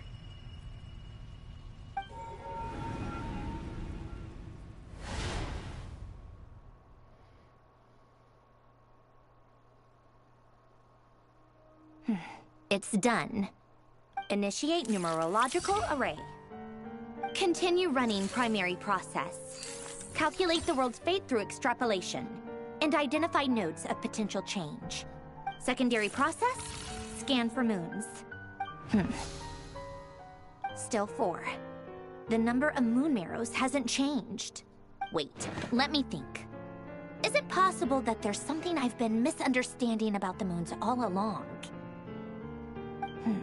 Variables. Variables in the world. I know where potential variables within the world come from. So what about the moons? Are there any variables there? Like their life or death, for instance. What if being alive or dead makes no difference to a moon? But that's so strange. Even immortal gods can die. Why would the moons alone be... Wait! Wait! I've got it! I've got it! If alive or dead is considered a variable, we might have had this wrong the whole time. No one ever said that a moon marrow equals a living moon. We just made that assumption ourselves. Yes.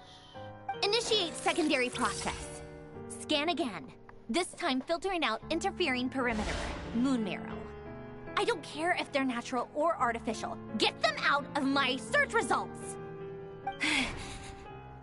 Why? It says 3 moons still exist in Teyvat, even after excluding the moon marrows.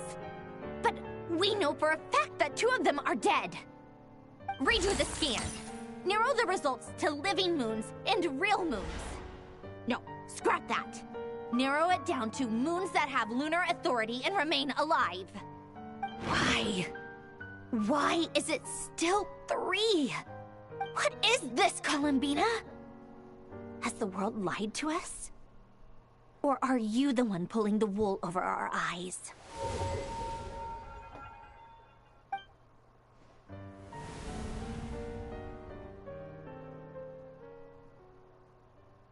So, you think that the moon's reflection might be where Nibelung imprisoned the 3 moon sisters? Yes, it would explain a lot, such as why that space would respond to a moon goddess's power, opening the moon gate at her command. It would also explain why Miss Columbina has been unable to leave, and why time flows in reverse there. In the messages she sent, Columbina promised us she'd find a way to return. But we have no way of knowing how, when, or where this might happen. The fact that she still has yet to reappear in this world indicates that returning from that place is no easy feat. We cannot afford to simply wait for her. So you're saying, if she could return by her own power alone, she would have done so long ago? Yes, she certainly wouldn't leave it to this late stage when it's so touch and go. I've been giving this some thought. And I've come to believe that Luana's Har might be an anchor that she left behind, as a sort of future waypoint. This could also explain why Luana's Har is always by the Traveler's side. Sounds like a plausible theory. If that's the case, there must be some criteria we need to fulfill to allow Columbina to return to the present. The question is, what could they be? Hello? Listen up! This is extremely important!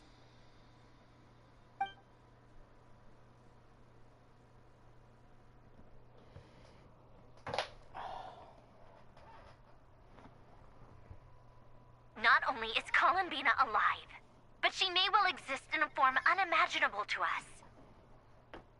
I'm still unclear on the details, but she's done something truly inconceivable in the past. And the clue to what she's done lies in the moon and Teyvat sky. Truly amazing. Oh, I'm so delighted for her. I'm sure we all feel the same.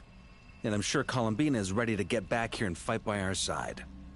I'll keep my calculations going and try to find some way of coordinating with her. But that's not an excuse for everyone else to slack off, okay? All of you had better keep trying to think of solutions. How can the dead moon still live? And Luanatar...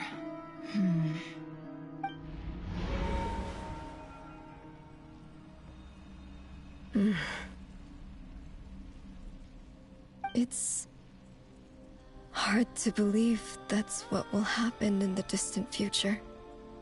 Our authority is linked to the most fundamental rules of Teyvat. I suppose it's no wonder that many would covet that power. I didn't realize that when you said friends, you meant people who live down in Teyvat. That's so lovely. I always wanted to go down there and have some fun.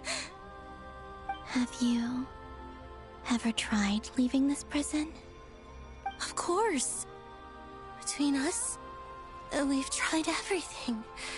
But no matter where we go, this space will eventually bring us back here. It's like the center of a whirlpool. Everything ultimately converges here, at the moment when Nibelung imprisoned us. In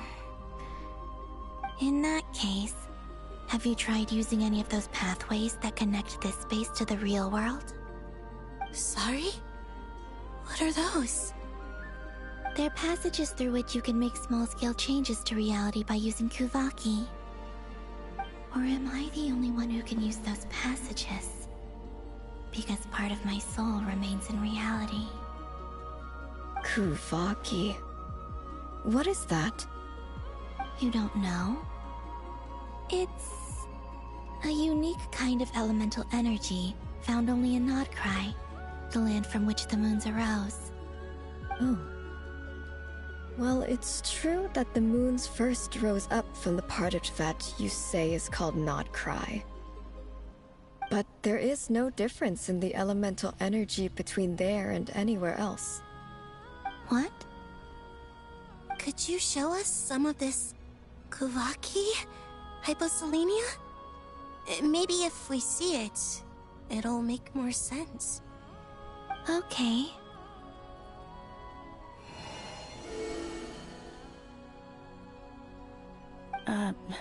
Isn't that just your power? What? But it's everywhere in Nodcry. In the air, in the land. Even the creatures who live there have adapted to its influence. How curious. This Kuvaki certainly did not exist anywhere in the world before we were imprisoned. Let alone influence living creatures. So, how exactly does it affect them anyway? Can they float in the air like us? This is so strange. Why would their reality differ so much from mine? Columbina, you're looking for more than just a way out of here, aren't you? Yes. If I am to help my friends, I will need tri-lunar authority on par with that of our foe. You mean... you'll need our power? This sounds extremely risky. The Three Moons' powers are not mutually compatible. Concentrating them into one goddess will be a very painful process. And if anything goes wrong, it could tear you to pieces. I know. But I'm willing to take that risk. Even so, let's say we successfully transfer our authority to you. How will you take it outside this prison?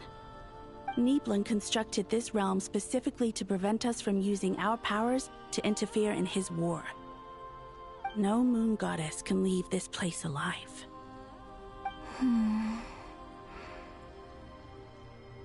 You know, when we're getting our fortune told on the Moonlight Prayer Night, it's a situation where will she have to die and somehow be reborn in the future or something?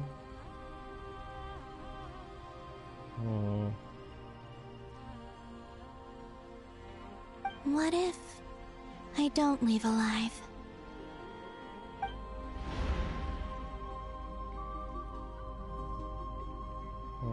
Where do we even start? How are we supposed to figure out what we're meant to do to help Columbina?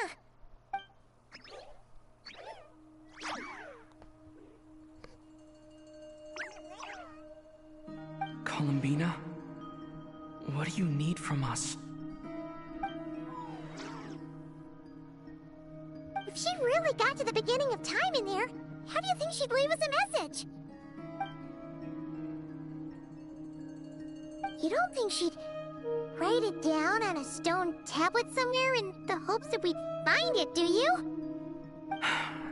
Seems unlikely. Columbina may not talk a lot, but she thinks deeply about issues like this. Let's review what we know. This is the Columbina who fought alongside us against the Raihir of Solnari, and with whom we celebrated Moon Prayer Night. She knows our personalities, our ways of doing things, even our unique strengths and abilities. So, if she wanted to tell us something from a long, long time ago, what would she do? Oh.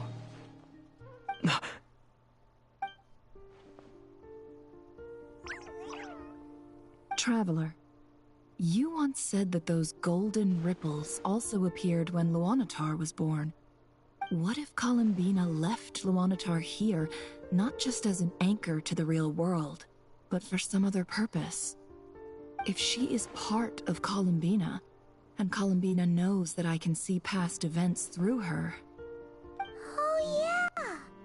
Like when you peeked into Rarer's past through his heart! Never. Wait. If you're right about this, and you can really see past events through Luanlatar, your eyes, they'll... Oh, I know. Looking at Rerir's past in Conria was already enough of a strain on my eyes.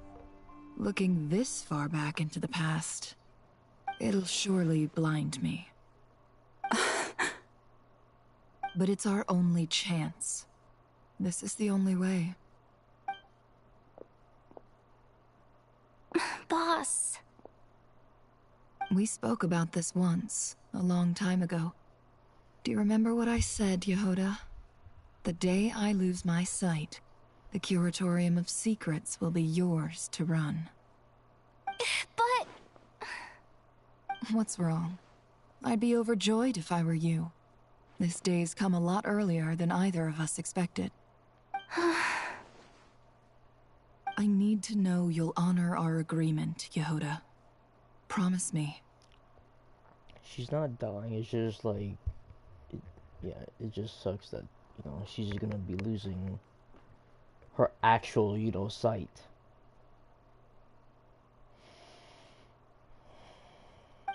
Yes, Boss Neff. I promise. Are you sure you don't want some time to think this through? What is there to think through? I should have gone blind after our battle with Rerir. Frankly, it's almost criminal that I got away with it for this long. Then at least let me take some precautions on your behalf. And if you really do lose your sight, I'll visit your office every day and make sure you're well looked after.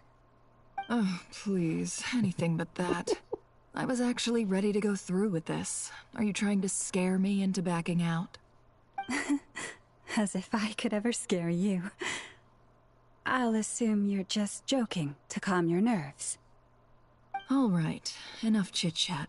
Let's do this.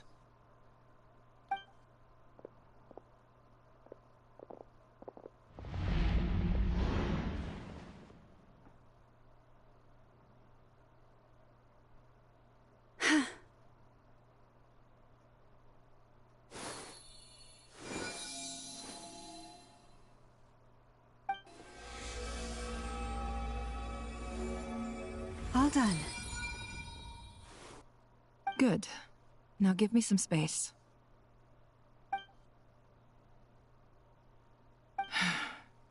Come on then, little one. Show me what happened in the past.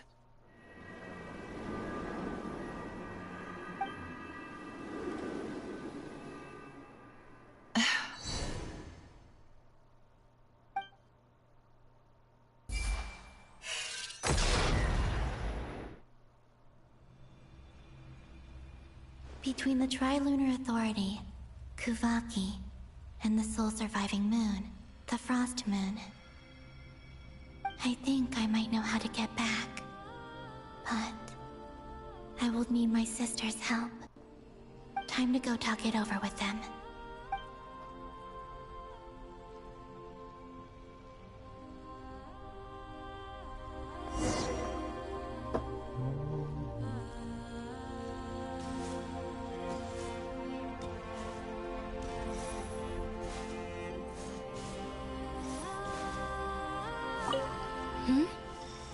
Have you decided what to do? I hope it's not too dangerous. You really scared me when you said that thing about not leaving here alive. Come on, let's go find the other two.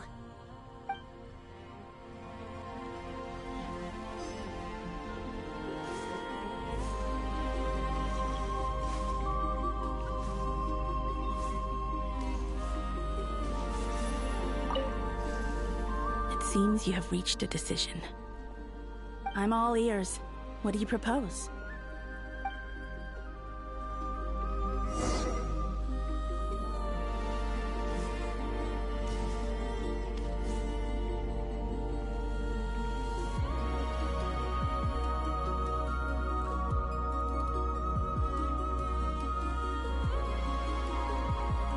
Have you figured it out, Columbina?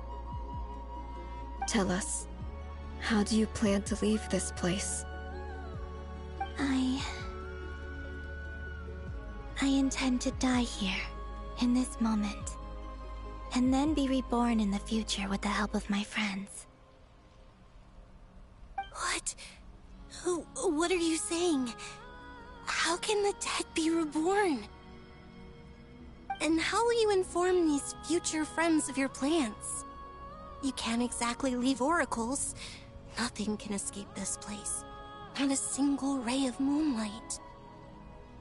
And even if you found a way, what if they never find the message you left for them? You'll... No, that won't happen. Come again? They will find my message. I'm sure of it. I'm not following. How exactly will you achieve this? It's quite simple, really. First, I will leave my soul here.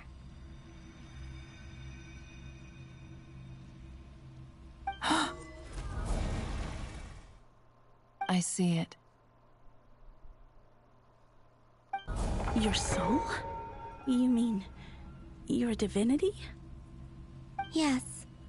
I once left a portion of my soul in the future. One so small that this prison barely noticed anything. In this very moment, she can resonate with my soul across time. When the time comes, I believe that she can serve as an anchor to pull my soul from here back to the future reality. Just as gravity connects the world to the moon. Exactly. In the future, where I came from, the moon has been cast beyond the false sky, but I can still feel that it is there. In a similar way, I can feel a connection to the soul fragment I left behind even now. My friends can use it to detect my presence. But how do you just leave your soul here? Is that even possible? On my way here, I met an ordinary mortal who entered this place long before I did. Her body is long gone, but her soul remains. And before that, I encountered an old enemy whose entire soul survives here intact, while the power that once corrupted his body has faded away. So, perhaps this space is specifically designed to imprison divinity and authority, but not the physical body. Still, even if your body can escape, would it not just be a lifeless husk without the soul inside? Wait, is that what you meant when you said you wouldn't leave alive? Yes. I shall turn my body into moonlight and pour it over Nodcry.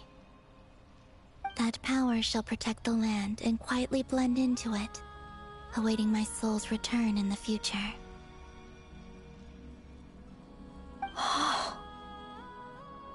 However, I cannot do this on my strength alone. I would need your help to do this, so I'm humbly asking for your assistance. Oh, dear sister, you need not be so formal. As I said before, we are but remnants of a bygone age. You, on the other hand, were born alone in that distant future, and you have walked a long and lonesome road since then. How could I bear to let your story end here in this dungeon?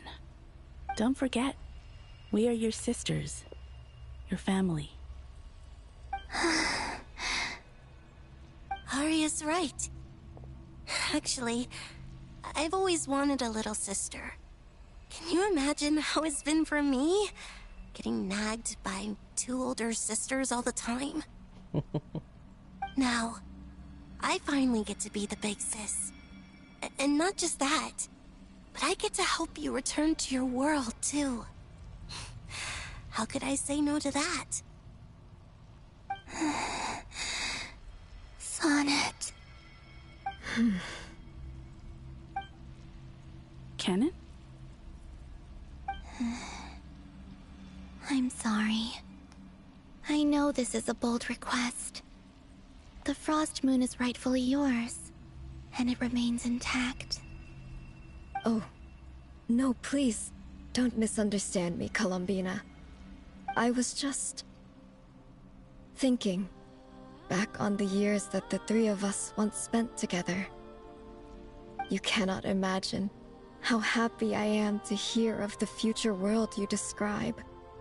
The Frostmoon Scions, your lovely, kindly friends. For the three of us, whose purpose in life was to maintain the peace in Teyvat, it is a great relief to know that the people of this world live in such an abundant future. If your plan can save them, and save not cry, I will gladly give you all that I can.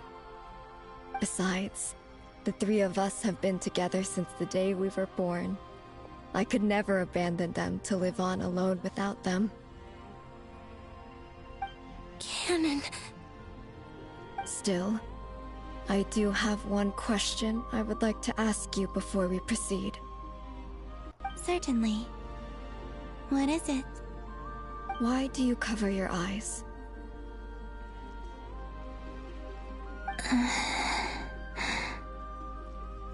Yeah, I was curious about that too. But it seemed personal, so I didn't want to intrude. There was a time when I refused to look upon the world. I believed it was full of nothing but lies and falsehoods.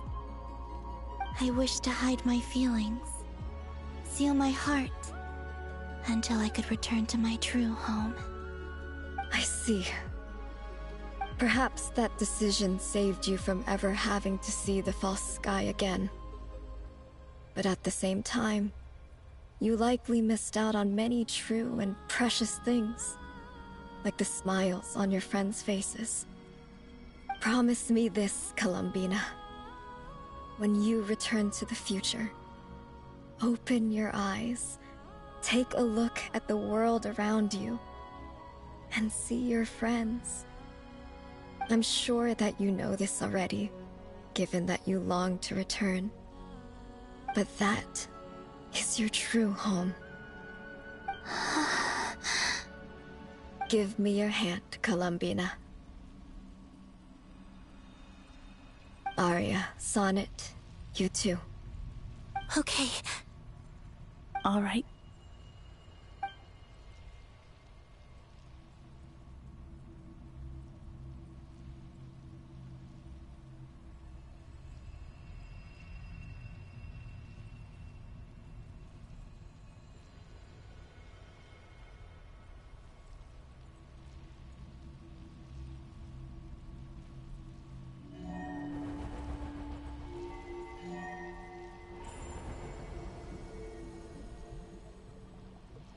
We once were the songs sung for eternity, but now it is you who must continue to sing.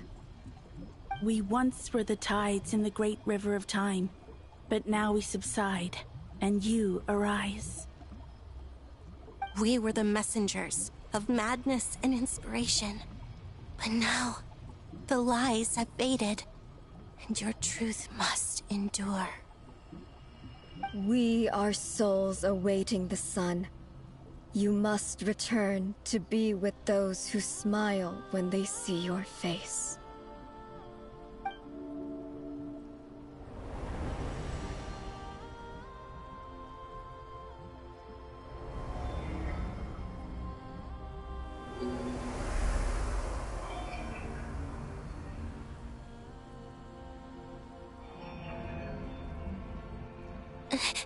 Is it done? Yes. We have transferred the authority over all 3 moons to Columbina Hyposelenia. From this moment on, she is the Tri-Lune Goddess, the one and only moon goddess of this world.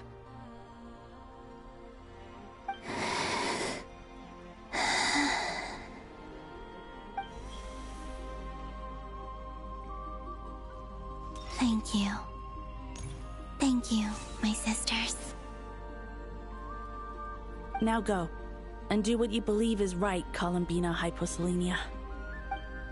Be aware that we cannot grant you the power of the three moons beyond these prison walls. The conflict that arose over their remains following our disappearance will still take place. I understand. Sisters! Oh, my body. It feels... Now that we have given up our power and authority, our bodies are merely mortal shells. This prison is dissolving them as we speak. It's okay, Sonnet. The end must come for every god, just as it does for every human. That's all this is. The final destination of our lives. Canon and I will be by your side the whole way. We have one final request, Columbina. Could you use the Three Moons' power to send us back into the real world? Now that we have lost our powers, I doubt this space will seek to hold us further. It's just... we would like to spend our final moments together in the only place we ever called home. Of course. Gladly.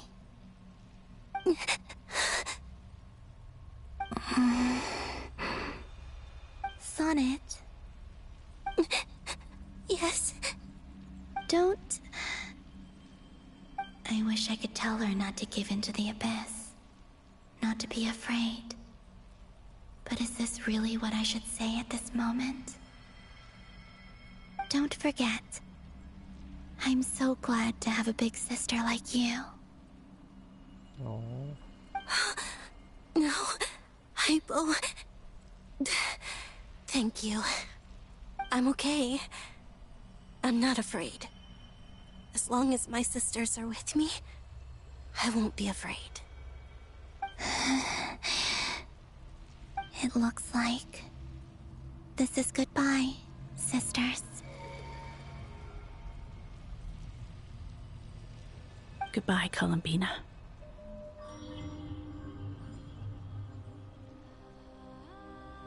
Take care of this world in our stead.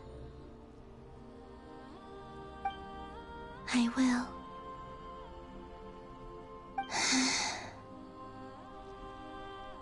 And now, it's time for me to bid farewell to my body, too.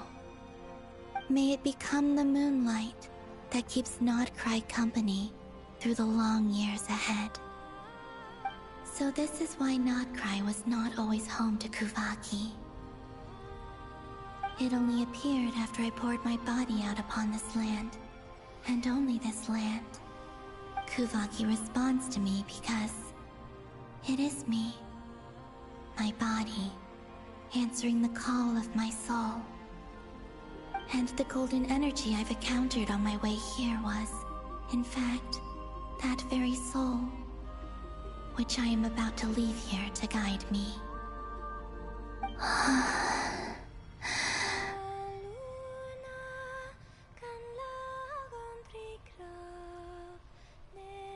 O power Trilune, eternal moonlight. I, Columbina Hyposelenia, lay aside my body. Let it be cast into the dark night to illuminate the future. May it be a companion to all who dwell beneath the moon.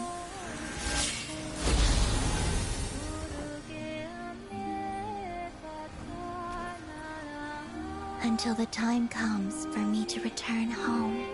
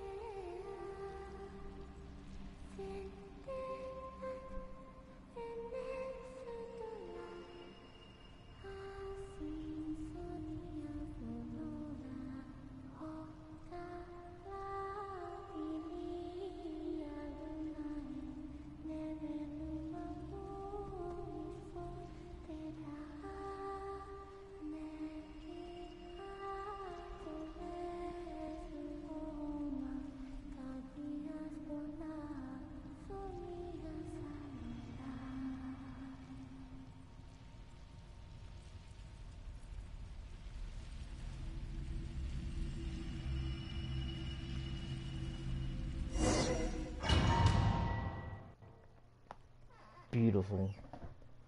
That was really, really beautiful.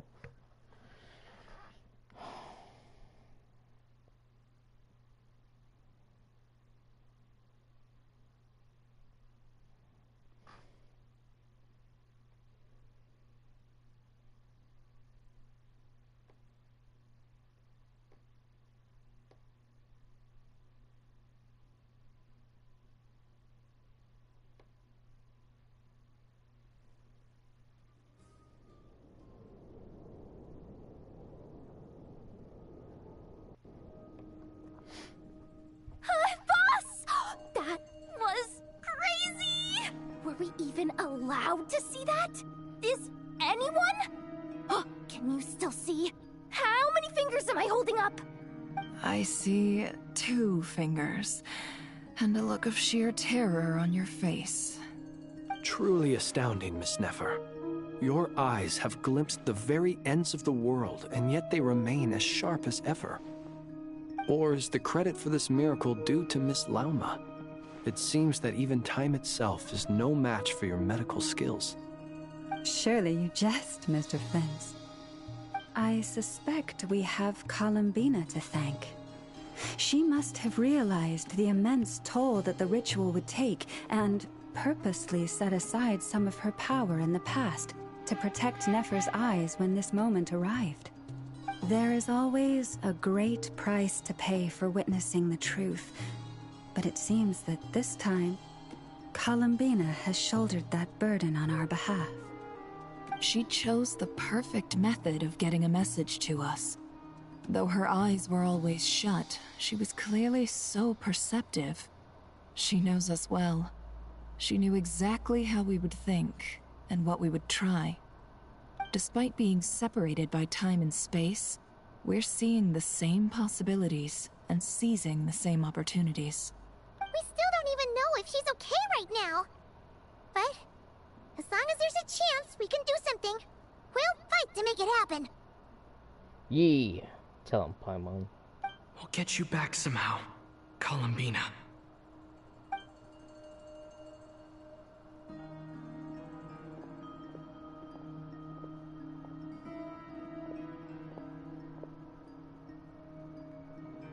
Well, based on the information we now have, let's figure out our next moves. Thanks to these gentlemen, we have a much clearer picture of the situation with Dottore. The civilian population has been moved to safety, so we no longer need to hold back. Miss Androne, how are the calculations going? So far, so good. I'll keep seeing how far I can push the system, though. Can't have Hatman being powered down for nothing. There's still a long road ahead. Where should we begin?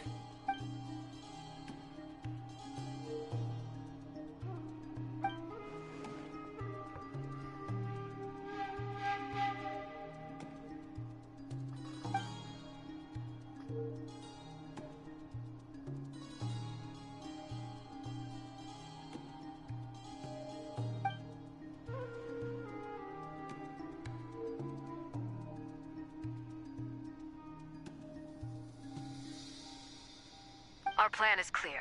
Time is short, so let's get moving. There's just never enough time, is there? Time is the bane of my existence. Ugh. Anyway, I'm gonna get back to work. All right, we'll do our part too. Yeah.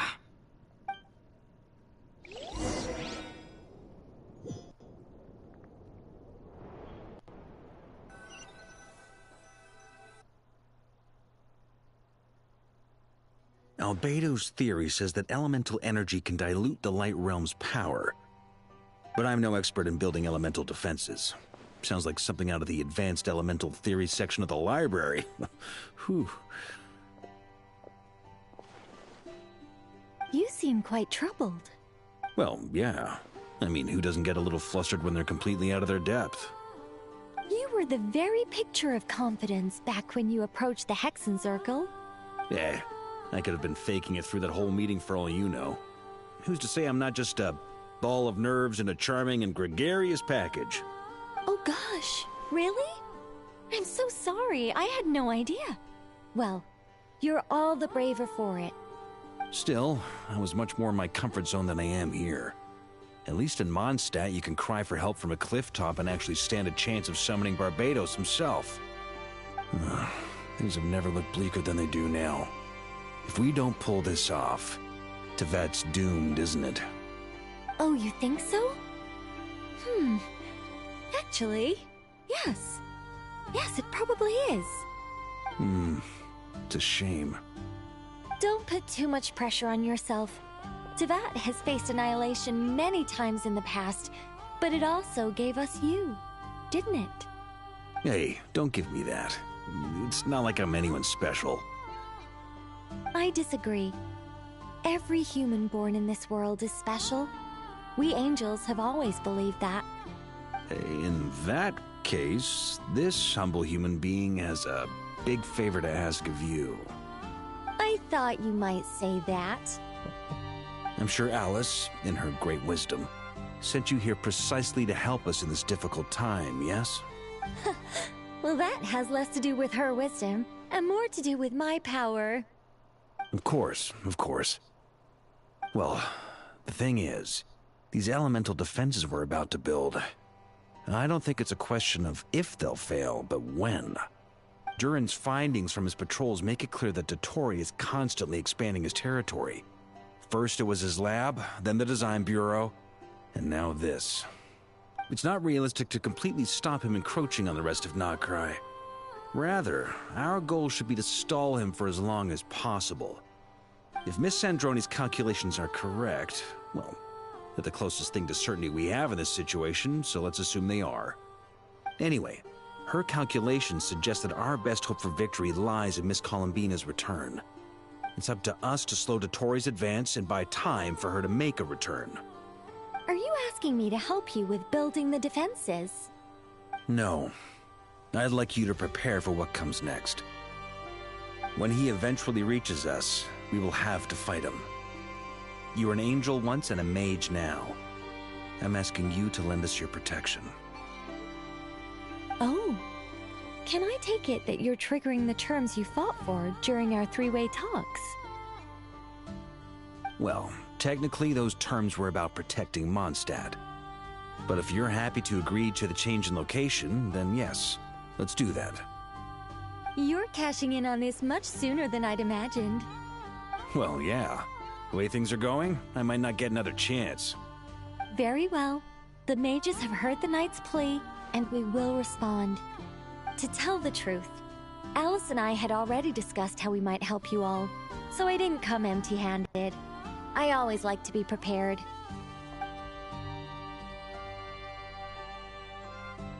This is... wow. Yeah. This is great.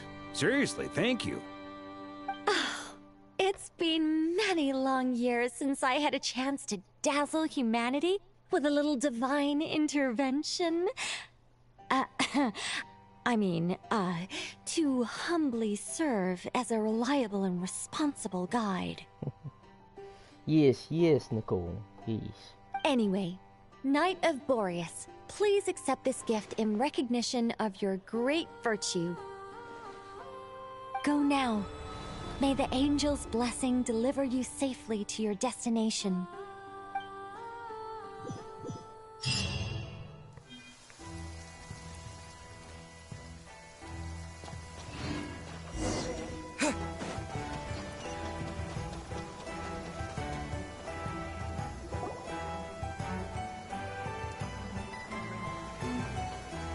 You're here.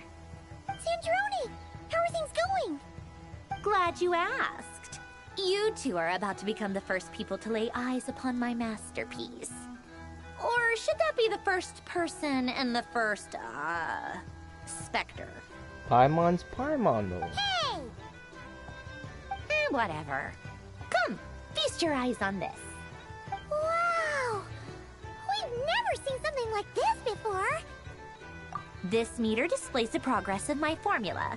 Currently, it's still making the most important connections. Once it's finished running, I'll deliver it right to your side. And then, we can finally bring Columbina back. What do you mean, deliver it? Can't you just tell us over the Dodo communication device? It'll just be some numbers, right? You're such a greenhorn. This isn't the kind of formula you solve in math class. It's a highly complex algorithm capable of constructing a framework of rules. Ugh, whatever. We'll be here all day if I start trying to explain it. All you need to know is the formula must be completed before we can bring Columbina back. I'll share the data with you. Nicole's agreed to let me use her information channel, so we just need to use the Dodo communication device like so. And there. Now you can check in on my progress. Wow! Look at that! You're amazing, Zandrone. About time you recognized my genius. Took you long enough. Anyway, that's all for me. You should check on the others if you have time. Make sure we don't have any weak links in the chain. That might sound harsh to you, but close supervision is a common practice in a Fatui. Not looking to catch anyone out. I just care about everything going smoothly. That's all. I'm kinda stuck here while the formula's running, so I need you to be my second pair of eyes in the meantime.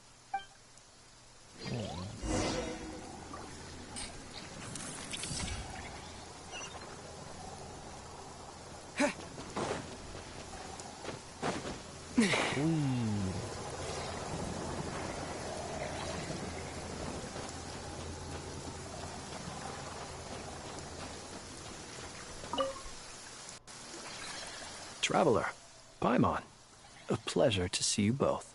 Twins! How's everything coming along? Fairly well, if I do say so myself. Personally, I am ready to confront Dottore head-on. Ooh, you sound much more serious than usual. To be honest, I am not usually fond of exercising my full strength. For one thing, it's hardly conducive to maintaining a low profile. Besides, I believe one should have the right to choose when to show their hand.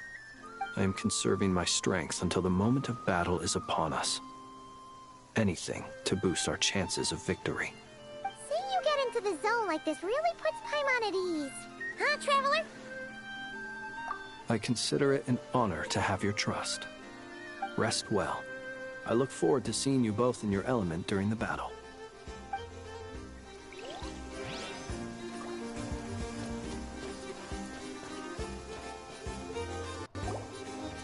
Yes, Miss Moonchanter? What are you staring at? You always address me in the strangest ways. Lady Moonchanter 1 minute, Miss Moonchanter the next. Yes, and? Are either of those incorrect? Not as such. It's just that I simply call you Nefer nowadays. Uh-huh. That's my name. What's your point? The point is I don't add any honorifics or titles. Meaning what? That maybe we're on friendlier terms now than we used to be. Is that how you see it? And I thought I was the one with eye damage. Never! Wilma! Paimon, Traveler. Just swinging by to check in on you. How are things going? Did you manage to get some rest? Don't worry about me. I won't slow us down. And I give my all to ensure our victory. Ah, yes. Allow me to give you two a quick checkup. All done. You're both in good shape. You're welcome. You'll have your work cut out for you in this battle against Dottore, so make sure to get some rest in first. Paimon will keep an eye on him. Don't you worry. I'm glad to hear it. Take good care of yourself, too, Paimon. Sure thing.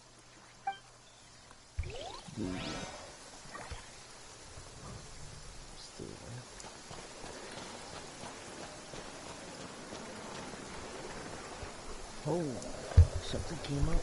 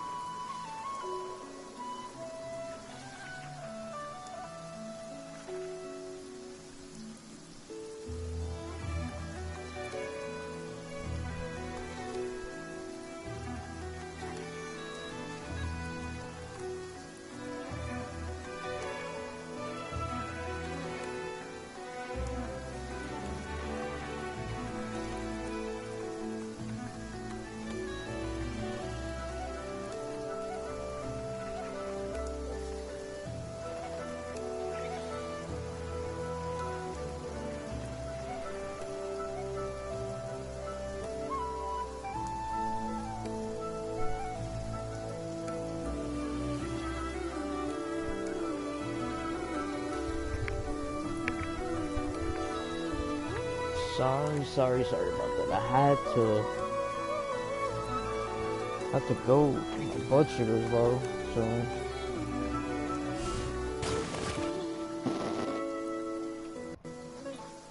Thankfully, Miss Nicole has come to our aid. Nasha Town is now looking very well defended. Golden Flame. Yes, that's Nicole's power, all right. Based on the latest message from Grandmaster Varka, it sounds like they've reached an agreement. The situation should be more stable with her assistance. Everyone will have at least some degree of protection. Albedo! Durin! Hello there, you two. Are you well rested? That's good to hear. As per the plan, Albedo and I will be in charge of Nasha Town. As Dotori's energy field expands, it's creeping ever closer in that direction. But we will do our best to hold our position. We fought side by side many times before, and always with great success. I believe this time will be no different. So don't worry about us. Focus on fighting Dotori. Gotcha.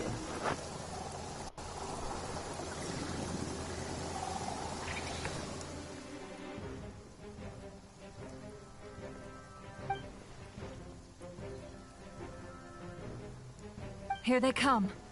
That's quite a horde. As we expected. Get ready, everyone! Take your positions, and prepare to engage. Let's begin. I'm at the ready.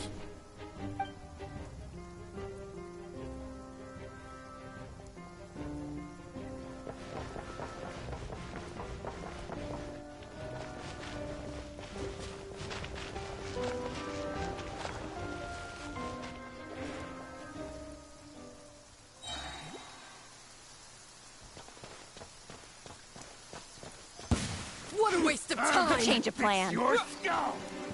Close your eyes. Beware the creatures of the night.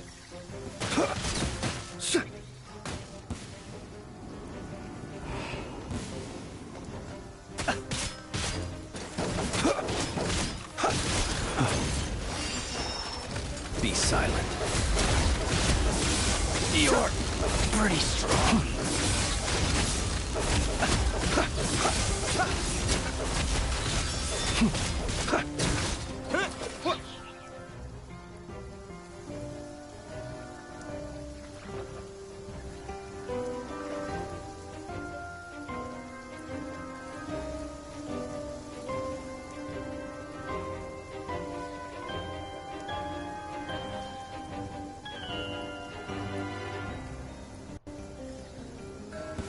I'm gonna fix your skull!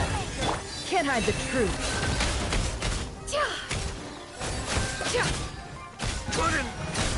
These creatures cannot stand against us. Oh, fighting tough. Just don't let your guard down. That goes without saying. I'm hardly the risk taker in this group. Excuse me?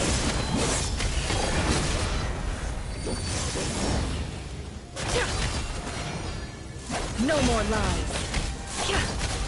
Time to come clean. Time to come clean. Dang.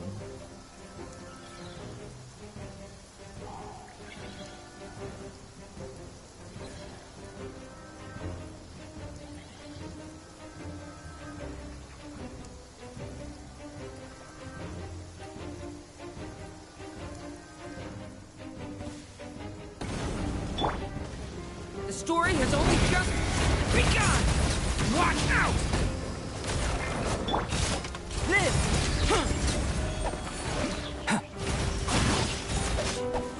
That was easier than I thought. Naturally. What do you mean? Is it because as created being... Oh.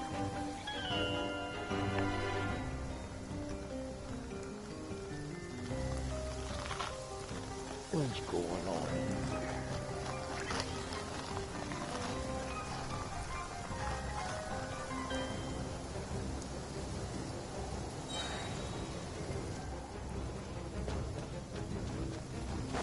What a waste of time! You poor luck. It all adds up. The deception ends here. Let's see what you're made of.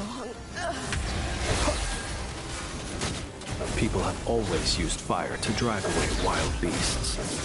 Wouldn't a lantern work just as well? You read my mind, my dear friend. I was just about to say that. All right then, dear friend. Bring the light!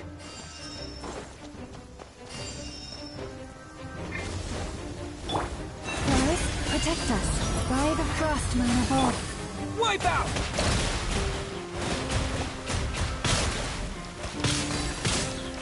Go! Can't hide the truth.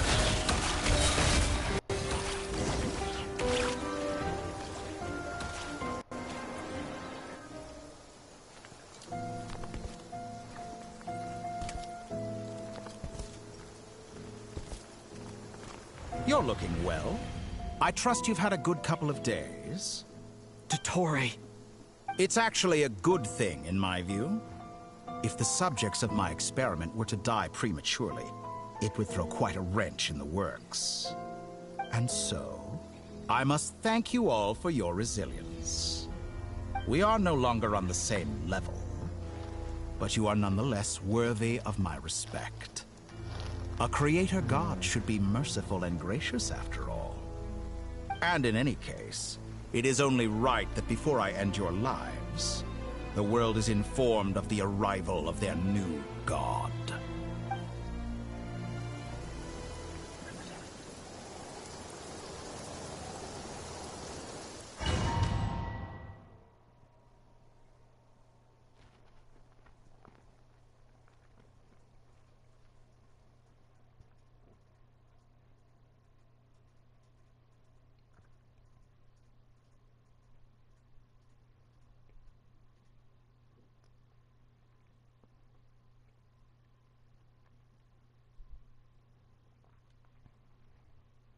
He would say something like that.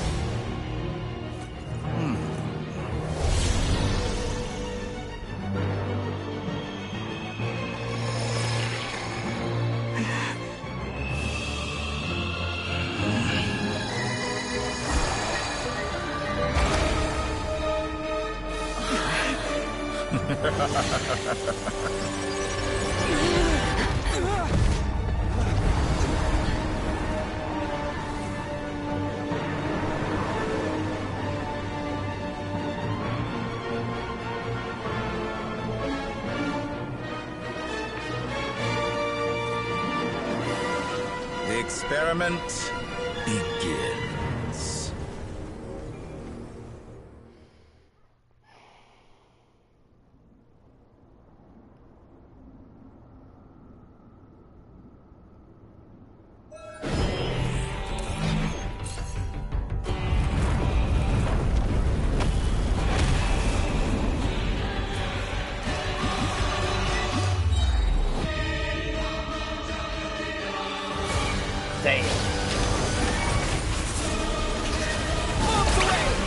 No more lies. Leave this place. Be silent.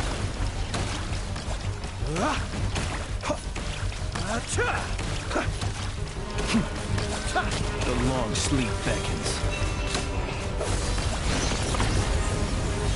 Entropy bends to me.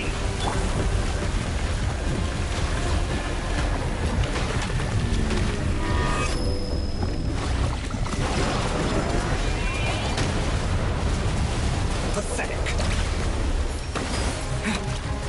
Can't hide the truth. You fool.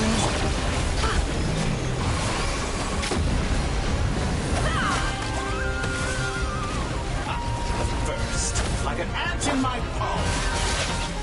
Whoa. Oh. I've been moved inside another space. And it's sealed off.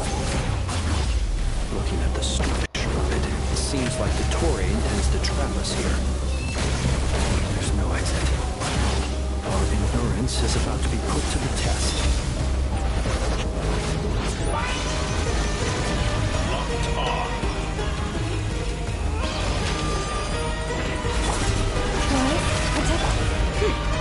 It all adds up.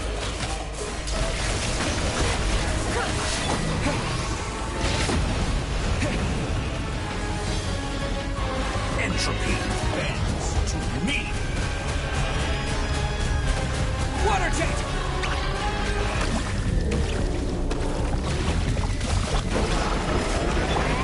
Leave this place.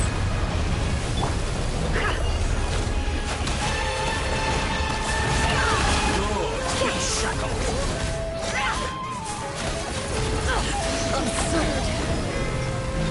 With the marrow of the three moons in my hand, behold the...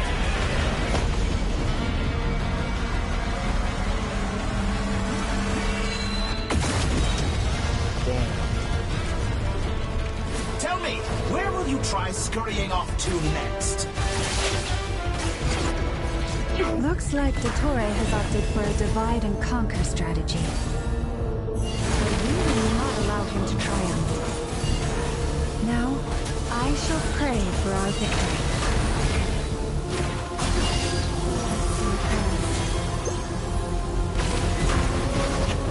Go! No more love.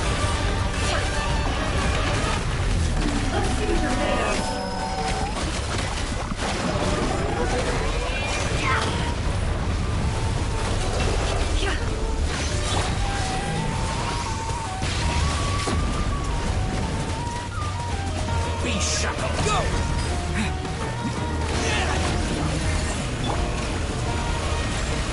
It all adds up.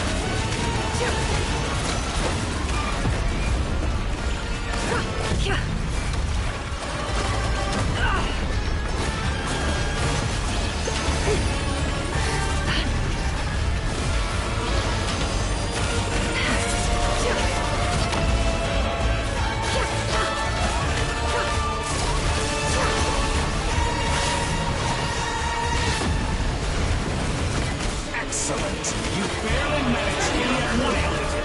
That which cannot stand more love. against me. What's this supposed to be? A knockoff version of the space Columbina got trapped in? There really is no way out. We'll see about that, Dottore.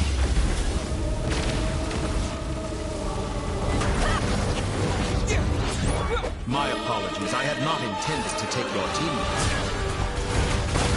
But you have a choice. Obey, and I can release them. An excellent deal, if you ask me.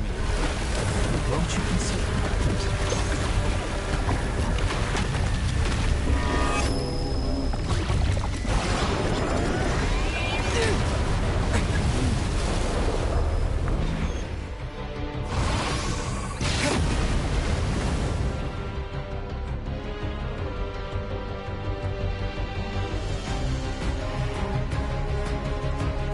I'm aware you've been working on some little tricks to surprise me with, but it appears that none of them have come to fruition.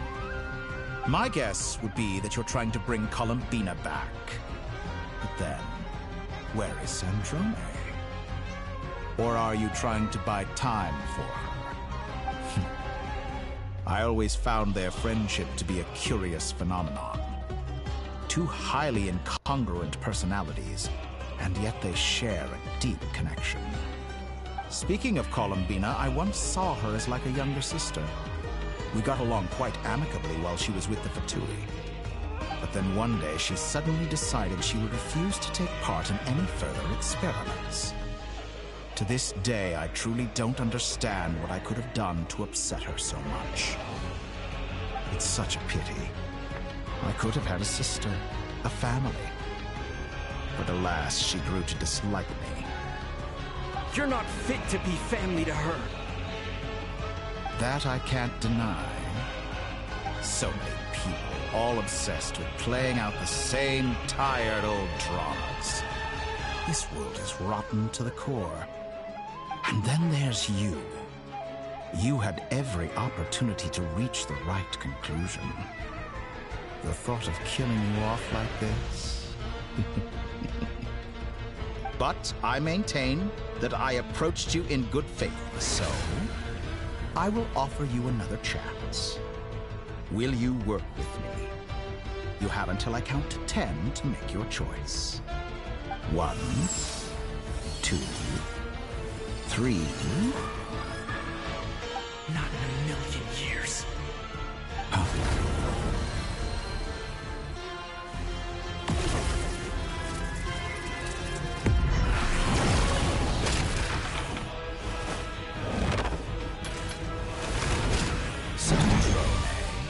What a pleasant surprise. I didn't think you'd join us all the way up here. You're as sick and twisted as ever. Don't fool yourself into thinking anyone's grateful for the chances you're offering them. Sandrone? But the formula hasn't finished running yet. Funnily enough, I was just discussing a collaboration opportunity with the Traveler, and then I see you, who I must say is a good example of an opportunity gone to waste. Gone to waste? I said that everyone would get one chance, and you've used yours to march right back into the lion's den. So yes, it's an utterly wasted opportunity.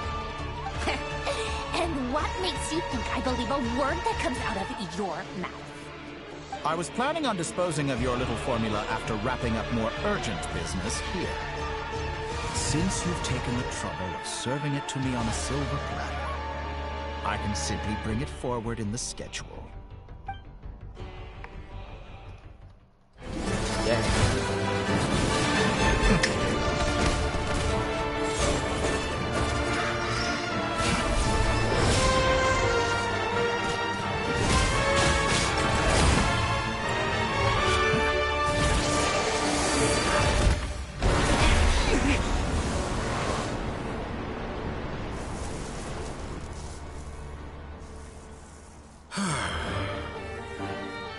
Is this your life's work? This piece of trash?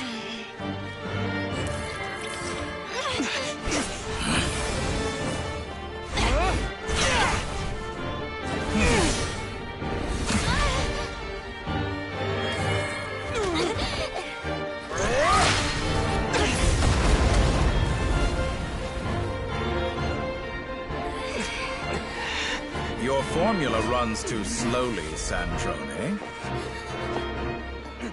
You put your hope for success on others instead of fighting dirty. That is why you have failed. Now, whom should I slay first? Any volunteers? No one? How nice of you to leave the decision to me.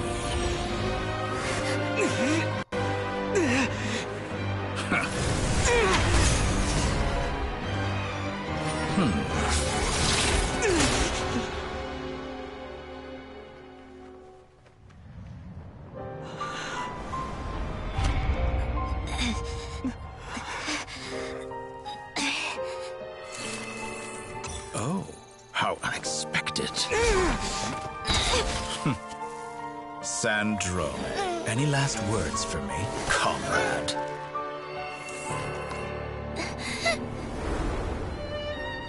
Is there anything you wish for? Not really. But I've always known what I don't want. Go to hell, Dottore.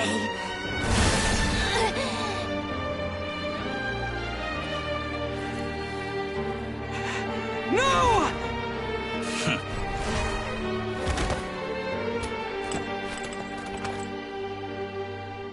And now, you have failed.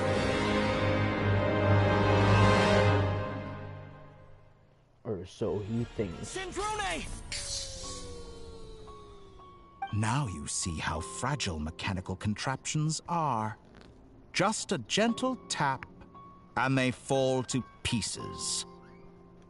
However keen of an inventor Sandrone may have been, her death spells the end of the formula that was running inside her body. Of course, I have to commend her for making it this far. As her colleague, I have to admire her stubborn tenacity. Now, it is time for you to take your place by my side.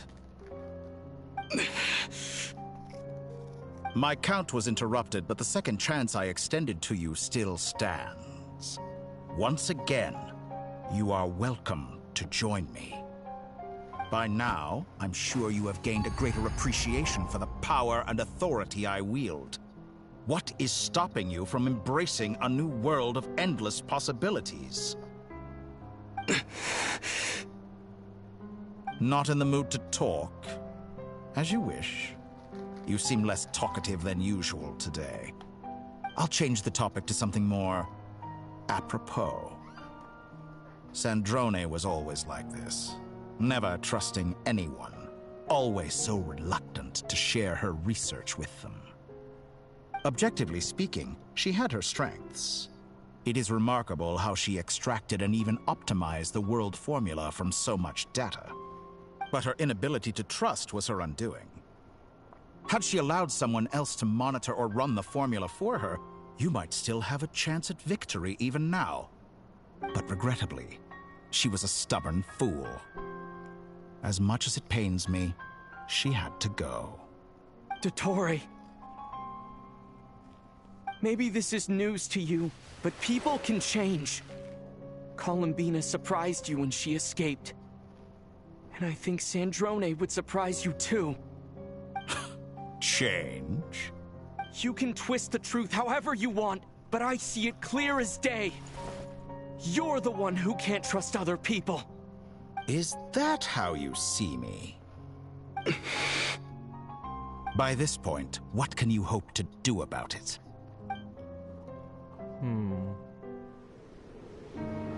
It is pointless to fight on. You've already lost. Wrong. You can't win this, Dottore.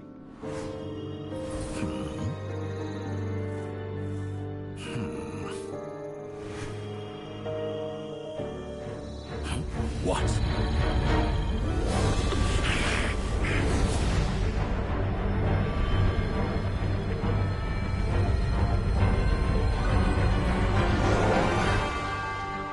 My formula can get us 90% of the way. It will connect you to Columbina. Then, I will bring the formula's output to the Traveler's side. For the last 10%, do whatever it takes. Just bring the moon down.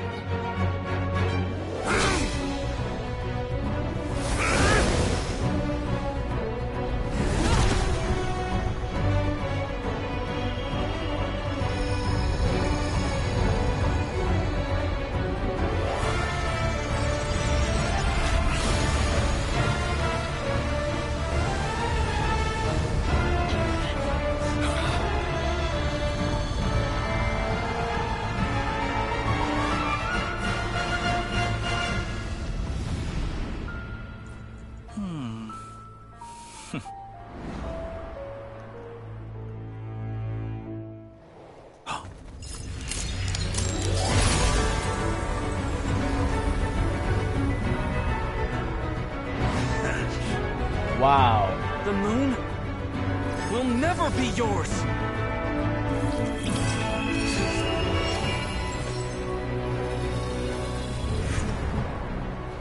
That's badass. I turn my body into moonlight and pour it over Nodcry. My soul I leave here to inform my future friends.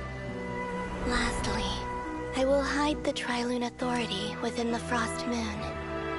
And when my body, soul, and authority are reunited, finally... Columbina!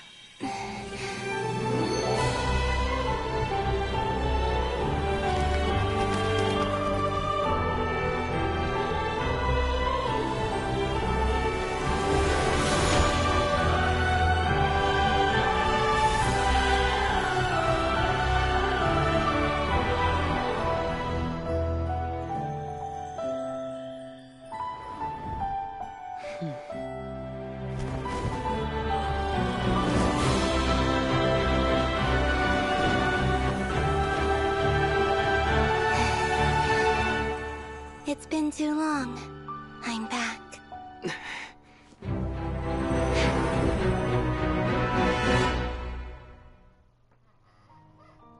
She is beautiful. Beautiful. Excellent. You've barely managed to touch my level.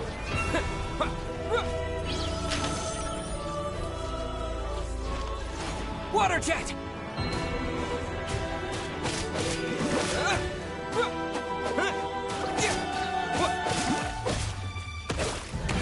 How dull.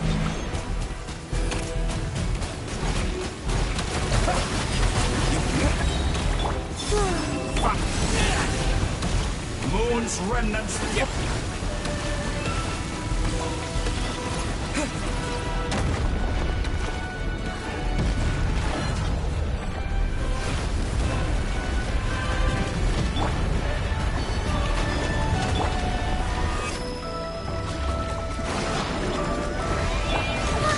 Openings are perfect. Did you honestly think that would hit me?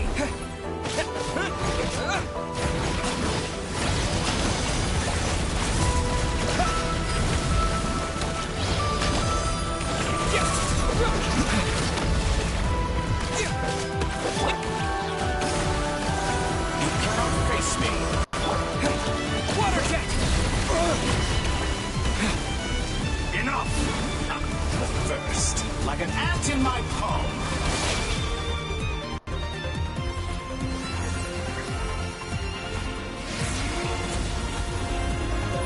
Whoa.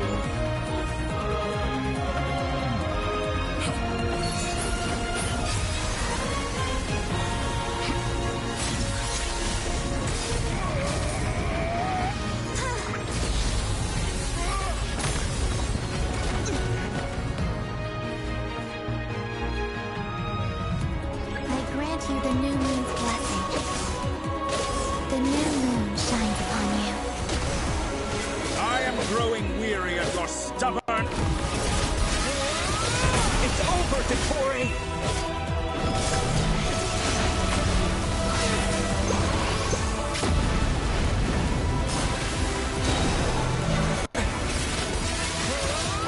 Time to pay for your heinous crimes!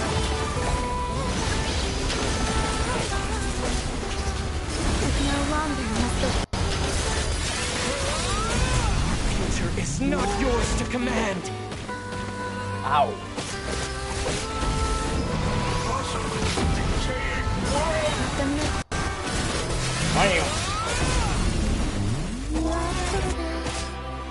Stop healing yourself.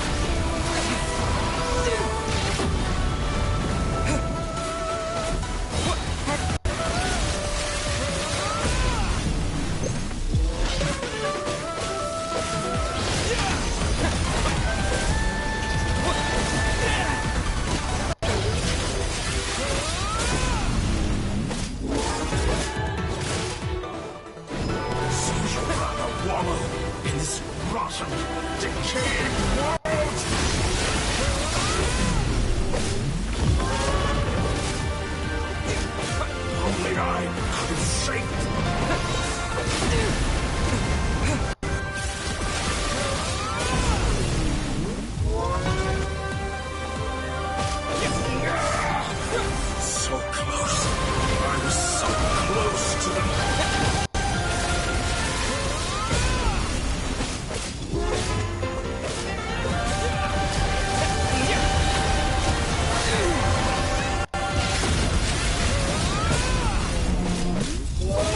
So close. I was so close to the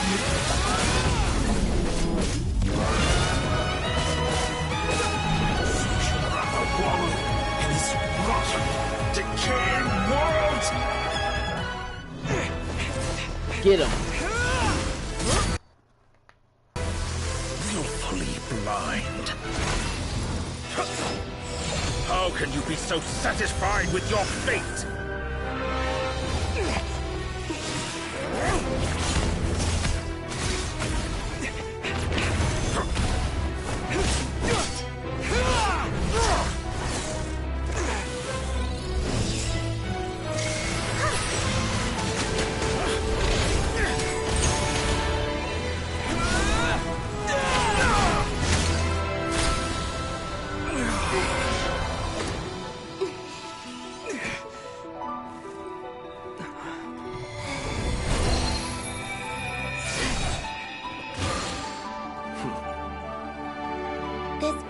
was never about fate. It's about friends, family, and the home you stole from them. So dull. Only the weak rely on each other for comfort. You shall see. Once I transcend fate, you will be nothing but fodder for my grand experiment! That will never happen.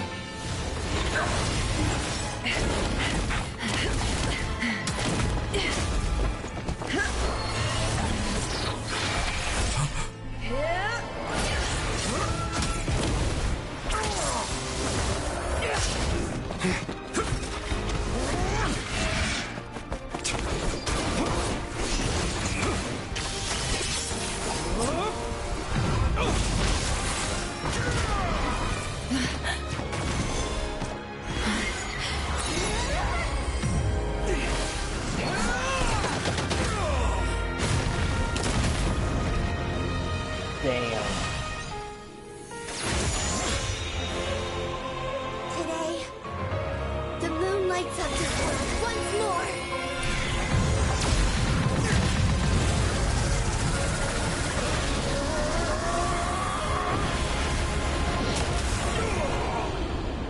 This loathsome world.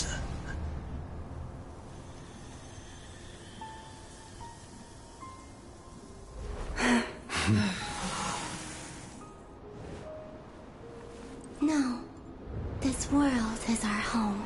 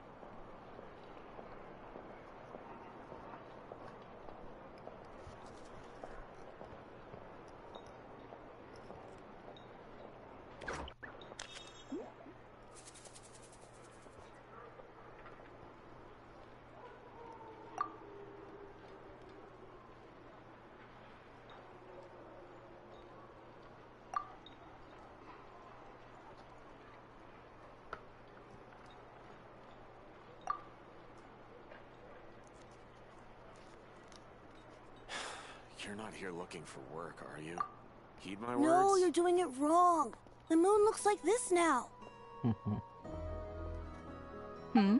What are you trying, children? The new moon, Mom. It looks different than before, doesn't it? Also... Can I go buy a sugar sculpture today? Please? Just one? All right. I suppose today is a special day after all. Almost like a festival. Extra, extra! Get the latest Nasha Express here! Post-disaster report! Nasha Town reborn beneath a new moon! The voyage begins today! The future looks bright thanks to the League. Want a copy? I knew things would be different. But I didn't think that would include the moon. They say a new moon goddess has been born.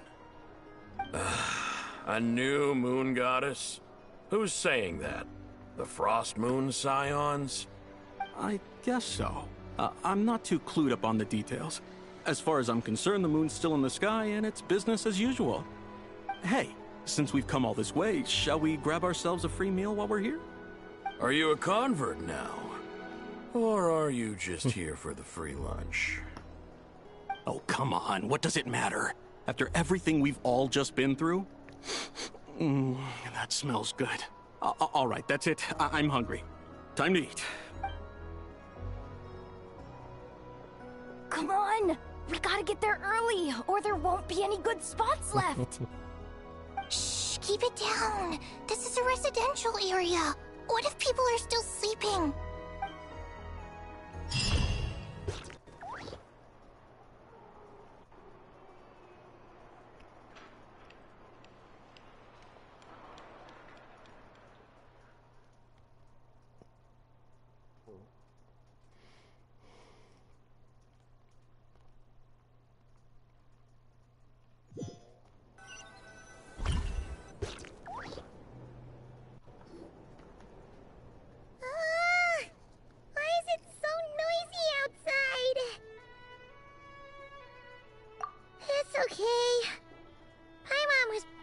Awake anyway. It's been so long since we last had a chance to relax, huh? Feels like time is moving slower than usual. What about you? Did you rest well? Still winding down from everything that's happened? Or are you wondering how our friends are doing? Or is it about what Dotori said to you? Okay, if you say so. But don't push yourself, alright? Let Paimon know if you need to talk. What we just went through was a lot. It's totally normal if you need some time to get back in your groove. Luonatar disappeared after Columbina came back. Apparently, she was part of Columbina's soul or something.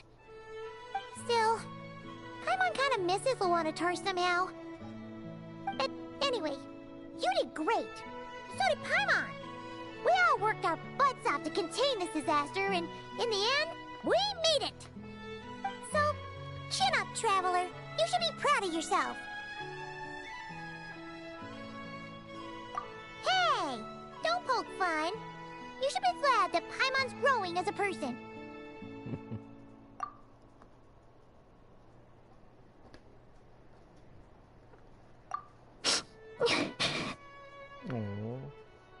Paimon didn't think you'd mention it. You have no idea how anxious Paimon was. She was worried sick about you. Well, if you really want to show Paimon you're sorry, you're gonna need to make it up to her. You better be ready to splash out on a lavish meal. Of course.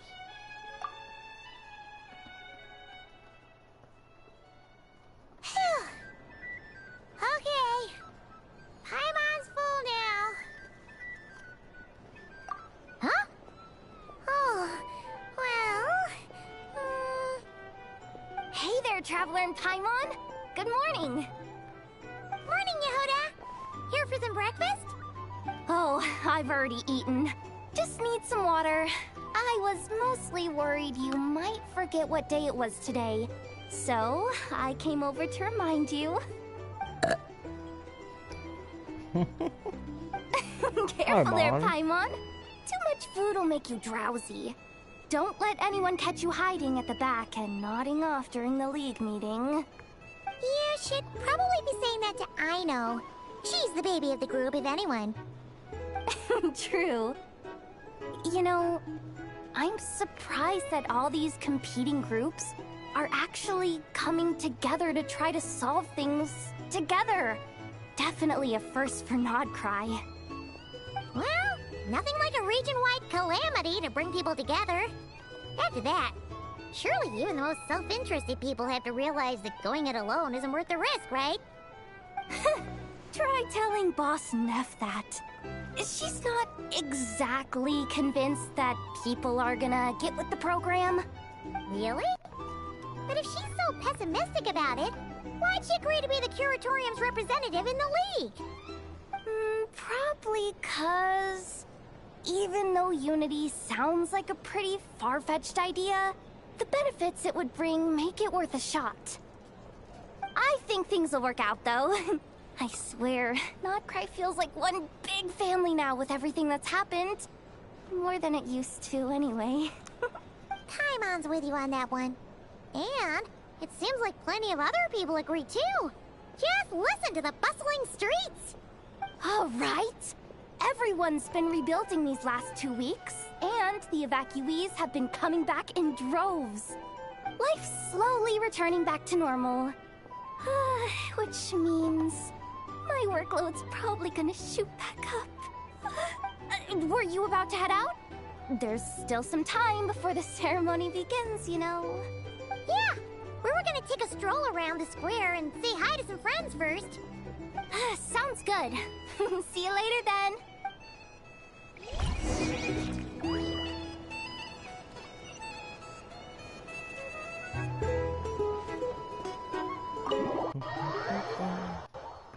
Time to check up on everybody.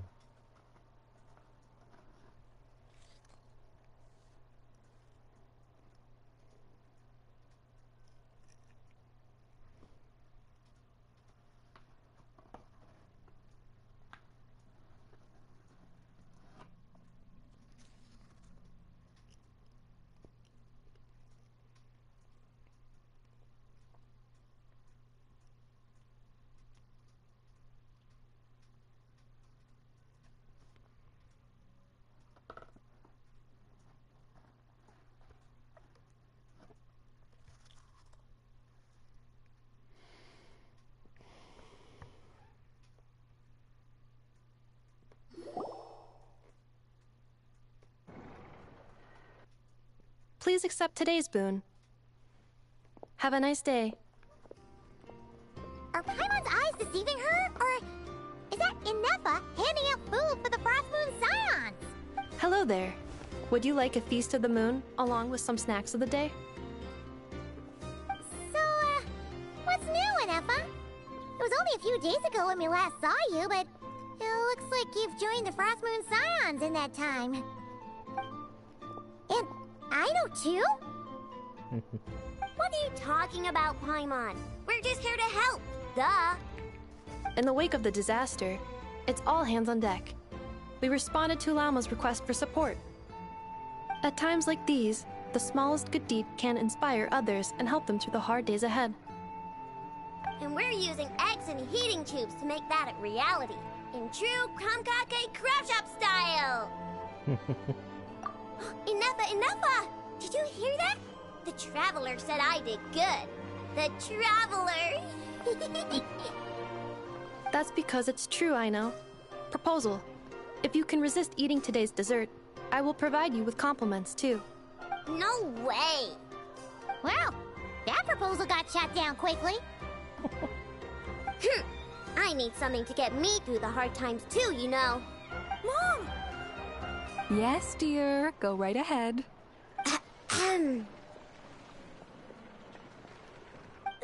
Excuse me. Could I take a photo with the robot lady? She helped us get safely out of Notcry, and she helped us get back home too. She's the best. Of course she is. And since I'm the whiz kid who built her, that makes me even better than best, right? But you stole my snacks, though. Oops. Shall we move to the open space near the center? The view there is better. Thank you!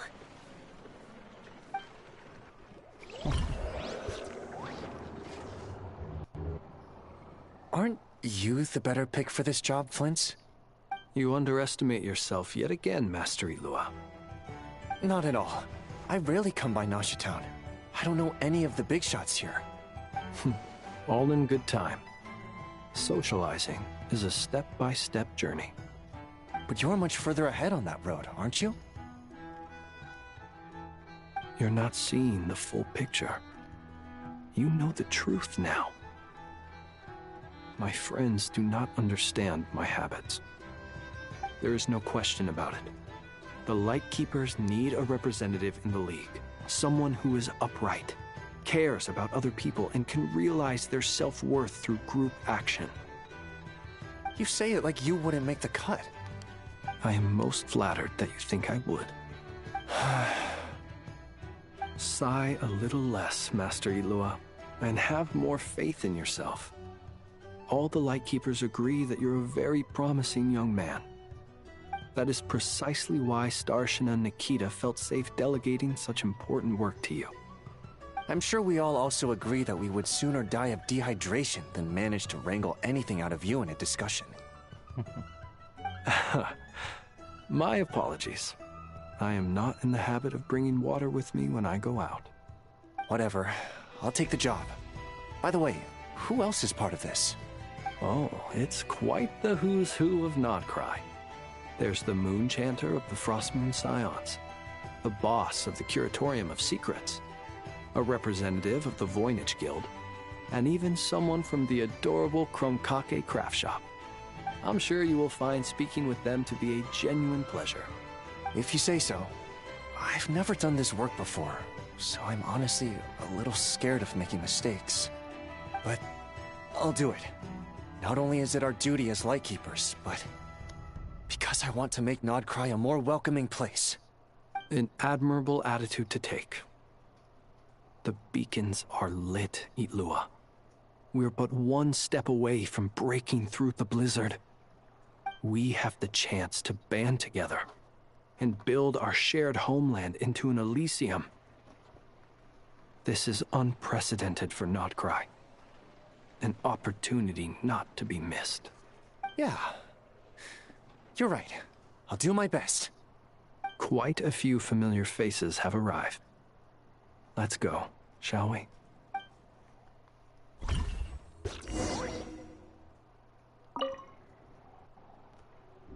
You look so cool when you fly, Miss Robot, and when you use your spear, too! And even though you took my snacks, it's pretty cool that you can build stuff like this. You've got so many inventions. It's amazing! Also... Micah, we need to go now. 1 second! Please take this Feast of the Moon, as well as some snacks. Share them with your mother and your lovely family.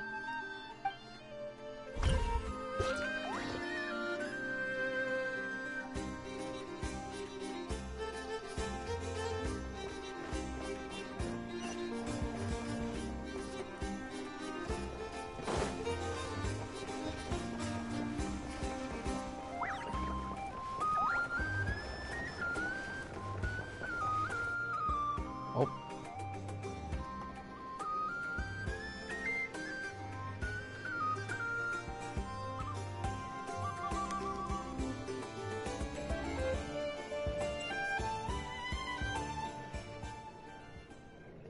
Wow! Everyone's here! You seem well rested. I know no one's asked, but I'm sure you all want to know, so let me just say, we're doing great. Thanks. Well, great, but not perfect. Starting to lose my mind from boredom. Can't drink a drop of alcohol while I'm waiting for my wounds to heal. I'm sure you had a sneaky swig or two. Wait, how'd you find out? I'm sure you must be missing Mondstadt after all these years away, Grandmaster. Yeah, you could say that again. Every time I get news from Mondstadt, it makes me want to go back and see the place for myself. Honestly, once things are wrapped up here, I think it'll be time to head back home. Hey, looks like someone's taking the stage. Can everyone see okay? Anyone need a boost? I'll just listen from the back. It's fine. You're taking this pretty seriously, huh, Durin? Well, it's not every day that I get the chance to see how people speak in official settings. Soak it up like a sponge. I'll make sure you get a chance to practice for yourself later down the line. Actually, I know just the thing. You can debrief the Knights of Favonius for me. Mr. Varka, are you forgetting that I'm not a Knight of Favonius? I can knight you. Any particular title you'd like? Is he joking? I really can't tell. You'll have to figure this one out for yourself. It'll be a good learning experience. It is my honor to host the opening ceremony for the League, and to have this opportunity to speak to you all in my capacity as Voynich Guild representative. Could this person also have been pushed onto the big stage by the real big shots? Guess I'm not the only one then. We come here today, having weathered the trials and hardships of yesterday, and having learned from them the importance of unity and cooperation. All right, here we go. Uh-oh, looks like Aino's off in dreamland already. Wait, Boss is looking kinda drowsy too. What's up with her? Come on, get the speech over with already. Nodcry is our home, the land we rely on for survival. And as we chart a course for the future, may we persevere through the storms ahead as we sail towards a new era of prosperity, freedom, and hope.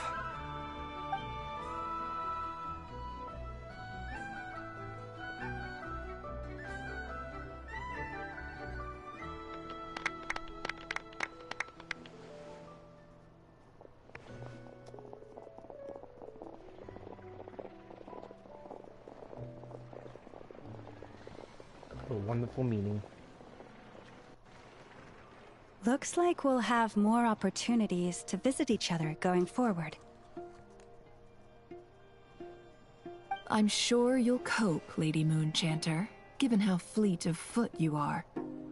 Unfortunately, I suspect I'll be too busy at the Curatorium to act as your host. We have a busy schedule, not to mention an international network of contacts to manage. It'll be all right. I'll just check your schedule with Yehoda well in advance. And if she's not available, I can simply ask Ashru. You... So giving my employees extra workload isn't enough for you? You're really going to drag my cat into this too? I thought you'd approve. Aren't you forever increasing your employees' workloads? That's a bold statement. Are all the Frost Moon Scions feeling more audacious now that your moon goddess has returned?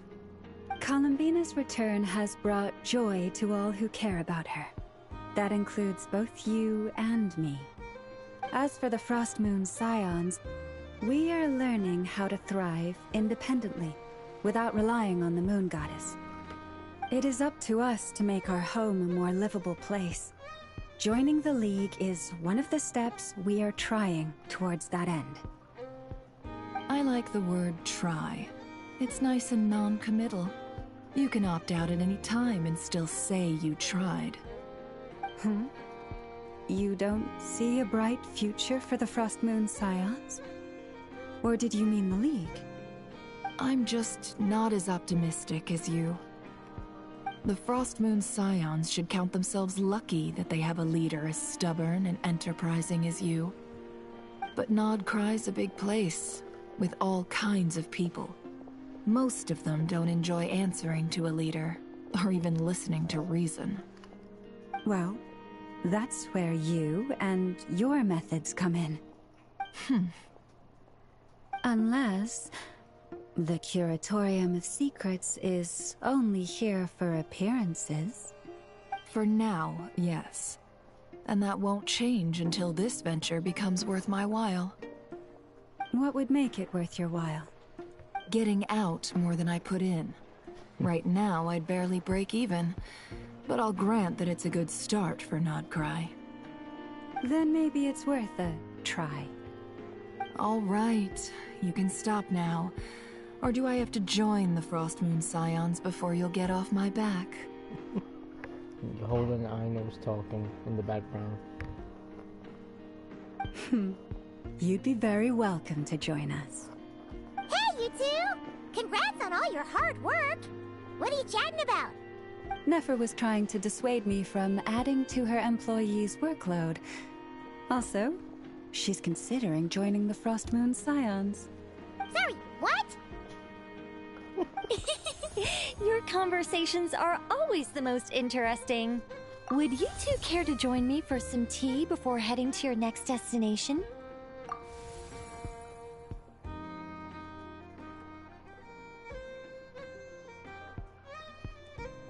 Don't mind if we do. Nicole? Wait, where are you? Aren't you gonna show up today? Sadly not. I'm otherwise occupied right now. I'm sorry, Paimon. I can hear how disappointed you are. If it's any consolation, let me say that how things appear on the surface is a far cry from what they are at their core. Perhaps you'll feel better if you focus on the fact you have a special line of communication with the great mage herself. Okay? Has something happened? No, or not yet, anyway. Well, that's not ominous at all. Not for the time being. Just think of this as a general check-in to make sure this communication system is still running smoothly. Besides, it's good to chat once in a while if we want to maintain our friendship. You could have just said so. Paimon got all worked up for nothing. Still, the best friendships are built through face-to-face interaction, you know.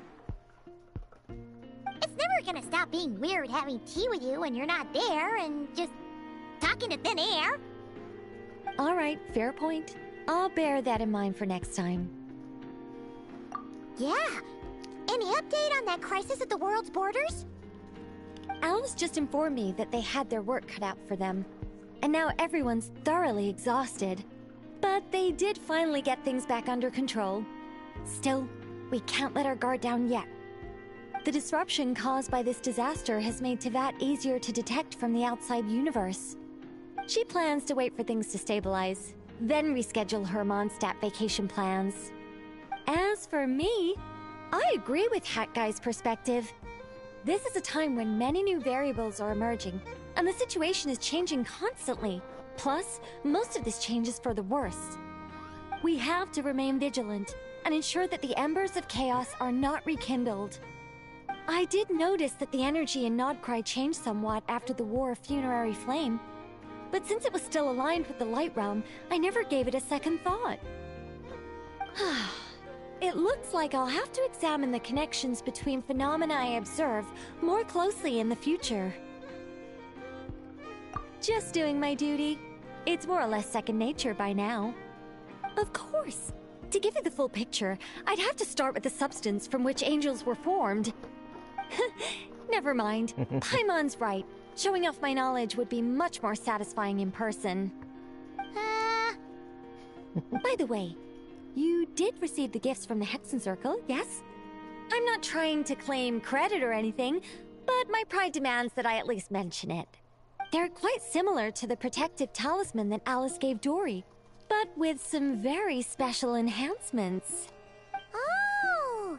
So that's what kept our friends safe when Dotori trapped them. Indeed. We went to great lengths to make sure they were invisible to his eyes. I'm so happy they came in handy. Still, not fishing for gratitude, by the way. I just want you to be aware that sometimes your friends may be protecting you in ways you cannot perceive. Anyway, I'll contact you if anything else crops up. If not, you know what they say, no news is good news. Oh, my angelic instincts are tingling. They say you should head to the docks next. Your friends are about to board their ship home.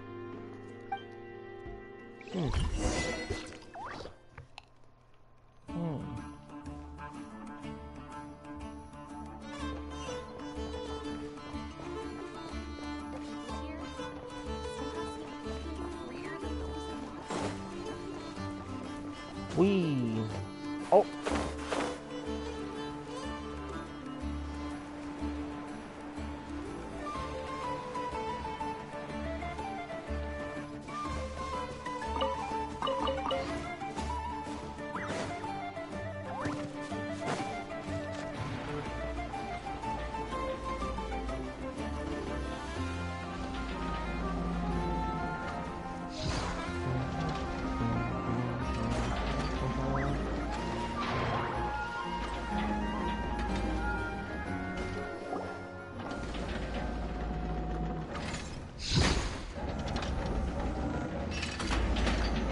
You're here.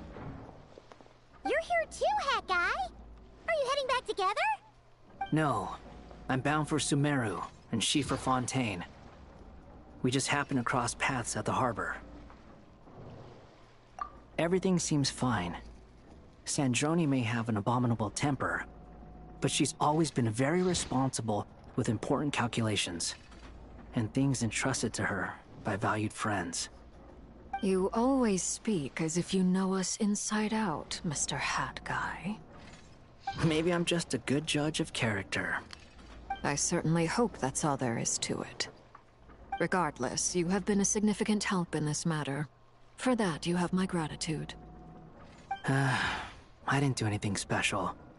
Sandrone's the one who completed a seemingly impossible formula and turned the tide of the entire battle, even giving her life in the process. She's the one we should be thanking. Even we were unaware that Sandrone had hidden the real formula inside Polonia's body. She managed to fool Dottore into thinking the formula was running in her system by installing an identical-looking decoy within her. She probably realized that she didn't have the strength to stop Dottore. But this way, she could at least get him to lower his guard. She always worked like that. Always had a backup plan.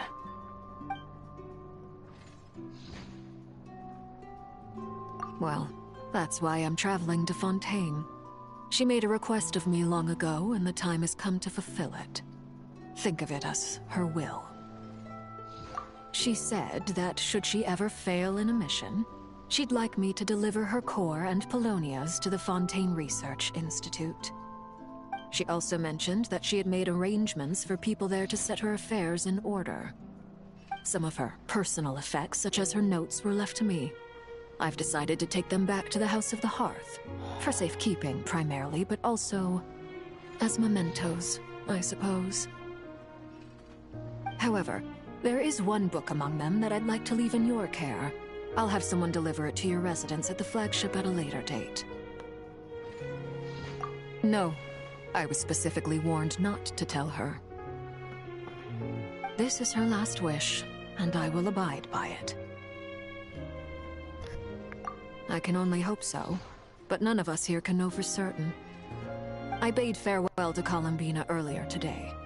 As promised, she turned the iridescent moon's marrow over to me. She spent a long time with Sandrone's body, saying her goodbyes. Oh, is she alright? Sandrone's passing has left a great wound in all of our hearts. It will take time to heal. But Columbina surprised me. She offered me some words of comfort before I departed. Despite being grief-stricken herself, she showed an awareness of the feelings of others around her. She never used to act like this. Clearly, she has grown. And I suspect that we have you to thank for much of the change we are seeing in her. Huh. After these recent events, the Tsaritsa has revoked the Pale Star Edict. Snezhnaya now realizes that the arrest warrant for Columbina was just a ploy by Dottore, who coveted her powers. I shall return to Nodcry to see her as soon as I find the time. I hope that from now on, she too will explore more of the world. Columbina Hyposelenia's journey is only beginning. My ship is here. Traveler, Paimon, we shall meet again. You too, Hat Guy.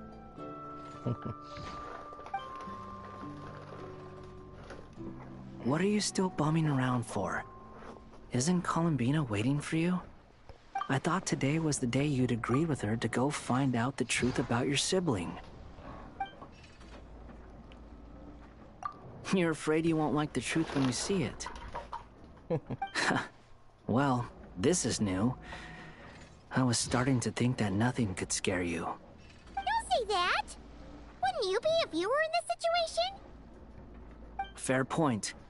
But I'd say I have more experience facing up to unpleasant truths than the Traveler. They say blood's thicker than water. I know how much you need your family back. More than you need any of your friends. And I'm sure that all your real friends understand that too. No matter what the truth turns out to be, they will stick by you and support you, whatever decision you make. Finding the truth is important. But more important still is what you choose to do once you've found it. At least, that's the life lesson I've learned from my experience. Grappling with the truth. What? Now that Dottoro's dead and gone? A little, I guess. But it hasn't solved everything. Maybe I regret not getting to end his life with my own hands. Or maybe it's something else. But for whatever reason, I still feel like I have a chip on my shoulder. Either way, I'm going back to Sumeru. Lesser Lord Kusanali is gonna need help dealing with all the chaos Dottori left in his wake. Not just from this incident, but everything he did in the past, too. You should continue with your journey, as you've always done. Who knows? Maybe we'll meet again someplace else. So, what should we do now? If you want to explore a bit more to steady those nerves, Paimon's game! After all, when Columbina said she knew where your ship was hidden, Paimon promised to give you two some alone time with the truth. It hasn't been all that long since we were last apart, sure, but with Columbina there, Paimon's sure things will be just dandy. Ain't no biggie. Paimon might be all about that food and fun, but she knows how to do right by people. Paimon's sure you'd prefer to digest the news about your sister in peace. But, no matter what you see, just know you can share it with Paimon. Of course, as long as it's not super private. If you can't make sense of something, let's give it some thought together. And even if we both can't figure it out, Paimon can at least treat you to a nice meal. Glad to hear it. Feel better now? Alrighty.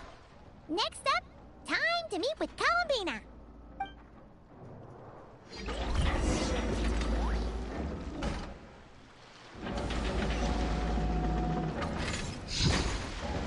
Whoa.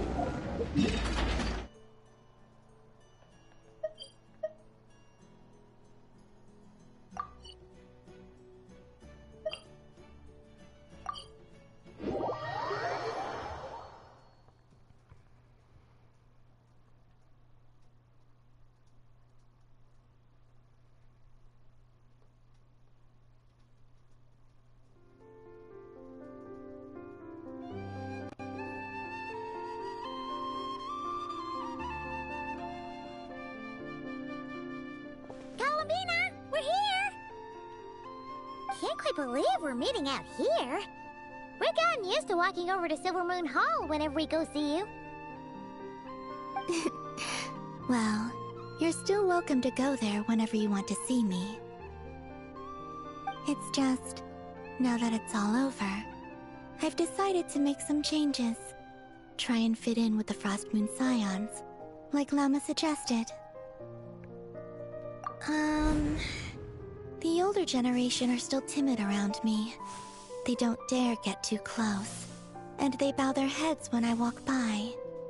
But things are much better with the children. I see more curiosity in their eyes. Hopefully, by the time the next Moon Prayer night comes around, I can enjoy the festival with them as myself, without having to pretend that I'm only dressed up as the Moon Goddess. You'll do fine, Columbina. Paimon's sure they'll realize you're super nice once they get to know you better. You really think so? When we first met, you thought I was a little up in the clouds. Oh, we were just starting out then, come on! So Llama told you, huh? I'm only teasing. I know that I have you to thank for pulling me back down to solid ground. It feels good to finally stand firm on the earth where I was born.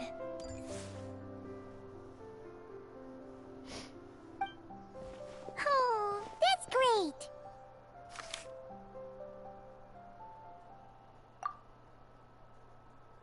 Thank you. I'll make sure not to lose it this time. Well then, are you ready? Lumine, what happened to our spaceship back then? Why did you leave? It's time to learn the truth at last. Ready as I'll ever be. Good. Then let me open the way for you.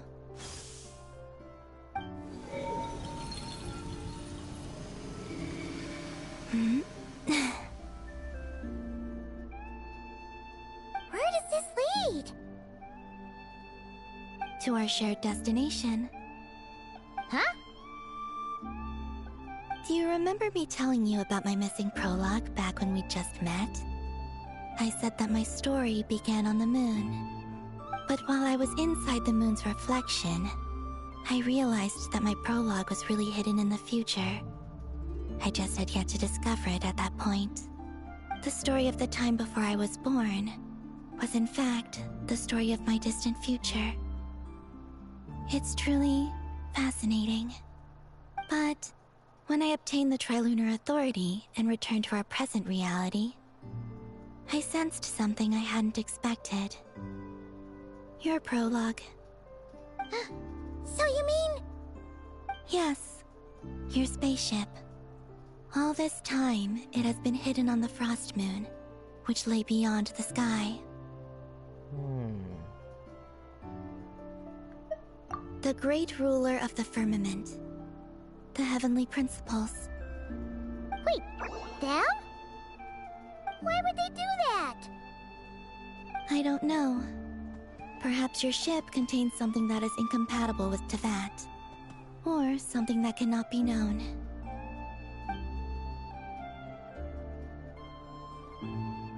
Oh, did I pick a bad time to say this? I know it must have been hard to work up the courage to do this. Maybe I should have waited until you were on the moon, with no chance to back out. That would've been kinda mean, you know. Take me there. Oh? Whatever is hiding in that ship, it belongs to me and Lumine. Those memories belong to us. No one else has the right to decide whether I should or shouldn't know about it. Not even the heavenly principles. Very well. Then let's go. Yeah, you two take care, alright? And don't forget to come back soon! Rest assured, Paimon. We will. Traveler, after you. Thinking about the story that we'll find hidden on the moon? Yes. And hoping that it has a happy ending. Stories like that don't exist, you know? You don't believe in happy endings? I don't believe in endings.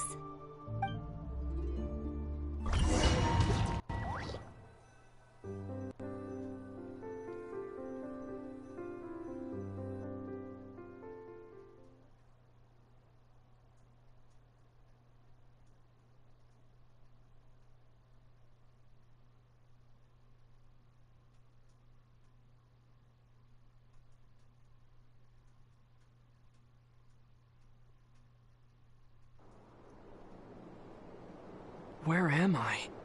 This is the pathway I built between Tevat and the Frost Moon. The moon is very far away from us, so it could be a long journey. It's like a side scroller.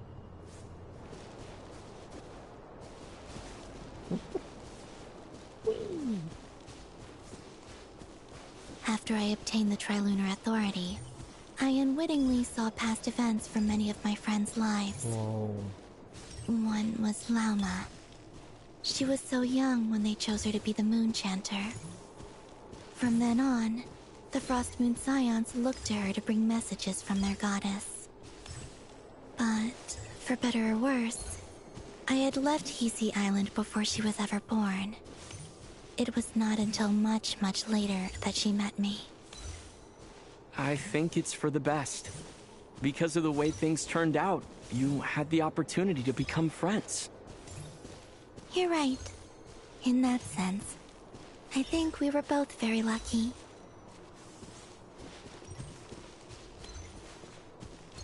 Interesting. Whoa. Oh, and about that mage, Nicole. I only recently learned that she has lived in Teyvat since the time of the Three Moon Sisters. The Moon Goddesses always had a good relationship with the angels. I suppose our friendship continues that tradition.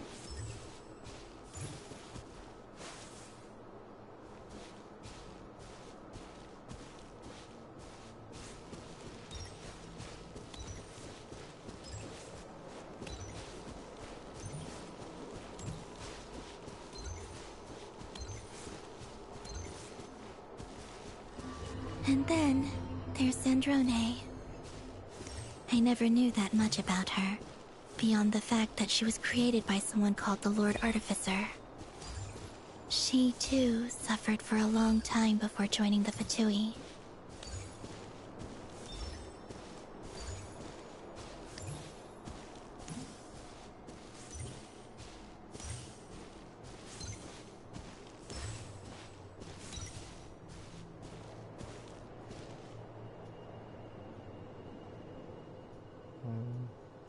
How I wish I could talk to her again.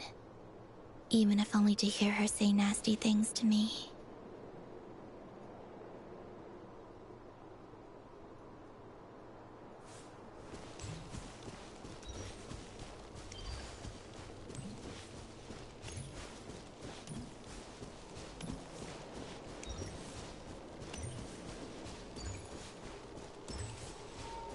Also, I saw your siblings' story. I'm afraid I didn't see much. It seems that she rarely came to the surface, where the moonlight shines. But I did notice that back when you first set out on your journey, she would often appear nearby, gazing at you from afar with a guilty look in her eyes. Lumine. Let us speak no more of the past. I probably shouldn't reveal so much about my friends. It's not my place. Let the moonlight carry us forth. We are very close now. Oh, sorry.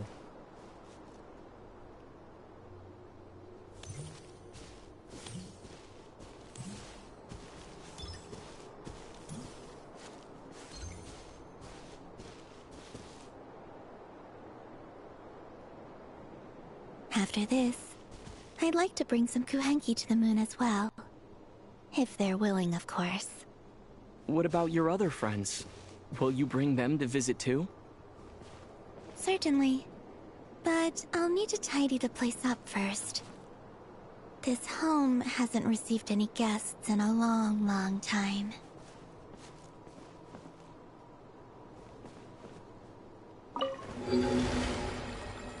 Whoa.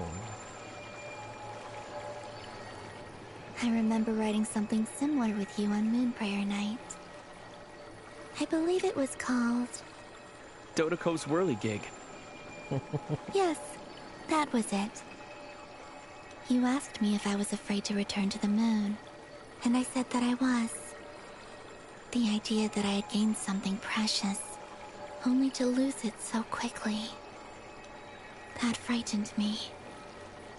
But I'm not afraid anymore. Besides, this time, we're traveling together. Wow. That's so gorgeous.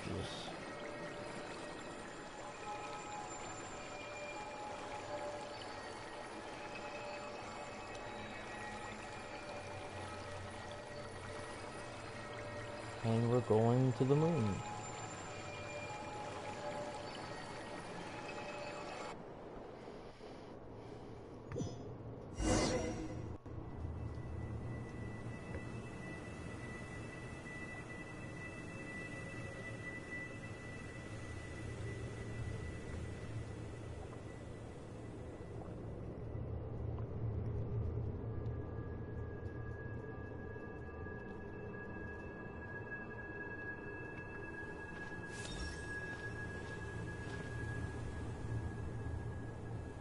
We're here.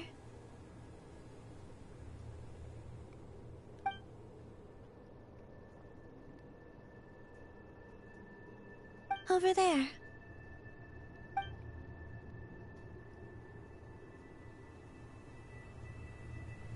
Whoa.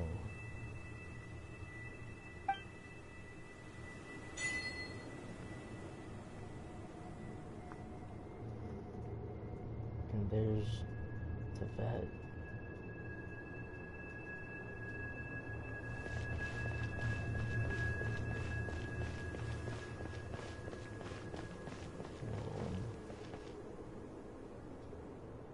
This is crazy.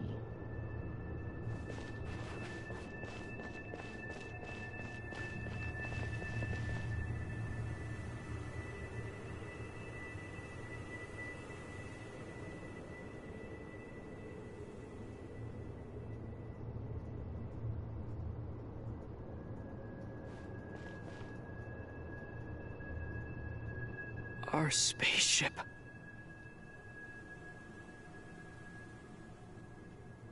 It's huge. I suppose that the moon is the only place one could hide it.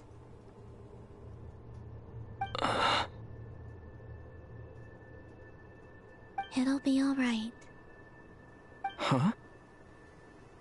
The way you feel in this moment, I went through it too, on Moon Prayer Night. The door was right in front of me, but I struggled to find the courage to step through. Solitude for me once meant living a life in which even I was absent. Before I met you, that was the only life I knew. But that night, solitude meant throwing away the life I had gained after meeting all of you. Columbina. Go. Retrieve the part of your life that was once lost. Trust me, you will lose nothing by doing so. Look, Tavad is right there. All of our friends are down there, waiting for us.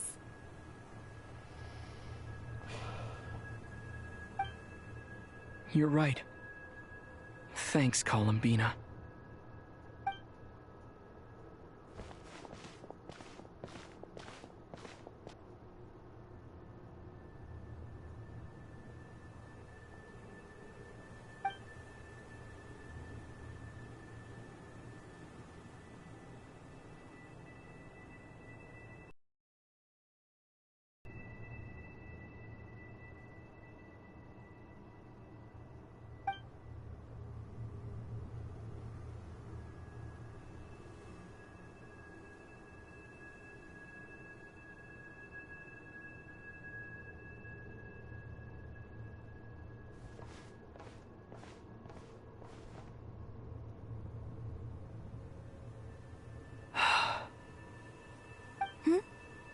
Finished?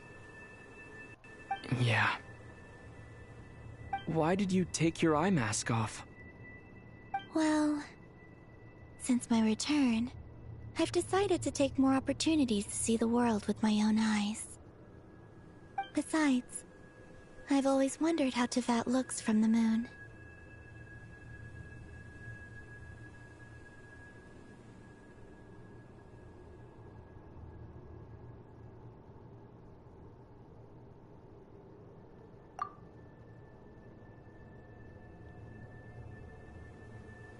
That's amazing.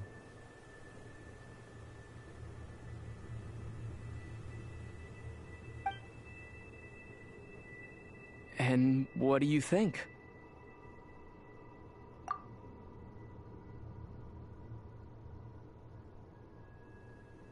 It's beautiful. I could spend a whole day here just gazing at it. What about you? What do you think of the truth you found?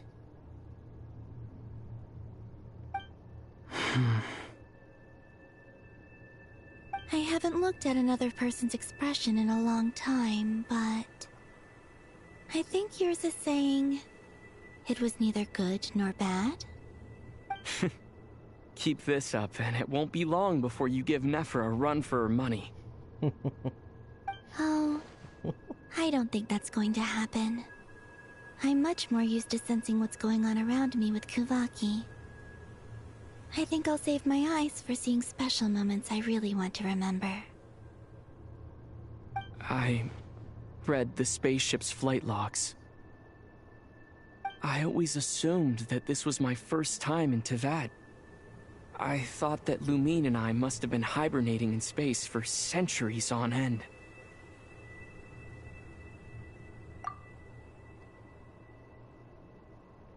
But the logs show that our spaceship flew over the skies of Teyvat once before.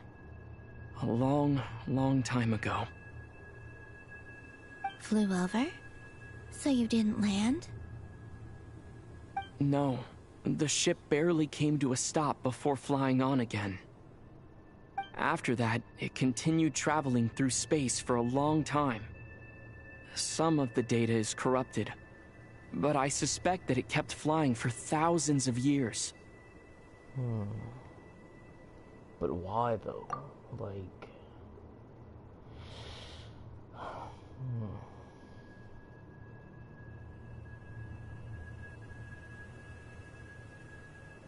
It was only after that that the ship made a forced landing in Nodcry. Did it get, like, shot down or something? When Lumine found me, she came from outside the ship. Could this mean that she left the ship long before I did? Maybe even during our first pass over Teyvat. Are you alright? Yes, I can feel that the truth is coming together, one small piece at a time. I remember Lumine telling me that when she first arrived in Conria, she could not recall the past. So this might be something that even she doesn't know. Here, I made some space for you. Your mind must be racing, and this seems like the perfect place to relax and clear your head. Oh, wait, there's one more thing. What is it? Wait here a moment.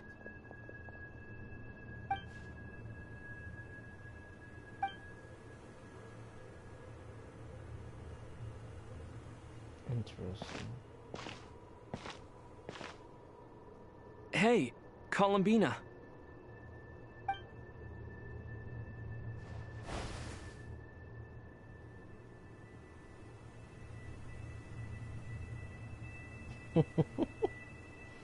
Awesome. Dashing? Is that a new outfit? An old one, technically. It's been in a cabinet inside the ship this whole time. It's a matching pair with Lumine's. She always liked this set more. Huh. I don't think there's a huge difference. Really? Yes. It's still the same you. You're the same person, no matter what clothes you wear. Only Columbina would make an observation like that. Traveler, do you consider Teyvat your home? Home is wherever Lumine is. But then after all the time I've spent here, and everything I've been through, yes, I'd say it's my home. Would you change your answer if Teyvat changed appearance? I mean, if the truth about Teyvat turned out to be different than what you thought. I don't know, but I don't think so. The truth is not what matters most to me about Teyvat. When I was first born, I longed for a home. And when you get something before you're mature enough to understand the world, you just take it at face value.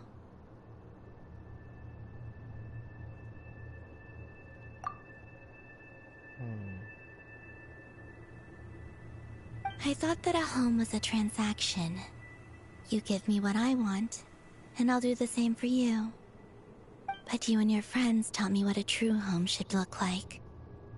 You never asked for anything, yet you gave so generously to me. That's because your friendship matters to us. It was worth it. In the past, I thought that my birth in Nodcry must have been a mistake. But after journeying to the distant past where the story began, I realized that it was I who chose Nodcry to be my future home. Now, I am glad that I made that choice. I'm sure your friends are just as glad. In fact, I intend to make the same choice today as I did back then. What do you mean? Well, I've given the Eternal Moon's Marrow to Lauma, and the Iridescent Moon's Marrow to Arlecchino. And now, I shall return my Kuvaki to Nodcry again, that it may continue to protect my chosen home. Wait, but what about your body? Hmm? Oh, are you worried that I'll disappear again? I won't. Not this time. The Frost Moon has now entered the Fall Sky, and I am the Tri-Lune Goddess. I am only returning to Nodcry the part of me that it needs. I am giving what I can, because my home is worth it. Oh, and I have something for you, too. For me? Yes. Come closer.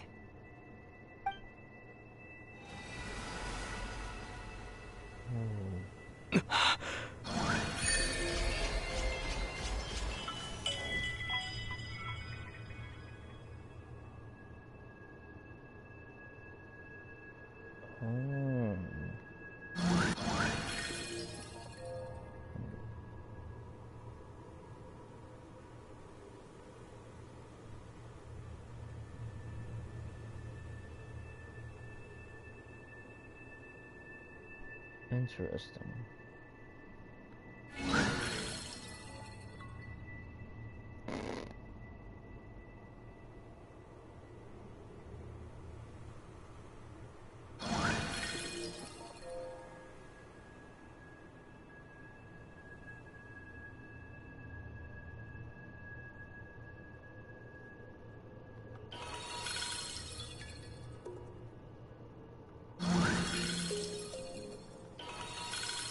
They have their own little different sounds and stuff.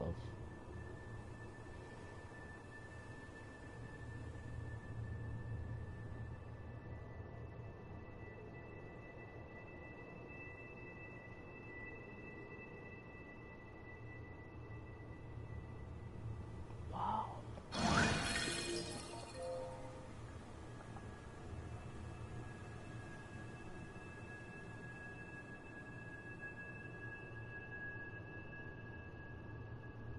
So this just makes like the Traveler like even better.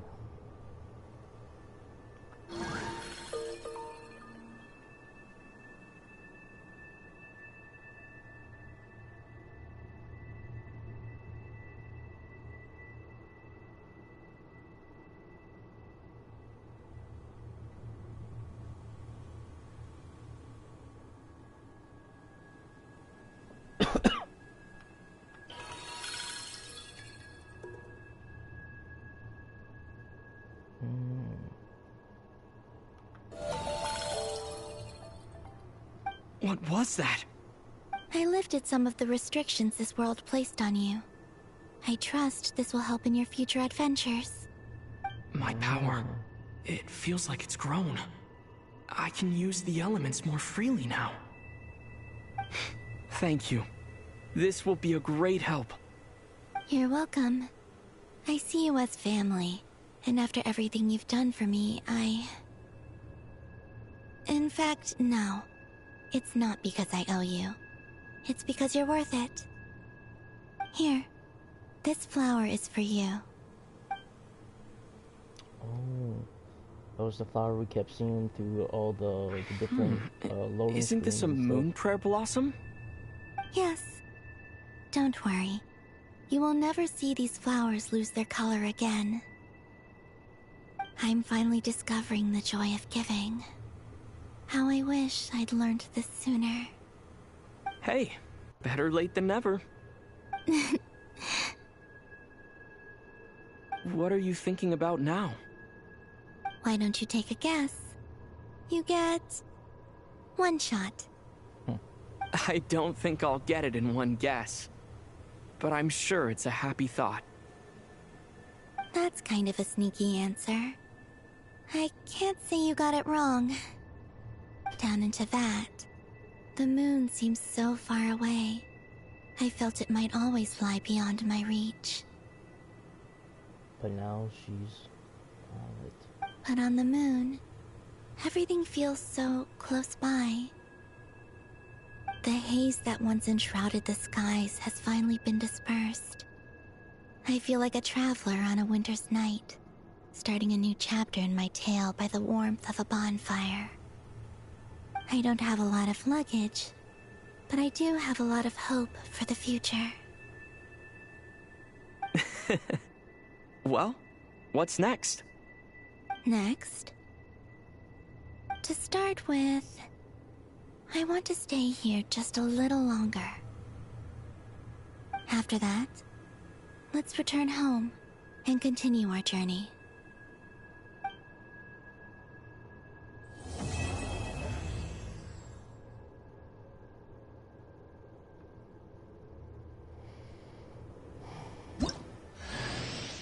These clothes bring back so many memories. As heaven and earth are made anew. Wow. That's a really great outfit.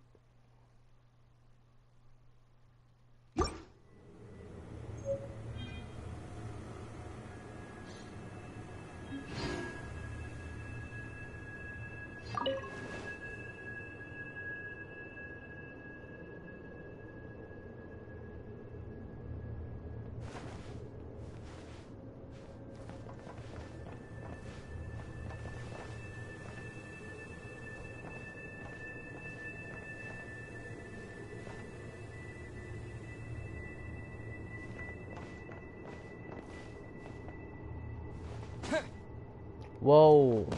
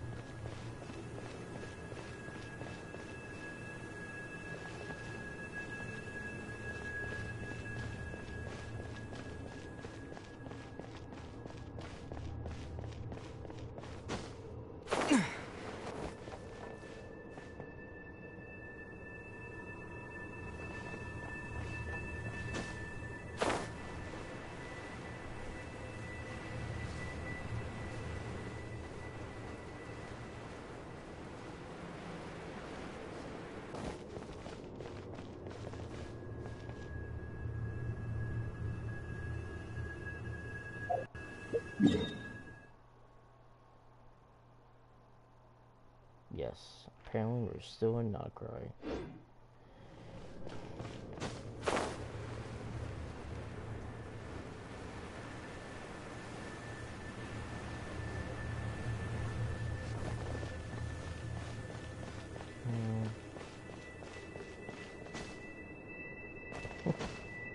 Whee.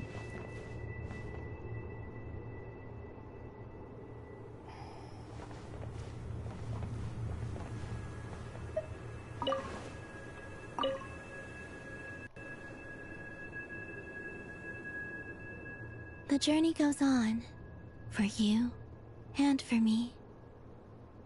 Like I said, this is not the end. I don't believe there has to be an ending.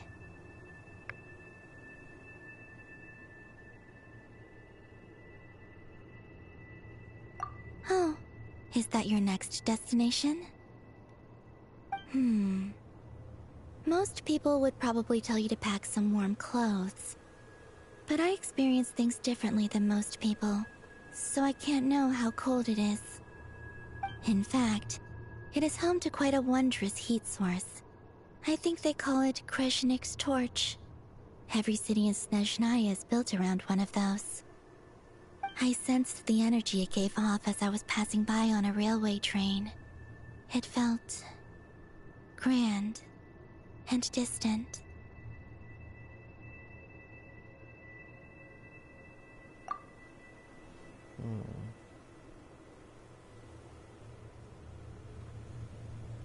I also recommend the Korolievsky troupe in Snezhnograd. They give performances quite regularly, and entry was free for Harbingers. I liked them a lot.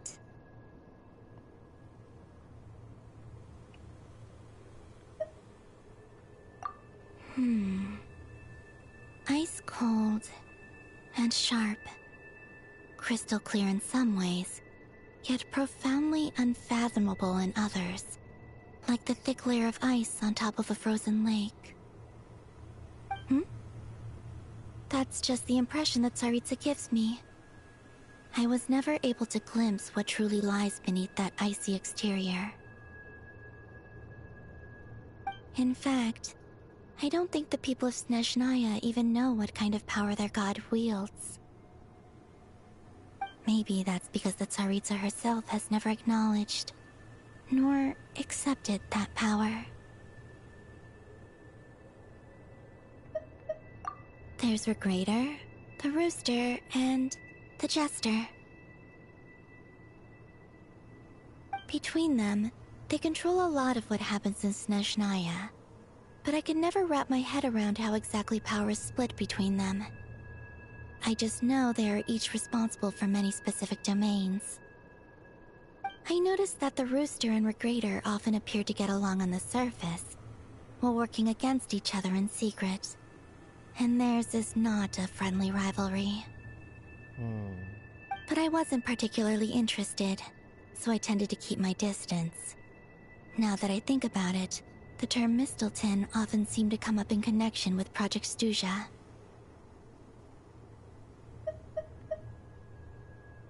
Once things settle down in Notcry, I'd like to explore the world beyond Snezhnaya. You've told me so many stories about the other places you've been to, and all the friends you've made there. I'm curious to visit those nations and see them for myself. It would also help me learn more about the journey that has made you into the person you are today. I wish there were like more questions, but that you could ask her, but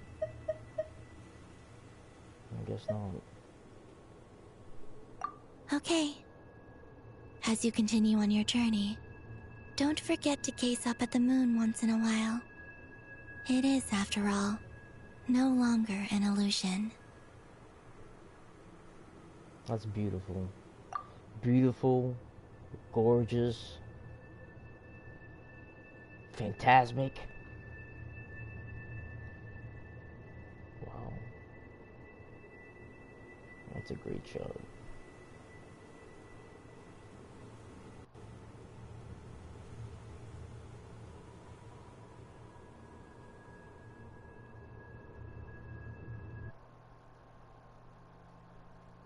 Still recording.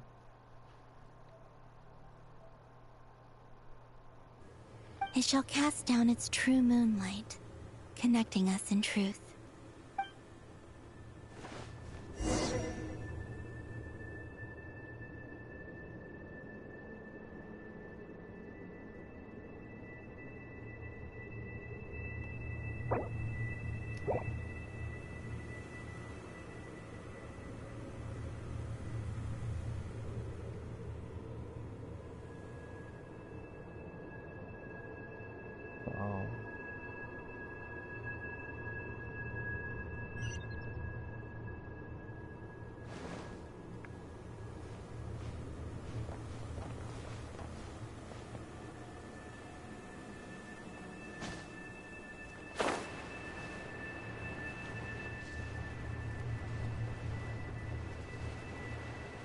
What happens if I try to leave? The moon! Or the crater.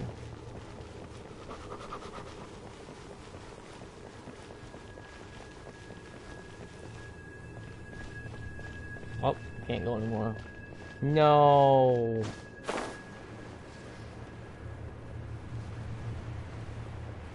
I tried.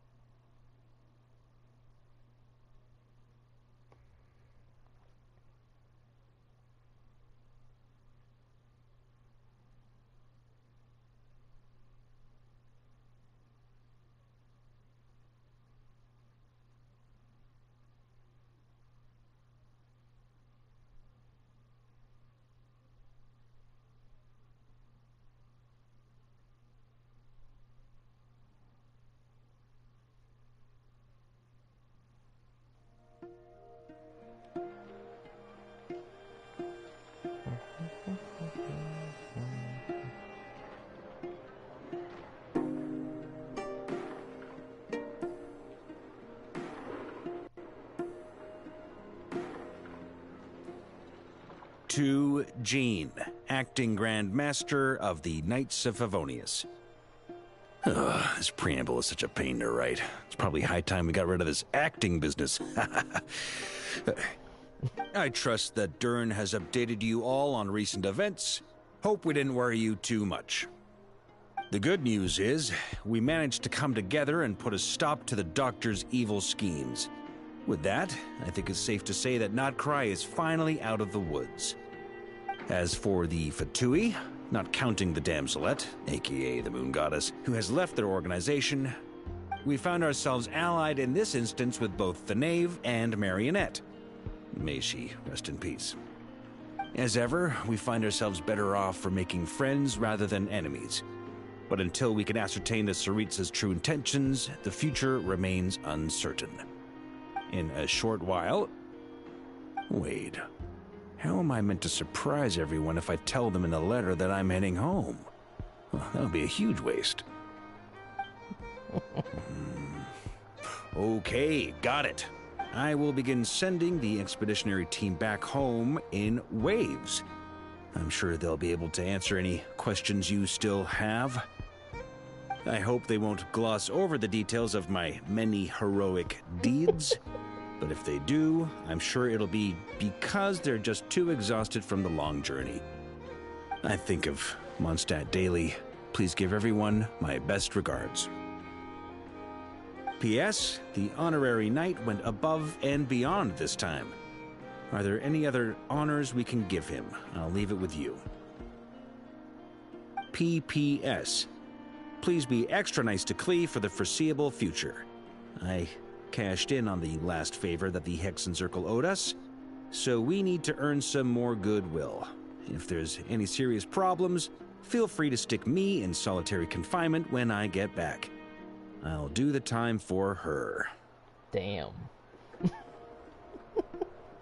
Whew. And that, as they say, is all she wrote. End of an era. And with the moon shining down brighter than ever, I think everyone is going to sleep well tonight.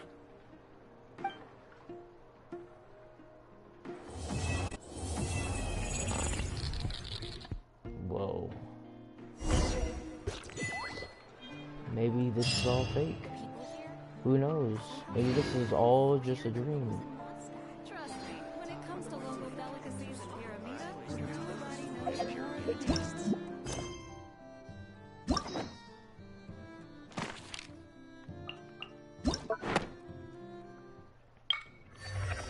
And to be continued.